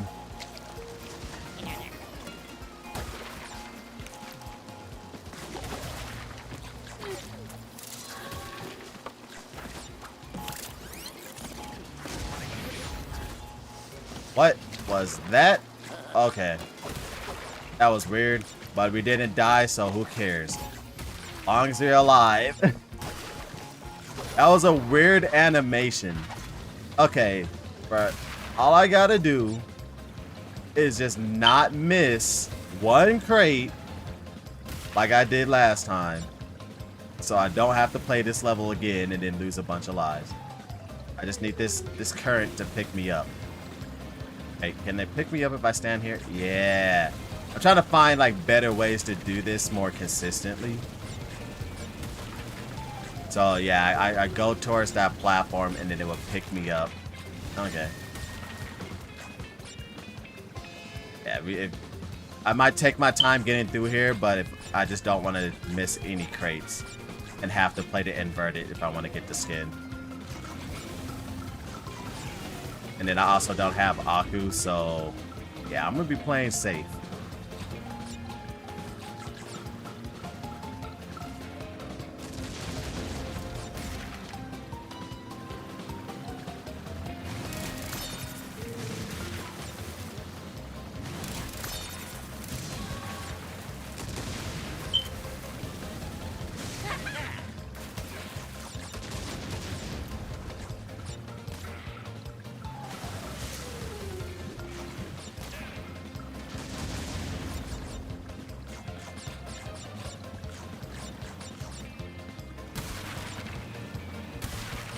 Almost there.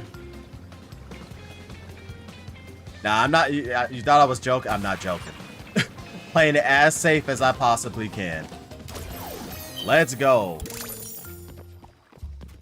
Alright. Now officially tied with the first attempt. Attempt number 2 has made it as far as attempt number 1. Now the only question is, can I beat the level we started on this live stream? Level that the first run ended. I have significantly more Bandicoots left than last time. Right then. Need a hand. Either way, the live stream ends here. Whether I beat this level or I lose all the lives here. No dilly-dallying is the final level of today's live stream.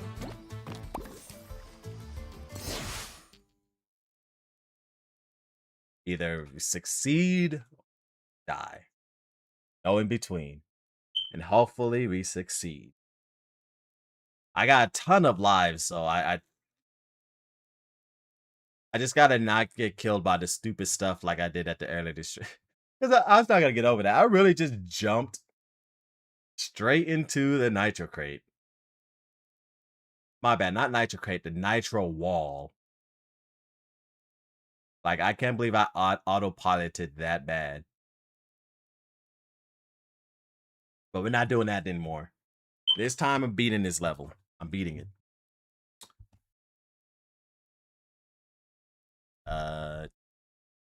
Screen, load screen. Screen.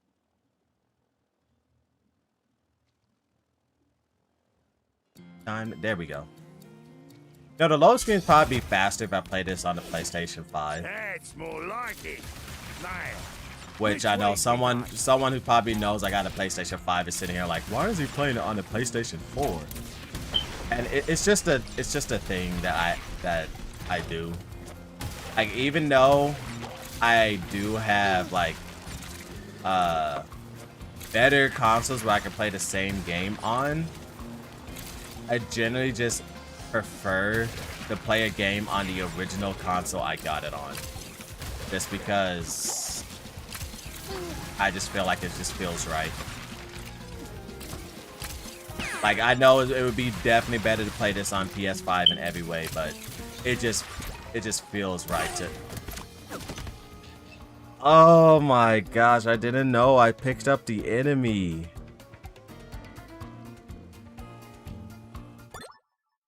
I didn't know I picked up the enemy. I thought...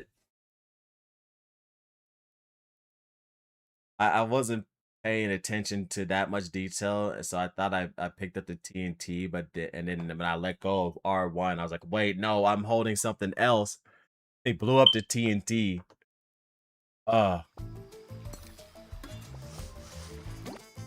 The artiste Coco, you've done a fine job. Thank you for your work and your sacrifice. Who's next? The artiste Crash.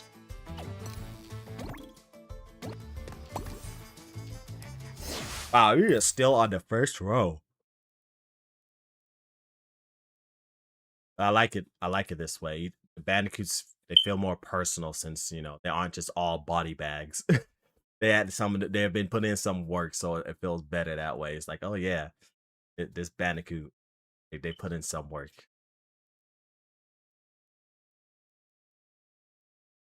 And I'm about to take Ding and Dial's section like super extra serious because I've died too many times on his section. His section is super easy, and like I'm getting killed because either I'm not paying attention or I'm doing stupid stuff like jumping into nitro crates. So again, not paying attention. This time I need to pay attention.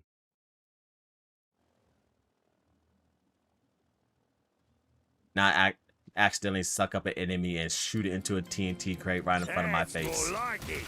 Now, which way's me done? Get that, get that. Alright, my buddy, let's go on a journey.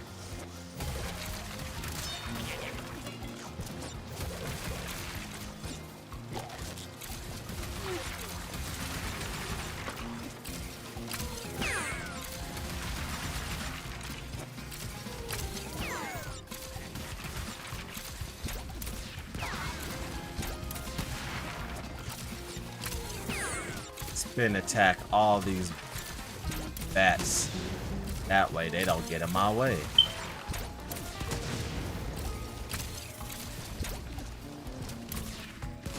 Wow, that auto-corrected to over there. That was trying to shoot these crates.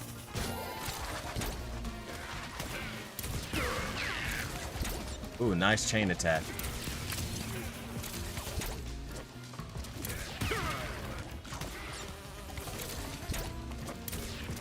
Got him. See, this time I actually took cover, like you're supposed to do in a shooting game.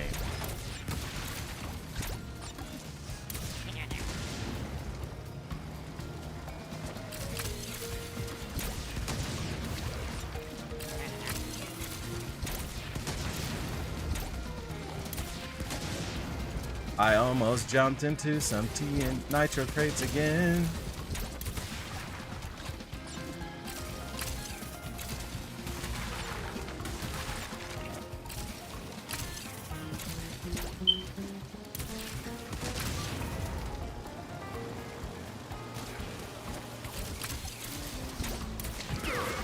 Alright, so far so good.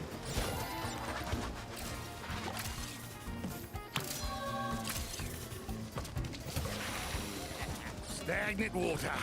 Smells like home.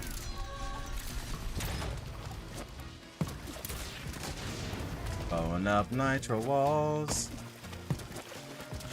Sorry if my commentary died down a little bit. I'm just actually trying to focus.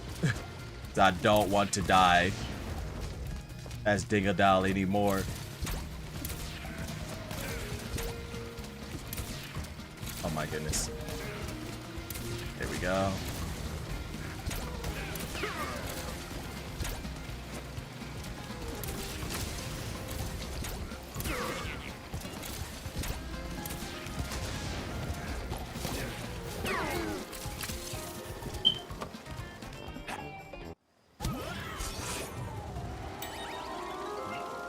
Alright, we're on the Crash Bandicoot section.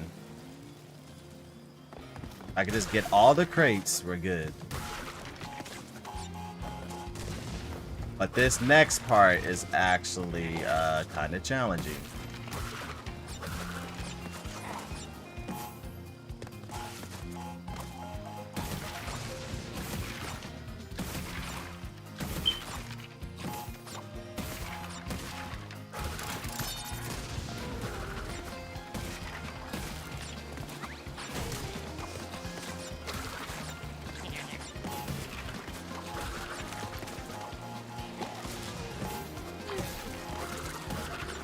No, come on. Oh, that was close.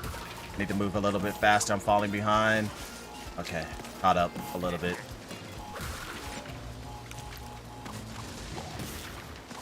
Finally got an Aku. Ooh, that was nice. Oh, that was so smooth.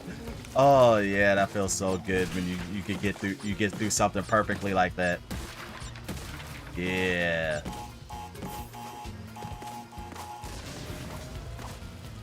I don't know why I keep thinking there's something up there. Alright. Guess this part. Oh, they put nitro crates there? Remember last time I said I was gonna camp along the wall so I could get pushed back? They put nitro crates there so I can't do that. Wow, that's actually kind of insane that they knew I would do that and then proceeded to prevent it.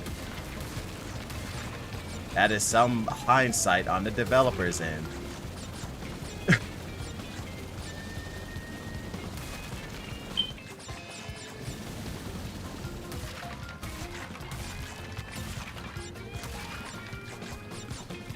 I got an Aku.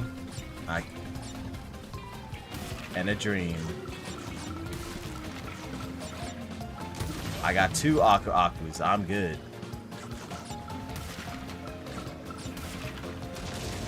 Oop. Go back.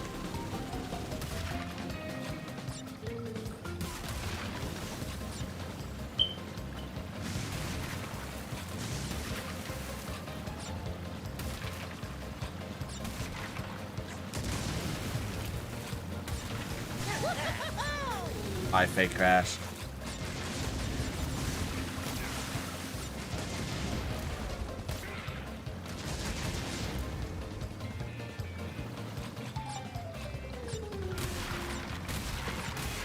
Let's go.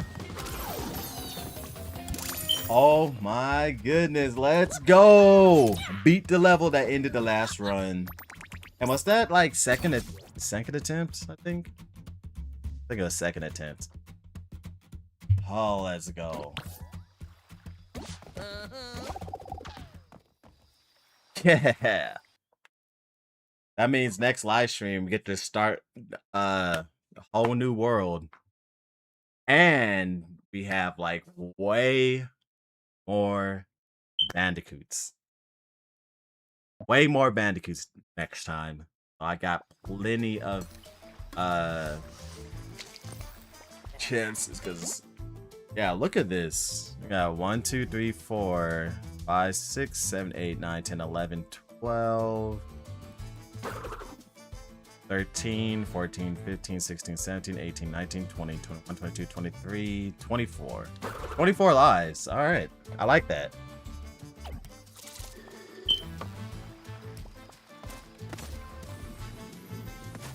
Oh, yep, this is the world, the 11th dimension. No way out. This is, I think this is when the game actually starts getting hard, like super challenging. Yeah, you see that? 7 crystals to unlock. So this is where the true Nuzlocke, well, Bandilocke begins. At this point in the game. Because now I have to make the decision. Play the levels only one time, and now whatever lives that I have is what I got for the rest of the game. Or I have to play the levels 2 times and get all of the gems. Yeah, I mean, get at least enough gems to get the skin. Which means what used to be an even ratio, like, oh, I got all the gems, but I died once, it's an even trade. I gained a life, but I lost one. Or like if I lost one time and then I lost 2 times, but won 1 time, you know, it's just -1. Or if I don't die at all, but +1, it was a, you know, it was an even trade for the lives. From this point forward, however, I have to beat every level at a minimum of, you know, quote unquote 2 times, since there's the normal version and inverted time, if I want to go positive. So yeah, this is when the true challenge actually begins. Because now if I have to beat it 2 times just to go positive without a single death. If I die, I gotta beat it 2 times with only 1 death to go positive. And if I die 2 times and beat it 2 times, I go in negative 2 by 2. So yeah, I don't know. I figure it out, but I probably will want to try to invert it, because, you know, if you could beat it twice without losing the life, that's just like great. You get another life. And that Cortex boss fight, ooh, I just know it's gonna be hard, because I remember the boss fight being a bullet hell, and that's probably the hardest boss in the game. And I won't have Aku or checkpoints this time around. Yeah, it's gonna be tough. But 18 out of 38 levels complete. 20 more to go. Yeah, this is almost the halfway point in the game. Huh. I beat 1 more level. Yeah, so completed No Way Out is the halfway point in the game. Interesting. But yeah. Thank you everybody for watching. Hope you enjoyed it.